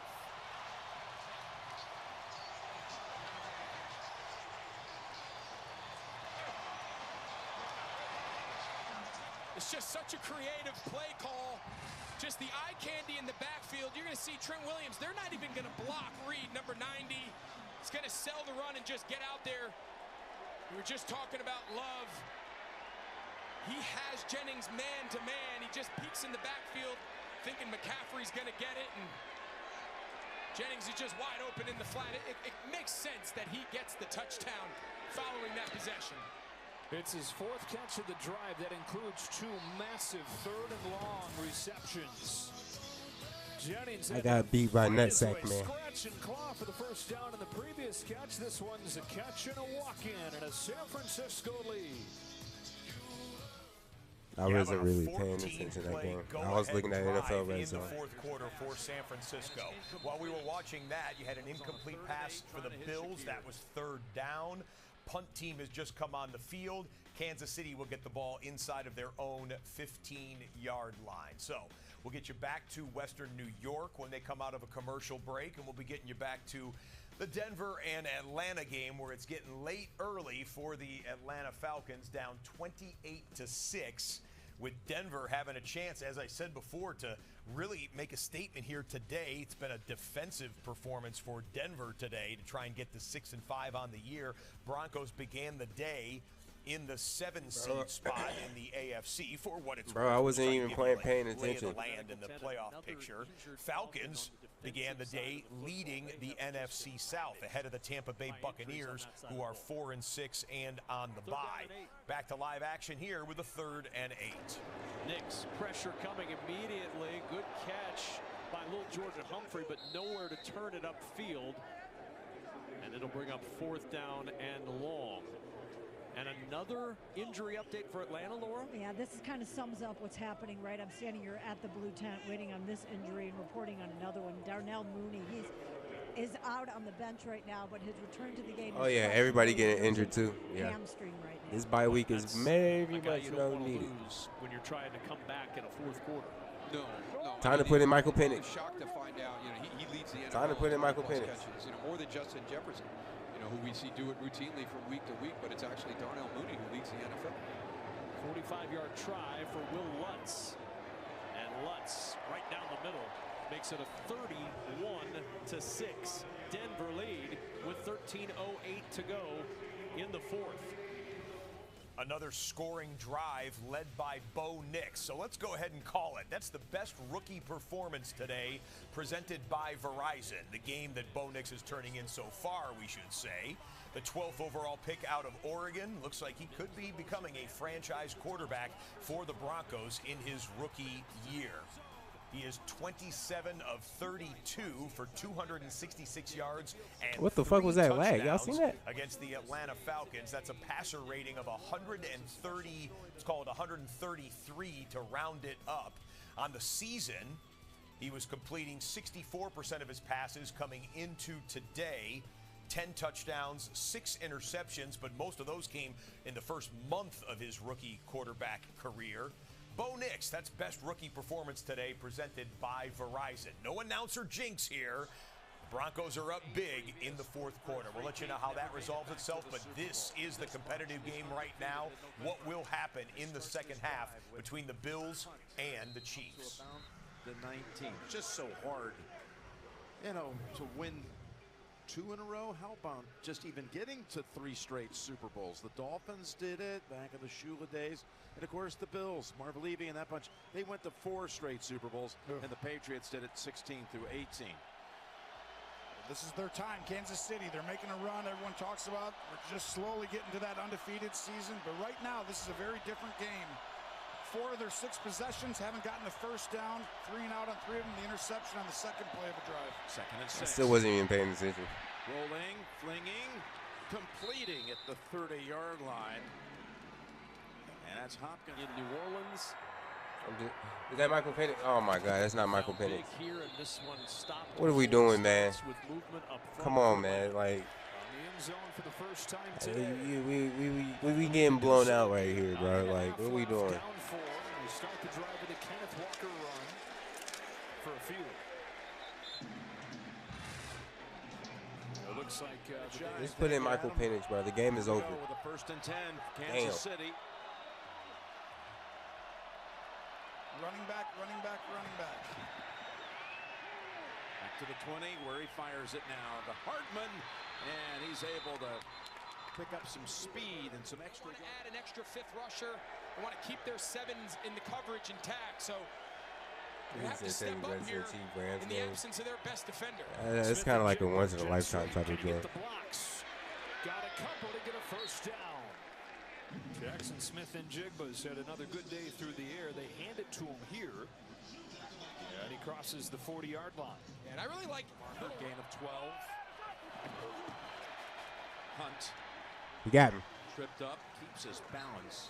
Goes to about the 49. And once. What the fuck? Hendershot. Still chippy out here. Benford. Once Kansas City gets in rhythm, Jim, they're very difficult to stop. We've seen that all year long. A little bit of an easier transition to Stop try it. to figure out what his run game is at the NFL level. 3 straight runs to begin this drive. Walker can't get going. Lenore pushed him out. Both these teams have been ready to go this week. You let go, I'll let go. You go first. No, you. 2nd and 4. What? Smith-Schuster in motion to the near side. And Mahomes has to bounce off They away said they from won't be Russo. hitting Got a Kirk marker after down the in season. the area of holding as he goes out sideways, trying to get near the furs, but there is a flag behind him. This looks like a pass in these formations. And it is off play action. Smith for Metcalf. Stopped by Green, 3rd down. Offense number 64, 10-yard penalty, 2nd down. And Morris, who came in at the end of the game last week, but you'll see right here, remember, create that wall, that picket fence. Don't run behind him. Don't go way inside. Don't let Mahomes get outside the pocket moving. His debut since December of last year, was out the previous drive. See him there, number 72 at right tackle.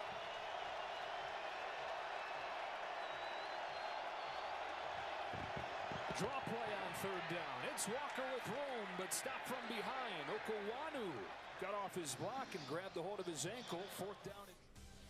Update on the Atlanta Falcons, 3rd and 12. Kirk Cousins and the Falcons haven't gotten anything going on offense today, and that's one reason why. And Caleb McGarry got hurt. Nick Bonito comes through for the quarterback sack, 3rd of Kirk Cousins on the day. The Denver defense only allowing 6 points so far. Denver, with those 3 sacks, by the way, jumps into the league lead. Team total defensive sacks. The New York Giants were number 1 coming into today. Giants are on the bye. So Denver, powerful performance here today in what appears to be heading towards a victory. That's 4th down on the left side of the screen, and the drive stays alive with the offensive line and Kenneth Walker pushing forward. Underneath, Kelsey. Held on by the ankle, and that's it. Lewis wouldn't let go. They take him off the field. Stand on the sideline and watch. No touchdowns when Bosa was in the game. He leaves, they march down the field, and doing it again right here. Under 6 to go. Charbonnet. Stopped by Floyd.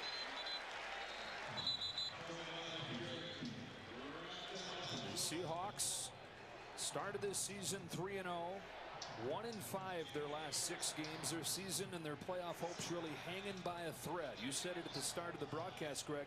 Feels like a must-win game for the Seahawks. One that a lot of people have given up on them on and said they don't have a shot, but here they are with a chance to keep their season alive. Mike McDonald's first as the head coach. They've leaned on the run on this drive. 2nd and 9. Back to the air. Smith retreating. Smith floating. Sideline, Smith and Jigba's got it.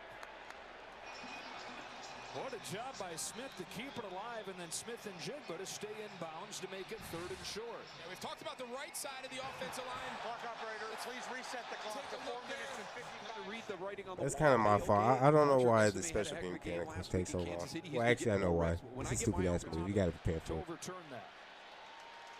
Again, I don't know why. Flag out, but I believe they just announced that the player was out of bounds, or did they say that they're challenging? That the player was out of bounds. Yeah. Michael Penix should be clean in. this up here. San Francisco is challenging the ruling on the field of a completed catch. Timeout. Okay, so as he hadn't said that it was out of bounds, it sure looked like it might be, though.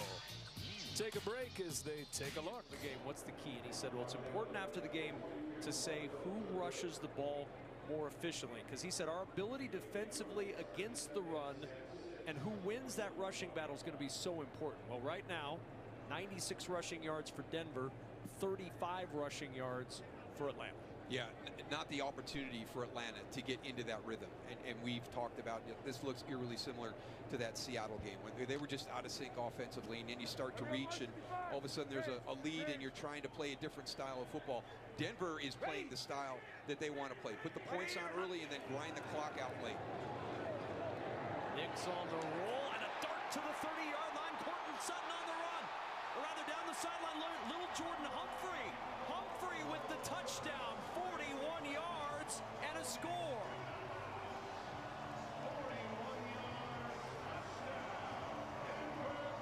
And Denver continues to roll up 37-6. Now it's time to put in Michael Penix. If I see Kirk Cousins out there, I swear to God, Raheem Morris is putting on. He's going to be put on notice. I'm not going to lie. I don't know if there was some motion coming across. You're getting blown out by like to 8. carry him across the You field. still have your 90-year-old quarterback out there. What the fuck is we doing? Humphrey with his first touchdown of the year, and it makes I wanna it see Michael 38-6. Bo Nix with his first 300-yard passing game as a pro. And Lil Jordan Humphrey with his first touchdown of the season. Broncos rolling. Denver probably putting that one in the bag. Speaking of which, let's do In the Bag, presented by Wingstop. In the early window, it wasn't over until it was over, but Chris Boswell helped it get over. The massive game between the Steelers and the Ravens in the AFC North goes to the home team in Pittsburgh. Chris Boswell, not 1, not 2, not 3, 6 for 6 on field goals. If you're a Steelers fan, you're thrilled with the win. You're thrilled that Boswell's a clutch kicker, but you're wondering how come some of those field goals weren't turned into touchdowns. Even Mike Tomlin had a little something to say about this after the game. However, to the victor go the spoils. Boswell and company, 18-16. The field goals were good enough. Second time this year that Boswell has scored all of the Pittsburgh points with field goals. Pittsburgh takes it. They are 8-2 and stand alone in first place in the AFC North. To the sideline, brings up 3rd and 1, clearly 4-down territory here for Seattle. Seattle having more success on the ground on this drive. They converted 4th down and short earlier with Kenneth Walker. Looking at 3rd down and 1 here. Zach Charbonnet is the running back.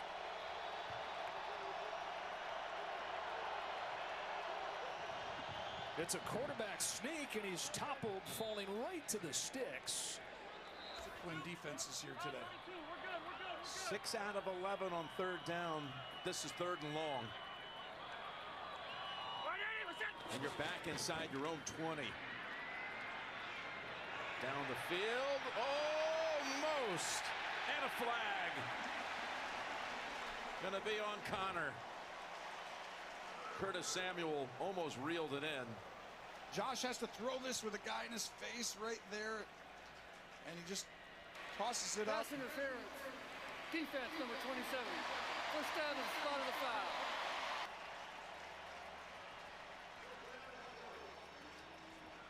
That's a real snap. You don't want to have to waste the time out here in the event. You need all 3 to get the ball back. Hand it off, Charbonnet. He ain't get it. He ain't get it. He ain't get it. He ain't get it. He ain't get it. I'm not sure that he got it. He ain't get that. Only needed a couple of inches. Seahawks think they got it. Yeah, he needed to get to the 36-yard line right there. Just a ton of penetration up the middle. There's the ball. I think he looks short. Man, oh man, needed just a few inches. They had it 3rd and 1, and then they had it 4th down and a foot, and they cannot convert. Chanel out of Wisconsin, trying to model his game. He said after Luke Kuechly, and still goes back and watches Ray Lewis video all the time, trying to learn how to make plays. And some of the greats, 2nd and 8. Again, quick toss. Shakir finding room and stacked up by Bolton, who prevented him from getting to the first down yardage, a yard short. It's a good job by Dawkins, left tackle. He's going to pop out. Want to let you know we have a quarterback change. Yay! Michael Penix is in the game. The first-round draft pick is in for mop-up duty. It's a 32-point deficit, so get Penix some NFL reps here. We've seen him in the couple of games so far this season. We'll let you know what he does. Kirk Cousins, not his day today, not the Falcons' day today, and that was really due to the home team in Denver. What a performance by the Broncos. So 9 minutes remain here. 4 minutes remain in the San Francisco-Seattle game. Once those 2 games are resolved, the Buffalo Bills and Kansas City game will be the last game standing. We're going to direct you in the United States to flip over to your local CBS stations for the remainder of the Bills and the Chiefs Chiefs when that time comes. If you have NFL Sunday Ticket on YouTube TV, you can find the Bills and Chiefs stream on that service as Khalil Shakir comes up with a first down and some bonus yards as Buffalo is on the move. International NFL Red Zone viewers, don't worry, you will see the conclusion of Buffalo and KC in its entirety. That'll be coming up in a few minutes when we get. I'm going to the Falcons game. I want to see Michael Penix in San Francisco. Shut up, Michael Penix. Michael Penix. Michael Penix.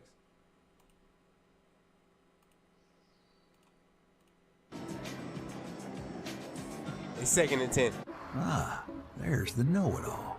What he lacks in time spent on Earth, he makes up for in time. So you feel bad for watching Gino? football.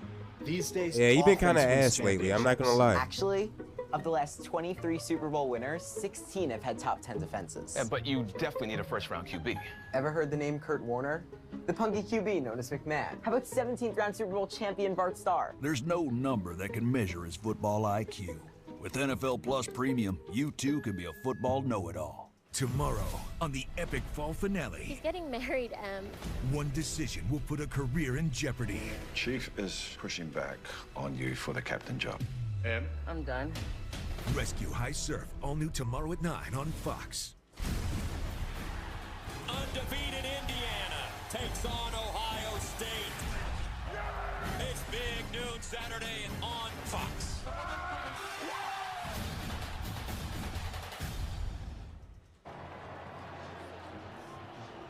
38-6 Denver. Casey Washington is up on his feet, being helped towards the sideline by the Atlanta staff, athletic training staff, the medical staff out there. Another look at the injury to Casey Washington on this attempt on the deep ball. Came down hard on that right shoulder. That was a dot. That looked like right a dot. side. He's going to go right into the Atlanta locker room. It's been it was a tough day coming in. It's gotten even more challenging. That should have been a catch for the Atlanta Falcons with the injuries they've had That during the should have course been of a the game. And That's we not- came that's- on the air in the open and talked Yeah, about he got hurt on his own. the positivity. He already of got Raheem 20 Morris yards as a on the head front. coach. I don't know what And happened, but the guys he thought it already was going to thrown be a down. little bit I don't somber care. this He's week number to start after that loss to the Saints, and that's just not who Raheem Morris is. I mean, he's always upbeat. He's always positive. I mean, Lord the and glass Savior, is always half Michael full Penix for is him, coming to save us. this is going to be challenging. He's about to bring this us is back going to from be this going to be a 80-point tough deficit. 48 We hours already midfield. for Look this at team, him. and it'll be interesting to hear if he continues to stay positive. And the hard part, maybe the hardest part, as Jace McClellan, good yards after contact He down said to the this 42, season's is cooked. that they don't get So to we're get gonna have right to see back after out the on bye week. field after this one. It's a bye week. And Yeah, then 'cause, they're back most- out you gotta to work remember, on most of our December players are 1st injured. against the Los Angeles Chargers. So this one's going to sting for quite a while for Atlanta. Yeah, you never want to have a bad performance going into your bye, but this may help them to take some time to step away. McClellan again, not much there. And Laura, there are a few more positive than Raheem Morris. Well, let me add this too, because it's not positive like Pollyanna, right? There has to be a big difference when we say that. Remember when Raheem Morris was moved to the offense, the last time he was with Atlanta, I asked Dan Quinn, was that more than X's and O's? He said, actually, it was anything but X's and O's. He said the offense needed Raheem's connectability back then. That was 2016, their Super Bowl season. He said, zero chance we would have made the Super Bowl without Raheem moving to the offense. He helped bridge the staff and players being able to coach both sides of the ball because he's such a rare coach in person. That's who Raheem Morris is. On 4th down and 3, his offense converts, and it'll be a first down as Penix finds Kadero Hodge. Yes, sir. I missed it. I missed it. And he's going to be true to who he is. It has worked for him his entire career. And to Laura's point, I mean, he's a joy to be around. I mean, he is always upbeat, always positive, always excited for other people's successes.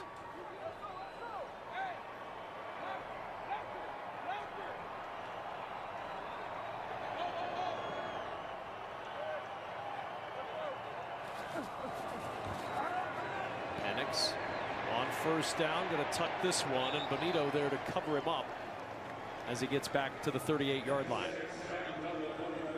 Well, for Atlanta, I mentioned that bye week, and then it's not an easy start to December. The Chargers are playing good football, then they've got to go on the road to Minnesota on December the 8th before a visit on Monday night to Las Vegas. December 22nd, back on Fox against the Giants, and then they close at the Commanders and home against the Panthers. I see it, Michael. Casey Washington is being evaluated for a concussion. He is out for the remainder of the game. And a handoff ripped down in the backfield. McClellan going nowhere because John Franklin Myers got penetration to swallow. You're holding back McClellan. Michael Penix. This ain't helping nothing.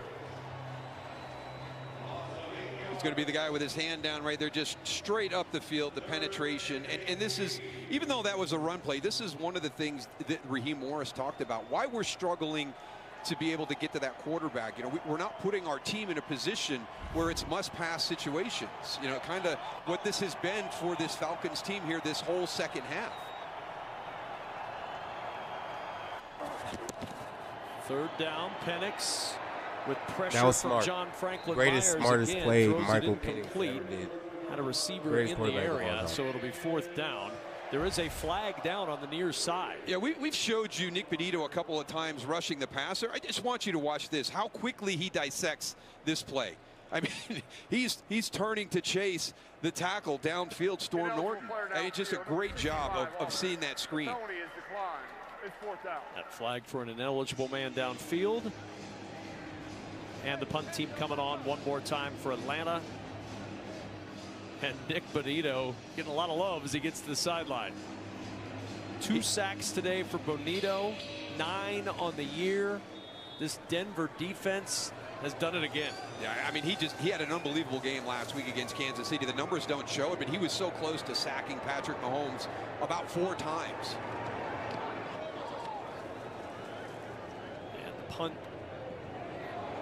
down. Did it get into the end zone? Good play to keep it out of the end zone, and that's going to be Denver pinned deep in their own end. So with 4:53 to go in the fourth, the longest playoff droughts continuing. The Jets don't look like they're going to break that drought this year.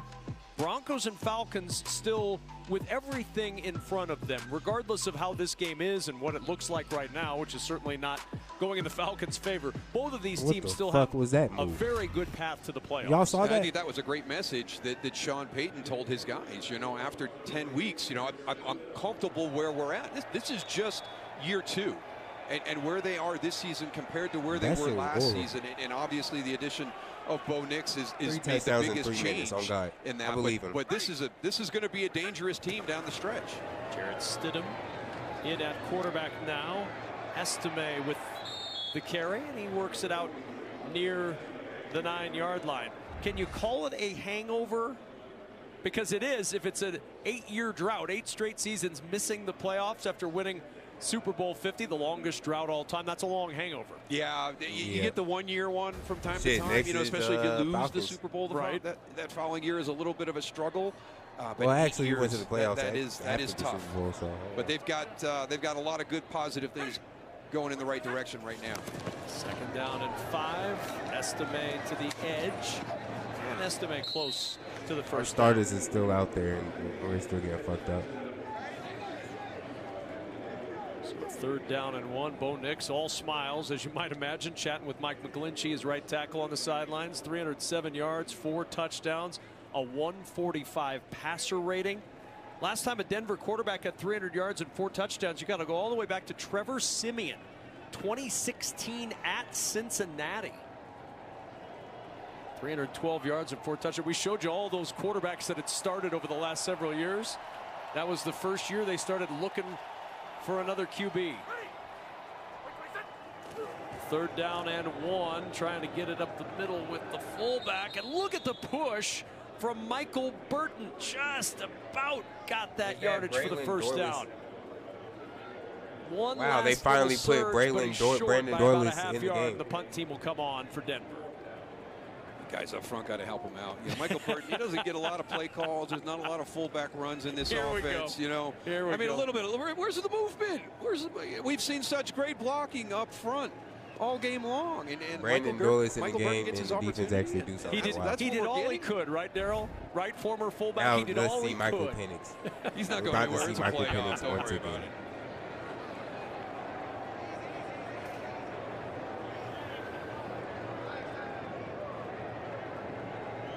So on fourth down, Riley Dixon to They punt let it him out. get 145 QBR. That's crazy. And 300 yards is crazy. Williams from the 40. Avery Williams to the 45. He gets to midfield and a yard into Denver territory after the 47-yard punt and the 11-yard return. Key with the tackle, 3:03 to play here in the fourth.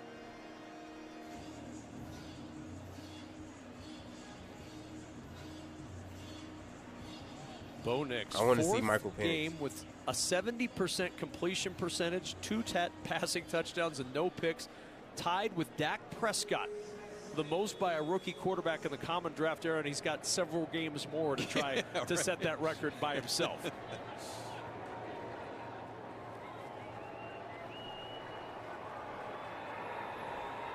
First down and 10.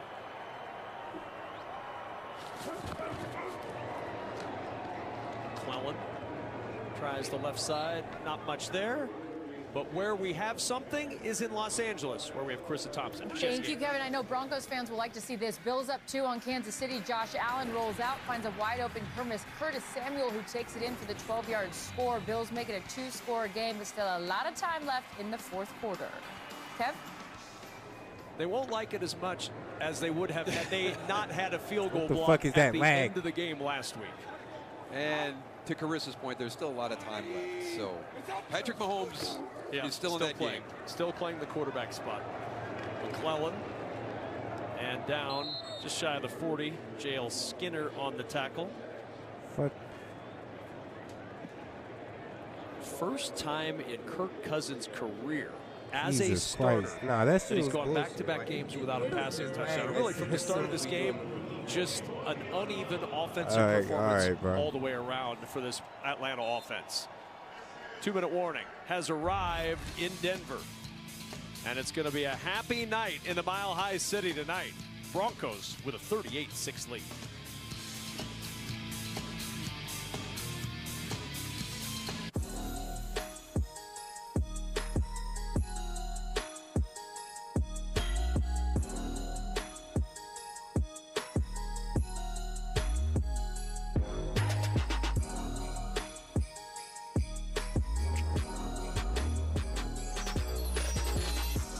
Just announced. Get 0% APR for 60 months on 2024 GMC EV models. That's up to $17,200 in average finance savings.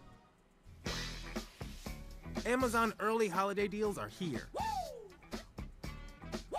With everything you need to kick off the season.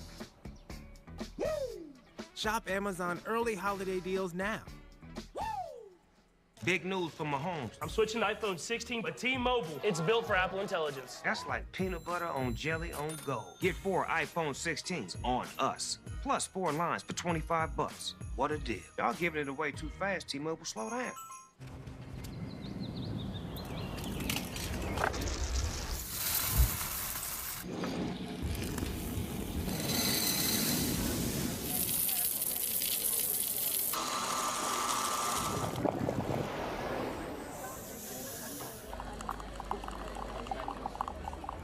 This is exactly why I hate World Tournament Center.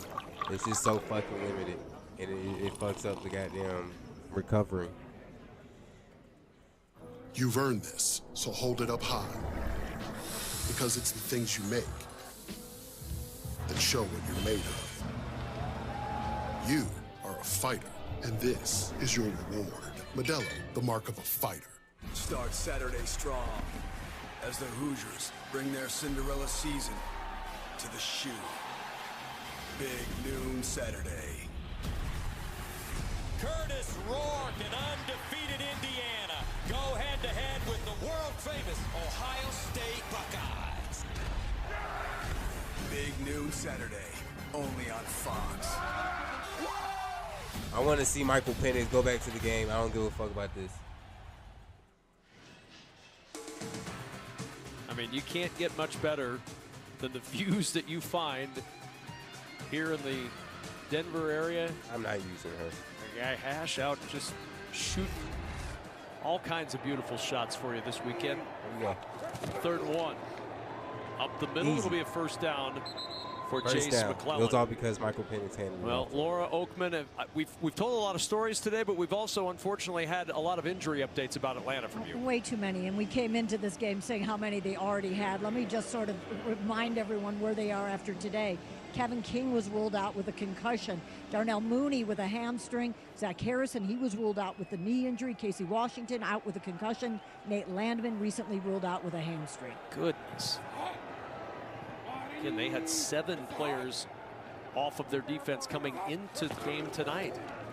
A handoff up the middle to McClellan and just across the 35 as Atlanta's going to help run this clock out. And for the Denver Broncos, about to move to 6-5 on this season. And you look at that schedule ahead. They go to Las Vegas. They've got the Browns at home, then a bye week before the Colts come calling. At the Chargers, at the Bengals, against the Chiefs.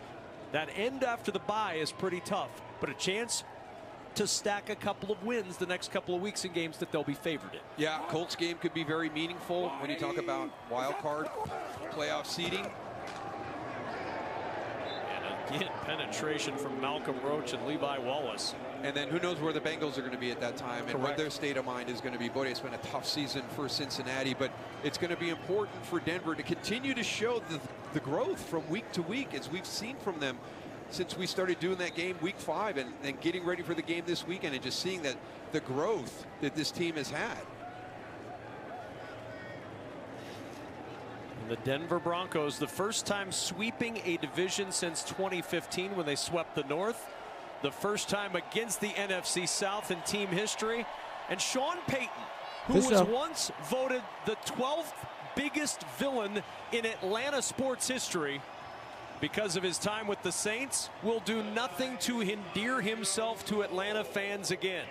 A 38-6 win for the Denver Egregious Broncos performance over the Atlanta Falcons. Egregious. We'll be back to wrap things. Turn this shit off. Actually, nah, turn that shit back on. Turn NFL Redzone back on, actually. Hell yeah. Sports history, because of his time with the Saints, will do nothing to endear himself to Atlanta fans again. A 38-6 win for the Denver Broncos over the Atlanta Falcons. We'll be back to wrap things. And all 3 games go to commercial break. Funny, Put a button on funny, that Denver not Broncos funny, win actually. that takes them to 6-5 on the year and drops the Atlanta Falcons to 6-5. It's a sweep of the NFC South for the Denver Broncos, and they've won all 4 of those games by double digits. Here we go. This game still in play out of the 2-minute warning timeout. A friendly reminder, no matter what happens here, once the clock hits double zeros, assuming no overtime that we're not really in line for with the score here, we're going to ask you in the United States to flip over to your local CBS station, as Geno Smith cannot connect with DK Metcalf. CBS will have the conclusion of the Chiefs and the Bills for you here in the U.S. If you have NFL Sunday Ticket through YouTube TV, that Bills and Chiefs game has its own separate stream for you. If you're watching around the world here on NFL Red Zone, our international viewers will see the conclusion of Kansas City and Buffalo, but that's not until we hit triple zeros here. 17-13, Seahawks have to have a touchdown. In the dropbacks today, does he continue that? Does he bring a 5th rusher or just continue to rely on his front 4 minus Bosa? Just those front 4 again, still able to get there. Smith on the move, finds Smith and Jigba. Threaded it through there for a first down gain of 16. He just got that one inside Fred Warner. One of the best players in football. He just couldn't get that right hand on it. Great throw. Fresh set of downs. From the 34. Again, just for us. This time they're able to make some noise. Leonard Floyd the sack. 1:05 and counting, and the one timeout. It's just starting to wear down here on the right side. It's a lot of dropbacks, a lot of pass pro, and this is where your pass rush can end games. Seattle's got to have a touchdown. Smith scans the field and now runs, and Geno Smith with speed, sliding with a first down near the 20. Under 40 seconds. Clock continues to run. Are the Seahawks going to burn their last time out? I believe they just have 38 seconds on the clock in Santa Clara. Job here. Kenneth Walker gives a nice chip on Leonard Floyd. Slows down that edge pressure. Again, Abe Lucas, right tackle, playing his first game action in almost a year. I'd imagine these linemen, they're tired. It's a lot of drop back pass. This front's been rushing at you all game. You gotta be at your best now. This is when it dedicate counts. the next 6 months to continue to give those tackles. I can't enjoy my season. I'm still enjoying my season. It's a way better season than the last 4 fucking 5 years. One-on-one. So wait, did I just pick Black Ops? Oh shit. I didn't mean to do that. 39 seconds, no timeouts. No Bosa. I need to play like 3 more games, and I'll be done. See if Campbell or Warner ends up being that extra rusher. Geno getting the protection. He brings in his tight end, expecting them to bring 5 or 6. And they do, for the first time, bring somebody extra. That leaves Smith and Jigba open. Breaks the tackle to Campbell and gets 8. Down to 30 seconds. Just a really good job there by Geno Smith, seeing the 6-up pressure, getting the extra blocker, and about at 20 seconds now. Under 20. Smith back to throw. Smith takes off. Geno Smith, end zone ahead. Touchdown Seattle. With 12 seconds. That boy Geno. Geno Smith again puts the Seahawks on his back. And Seattle's got the lead.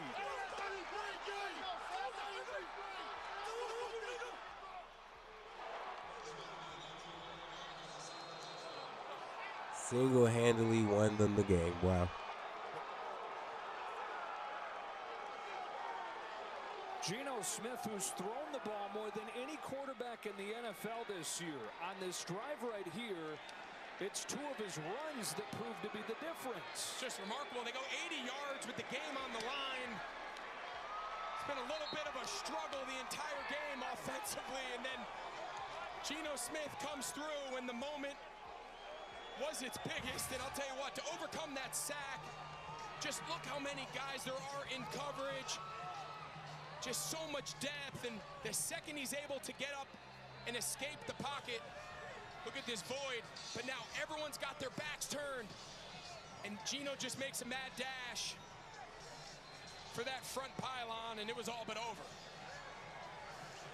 Now the picture of resilience, the picture of toughness throughout his career, and we mentioned it earlier today, feels like a bit of a microcosm of that. Didn't have it. This is the time to go beat him. Don't rely on other people. You can do it. 2nd and 10. Cook is in the backfield. It's been a quiet second half for Cook, who's had only 2 rushes in the second half, and a timeout burned here by Buffalo. Prior to the expiration of the play clock, timeout, Buffalo, the first of the half. Be 30 seconds and late. Has a timeout. You have to imagine Seattle continues to kick this ball short of the goal line, force the 49ers to return it, try to click off as many seconds as you can off this play clock. Jake Moody's got a big leg when you're thinking about where they need to get to. In college, he hit one from 59 yards. They need to get close to the 40 for that. And they do the opposite. Wow. You know, my take is that nobody has really generated any sort of kickoff return. So if you kick that short of the goal line, you could burn 3, 4, 5 seconds in the return. And even if they get it to the 30, they only have If one they run it play one-on-ones, with 12 seconds and a timeout remaining. why is that room not private? If they're really fast, they could probably get 2, 3's probably stretching it. And you can use the whole field because you have that time. They've got a 2nd and 10. Continuing with that. Stepping up, taking off. Got the first down. So here we go. Purdy throws quickly. Debo Samuel hit right away. That's an interesting play call. Well, it was going to be a double pass. He was going to catch it, and he was trying to throw that ball to McCaffrey on a little bit of a wheel on the backside. San Francisco, their third 30-second timeout. All right, so now they use the last timeout. So show us what they were trying to do here. Yeah, so I think they're trying to throw this to McCaffrey. So you can see Samuel, he runs, and now he takes the ball in his right hand. Watch him pull the ball back. He's trying to throw it. But Witherspoon, who's been a force all day, just chops him out. And Ernest Jones is all over McCaffrey. Yep. Lower third graphic. I'm going to be Jimmy. Wow. 1st and 10. They're staying aggressive. They're staying aggressive here. I love it. 32. 32.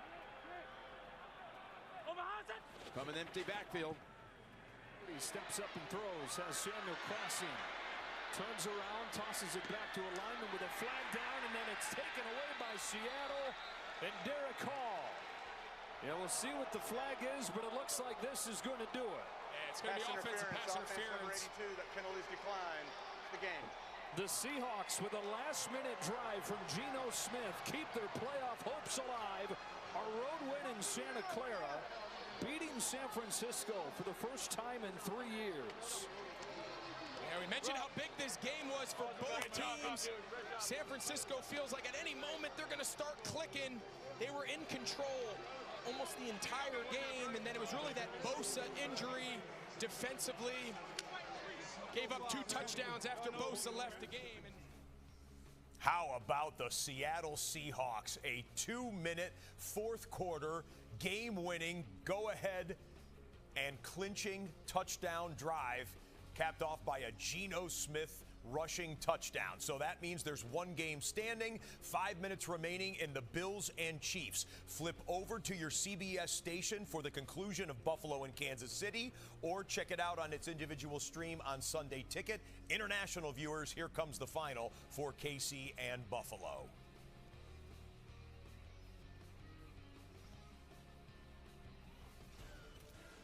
And for the rest of you, welcome yeah, back we inside stand the NFL Bosa Redzone injuries. Studios. Scott That's Hansen real. here, wrapping up Sunday of Week 11. What did we see? Some big picture items. The Pittsburgh Steelers didn't score a touchdown, but found a way to get a huge division win over the Baltimore Ravens, and they are atop the division in the AFC North. The Detroit Lions and Denver Broncos with impressive dominant performances on offense, defense, and special teams, and the Green Bay Packers and Seattle Seahawks last-second victories for both of those 2 teams. Just some of the highlights that you'll see coming up in the touchdown montage in just a little bit. But right now, how about the top 5 bundle presented by State Farm? Top plays. 2nd and 4. Another opening for Williams. Williams with the power at the end of the run. Driving to the 2, pushing to the 1, and all the way in for a Denver touchdown. Look at the power. Right through Simmons, pushing his way in, and then the cavalry rides in. An orange crush. 2nd down at 10. Here's Swift. Got a great block outside. 1 man to beat. Swift. Foot race. Touchdown, Chicago. What a block by Jones. I mean, this is what the Windy City needs. That type of power, physicality. Oh, man.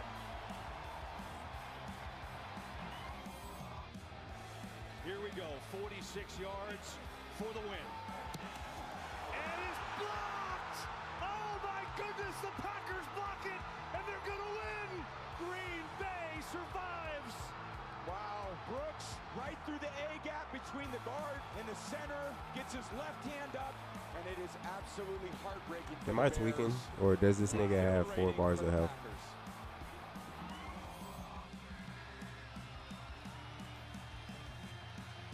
Levis taking a shot. He's got Westbrook Akine breaking free. Will Levis with a home run ball to Westbrook Akine. Unbelievable job catching the Vikings in a blitz, and Westbrook Akine makes them pay. it to Williams. Stafford floats it. Ncaa reaching, diving, hold it on. Touchdown, Los Angeles.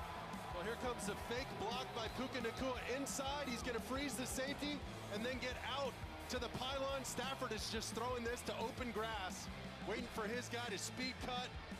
Yeah, that's 4 health bars, right? Fully horizontal, snagging that football out of the air. He just plucked it. Excellent effort. Wow. Picking up the touchdown. I knew I wasn't tweeting. You'll see that one again coming up in the touchdown montage in just a matter of moments. You'll also see that one on NFL Game Day Highlights, which begins at the bottom of the hour. Join Chris Rose and the gang for a recap of everything of the Sunday that was here in week number 11, 7:30 on NFL Network. A reminder that week 12 begins on Thursday Night Football. Prime Video is the spot for the Cleveland Browns hosting the Pittsburgh Steelers. Steelers come in rolling on a 5-game win streak. Rematch. Jameis Winston and company would love to upset their division Once again, rival. got caught off guard. It comes your way live from Cleveland. For some odd reason, he has 4 health bars. 8:15 Eastern on Prime Video. Total touchdowns today. How about 58? Last week was a light scoring day. This is more robust here. 58, including 0 on defense and special teams. Our head of touchdown accounting, Tim Galanians, my right-hand man, informs me this was the first NFL Sunday this season with no defense or special team scores. So don't look for those, but you will see the passes and the rushes. Over 600 touchdowns so far here in the first 11 weeks on NFL Red Zone. Reminder to download the DraftKings Sportsbook app for the latest NFL odds and to check out the Red Zone Total TD market.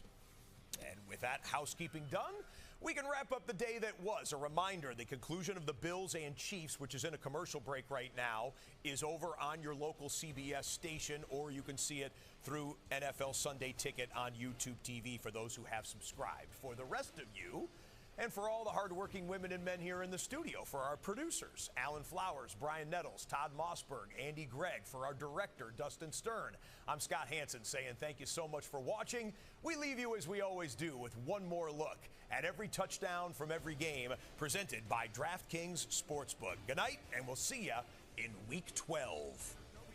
There's no linebackers. You got an arm on him by safety. Gets a quick throw. End zone. It's caught. There's a penalty, so hang on. It's Reed if it counts. Penalty decline. Result of play. Touchdown. Second down and 7. He pulls it in. Inside the 5 to the end zone. Touchdown, Taysom Hill. Ncaa is behind Tua in the backfield. Jonnu Smith in motion. They go to Smith. He's got it. Touchdown, Dolphins. Montgomery there. The call, second and goal. Touchdown. Touchdown run number 9. This team has found a way to move the ball. May, end zone shot. What a snare. Welcome back, Kendrick Bourne. Stupid. The man they took with the 5th round pick out of Louisville. What a moment here. Boy, they nearly get to Darnold as he hits his man. Wide open. It's Anderson. Anderson. Touchdown. Winston steps up on first down. Now he throws wide open. It's Judy across midfield. What the fuck? Still going. Jerry Judy All inside right, the bro. Saints 20. This The game Jam is takes it funny. all the way. Did y'all see that? 89 yards for a It made Cleveland me grab. touchdown. It made me do a grab instead a fucking vanish. I have no words. I have no words. Yeah, go ahead and decline the match because you have 4 health bars for some odd fucking reason. I don't know why. A bruising touchdown run for Anthony Richardson. Like that shit is egregious. I don't understand. Carr complete. Valdez-Scantling across midfield. Ladies and gentlemen. Inside the 30, the 20, down the sideline to the end zone. Touchdown. 71 yards. Like I promise you, that should have been my W right there. But this game is kind of funny. Montgomery cuts, drives, right into the defense of Johnson. Touchdown. Montgomery's second today. Look, they're so close and fine line. that you'd like to see him throw, and we see Darnold go in for the touchdown there, guys. You'd like to see the official throw and maybe replay come in. Fake it to Williams. Stafford floats it. Ncaa reaching, diving, holding on. Touchdown, Los Angeles. And Goff against the blitz, one of the best in the NFL. Here he is, 3rd and 7, crumbling pocket. It's St. Brown for 6. Rodgers looking left, now comes back over the middle to Hall. He's got some room to run. First down, Hall, 10, 5, touchdown! They bring in Kramer as a fullback. He's an O-lineman. They're going to give it to Johnson. Oh, I don't know that he got there. He did! Signal is a touchdown! The Bears are finally in! Extra offensive lineman, they go tight. Bitch. Come here, give me your energy. Thank you. Slams it in there for the touchdown. 2nd and 3, Adams in motion. Brees Hall, right side. He's got the first down and more. Inside the 10, dives for the pylon. Team Go High has 4 bars. That's the thing, he doesn't. 2nd down and 4. Blocked there by Zylstra. It's caught by Jamison Williams. There he goes. Foot race with Miller. Foot race with Savage. That is 6 for number 9. Put some speed on that one, and there goes Cooper Kupp to the house. Another strike, and Kupp takes it the distance. 69 yards on a very nice Stafford delivery. I'm blowing everything up. I'm blowing everything up, including him. And if I don't kill him, I'm transforming.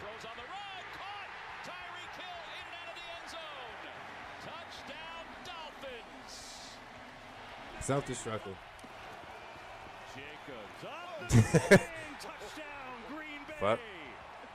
Fuck you and them 4 health bars. And on that note, I'm ending the stream. I'm winning. Why'd he get up like that?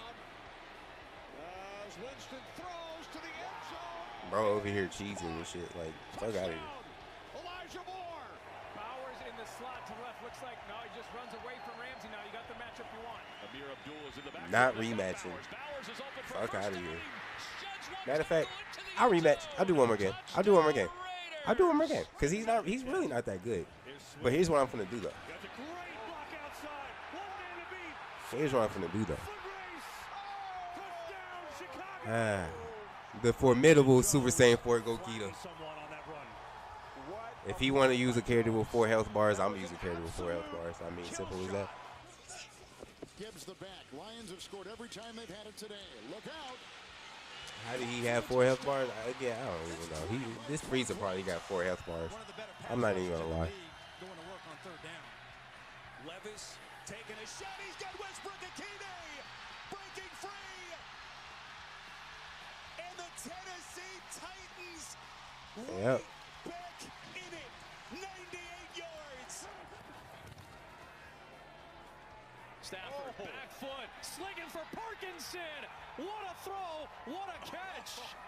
Hopefully everybody's all right. Parkinson 4 health bars and starting off with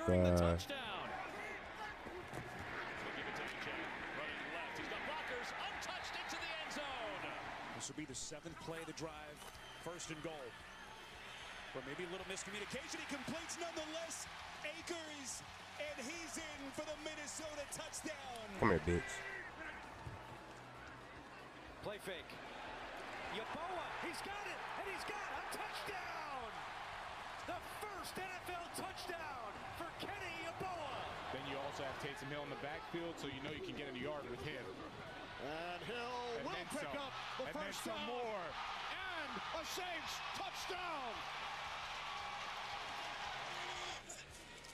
1st and goal. Goff to the air. Caught for the touchdown. Amon-Ra St. Brown. Another one. 2 today. They get the snap off. They fake it to Stevenson. May, throwback, wide open. Come here, bitch. And guess Pop, who? pop. It's the left tackle, Vidarian Lowe, for a touchdown.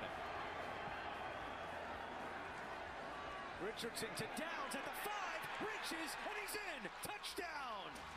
What a drive by Richardson. What you hitting? Keeping an eye on 89. Minshew underneath Abdullah, and he makes one man miss to the 5, toward the end zone. Touchdown, Raiders. Jumbo package remains in. Carr to the end zone. Jawan Johnson holds it in for a Saints touchdown. Smite the tight end in motion. Tagovailoa looking Thank to you. the far side. He throws off his back leg, middle of the field. GG's. Get the fuck on. Okay, that's the last one. that right there is gonna be the last one right there. Or is it? I low-key want to use him again. Let's see if he rematches. If he don't rematch, yep. Okay, that's gonna be the last one. I know exactly what he's gonna do. I know exactly what he's trying to do. Yep. He picks up another first down. Still going. Taysom Hill. Let's go ahead and use Super Saiyan 4 Go Get It again. Takes this one 75 yards. Spammed in that one hit. He's a different type of shit. Nah, I'm going to rematch him with Super Saiyan 4 Go Get It. Jackson slings it. End zone. Touchdown. Baltimore. Zay Flowers. Mims in motion into the backfield. Fake the give to Mims. Nix to throw. Wide open at the 5. Hey, who the better go get him? With the touchdown. Bringing an extra man out of the secondary here, and Purdy runs away from it. One-on-one to the pylon, a dive. He is in for the touchdown. No turf monster that time. Just a touchdown for Brock Purdy. First and goal. Cook gets the handle. Cook turns it in for the touchdown. Second and 4. Another opening for Williams. Williams with the power at the end of the run. Driving to the 2, pushing to the 1, and all the way in for a Denver touchdown. Here we start the second with Mahomes dumping it off to Worthy. His speed's going to get him to the pylon. Should be a touchdown, and it is. It has been all Xavier Worthy for the Chiefs. 10th play of this Denver drive. Mims the motion man. Mims gets the toss. Blockers in front. Mims to the 5. Mims to the end zone. Denver touchdown.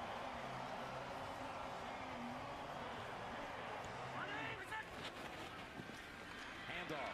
Cook trying to find it for the second time, and he does. Touchdown number 2 for James Cook. Here's the snap. Back to Mahomes. Quick throw. Touchdown. He said this is a 13-year-old for sure. Noah Gray. Quick toss. Franklin. What the fuck was that? Touchdown. Denver. It's Walker left side and in for the Seattle touchdown. He's probably not going to rematch. On second and goal. Fake to McCaffrey. Bootleg Purdy. Oh, there's another nigga in here. Guess who? Jawan Jennings. It had to be Jennings. Now I have to rematch. He's probably going to lose it. Actually, no, he's not going to lose. Ah, reflectabilities is on. Ah, okay. See, now that's why. This goofy-ass nigga has abilities on. That's why he has 1 extra bar of health. Big time blitz. Allen throws. Has his target. Samuel takes it home for the touchdown. Miscommunication by Buffalo. This time they're going up top. Throws. End zone. Gray has his second touchdown. I'm using Vegito next. Under 20. Smith back to throw. Smith takes off. Geno Smith. End zone ahead. Look at this nerd. Yeah, I bet he's like, why the fuck does he have 4 health? Fakes left. Now taken off. Gonna run for it. He got it. And there he goes. Inside the 10, the 5. Oh, the play of the year in the NFL.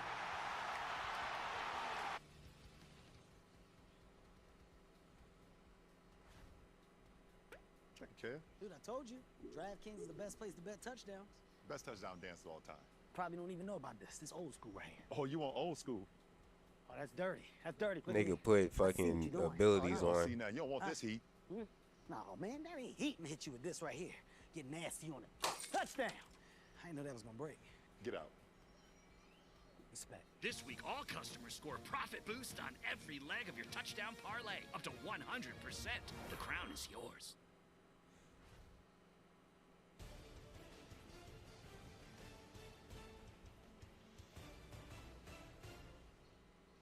This broadcast is copyrighted by NFL Productions. Oh, he don't know, but I'm about to use Super Saiyan Vegeta. This broadcast or any pictures, descriptions, or accounts Super of the game Vegeta. without the consent of NFL Productions is prohibited. You want a cheese? I'm a cheese for the last game. Oh, that was, yeah, let's do it. Yeah.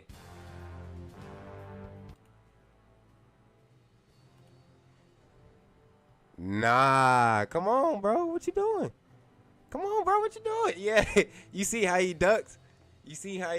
That boy said, "Nah, I don't want to go against him, bro. He finna use a fusion character.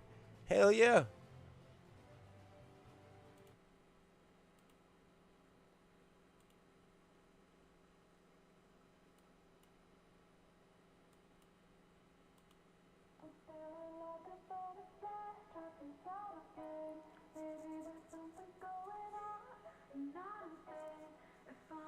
Oh God, like, bro, he might leave because he don't want to go against me. That shit is kind of funny.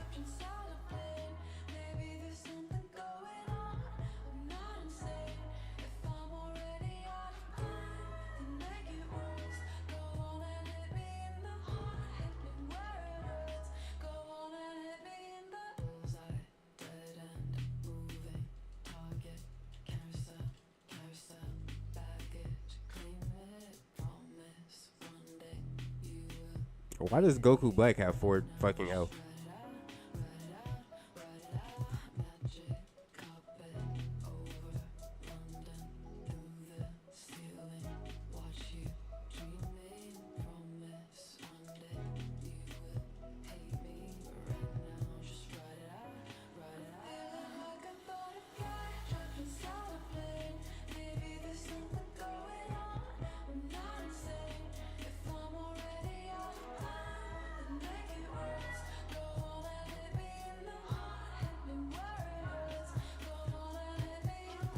Bring out the fuck nigga.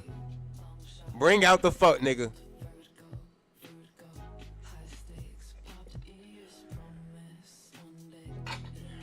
I want the fuck nigga. Come on.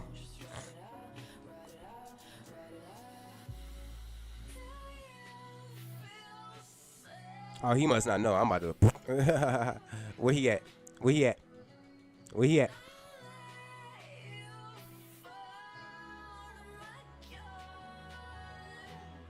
He must not know what. Hey, he must not know what. He must not know what. He must not know what.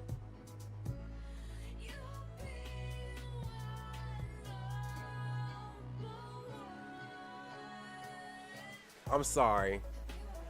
Aw, man. That's too bad. That's tough.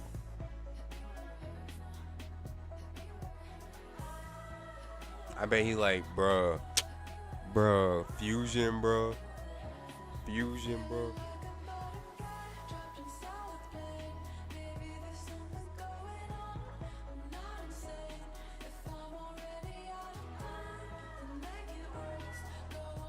Ah, that's tough. Cause I got 5 fucking health bars. Fuck wrong with you? Yeah, it's over with for you. I'm sorry. I'm sorry. It's over.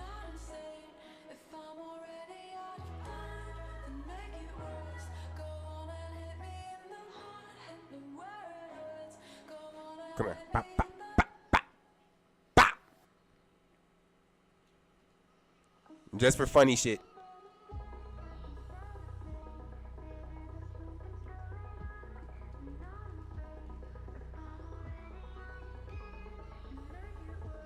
I don't even care. I got 5 health. Shit. Go ahead.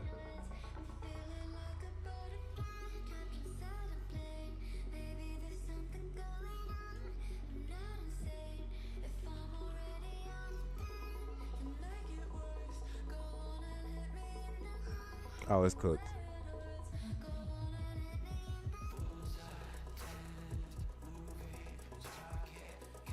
Bye.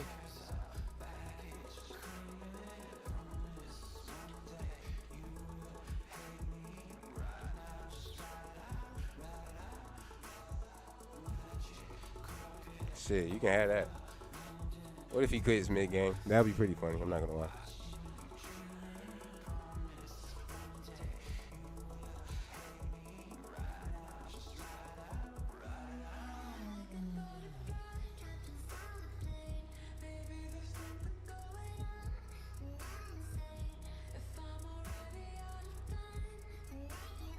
Too bad.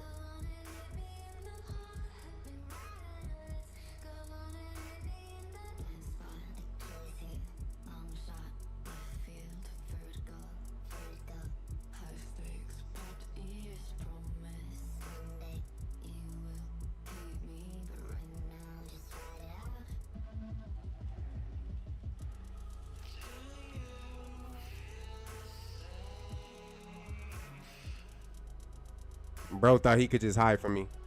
Get the fuck on. Come here. Huh. Sight. You ain't going down. Fuck. You thought this shit was easy? You thought this shit was easy? Get out this game.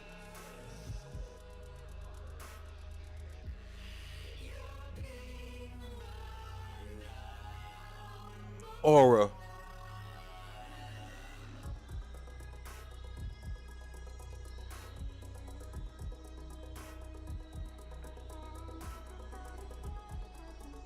Matter of fact, I'm on a roll. Come on, let's do it. Oh, never mind. They kicked me. Never mind. That's the last one. Sorry, y'all. They kicked me. That nigga said, you know what? Fuck you. You gotta get kicked. That nigga that had that was basically cheesing. Yeah, using abilities and shit. He was the host of the goddamn lobby, and he kicked me after I beat him. Sore loser alert. Sore loser alert, chat.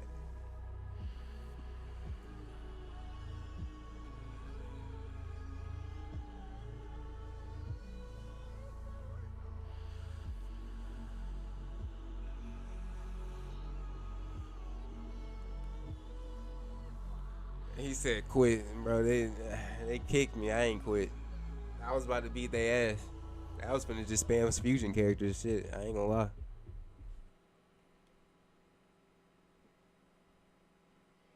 I was just gonna spam fusion characters. Oh, this is a copyright, ain't it? This is also copyright. That's also copyright.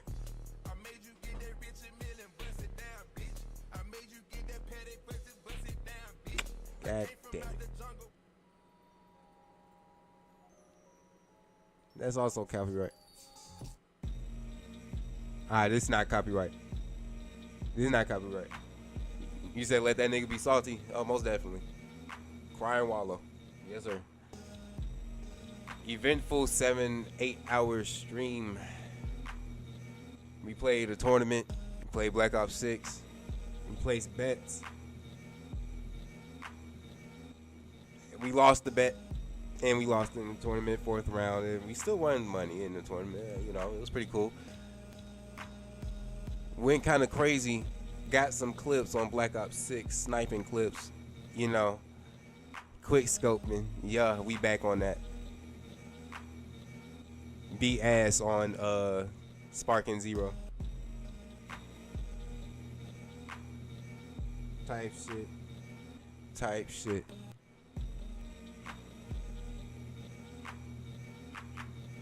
But yeah, if y'all tuned in for tonight's stream or today's stream, go ahead and hit that follow button if you haven't already. And if you want to support even more, and if you want to, you know what I'm saying, if you enjoyed the stream, go ahead and hit that subscribe button. It's $4.99. It's free $99 if you got Amazon Prime. Type shit. And if you're on the YouTube side, and if you enjoy, go ahead and hit that subscribe button for your boy. It'll be greatly appreciated. Catch y'all on the flip, dip, stip. I don't know about none of that shit. I don't know. I'll be back tomorrow, man. Hopefully y'all have a good night and a good day tomorrow. Love y'all.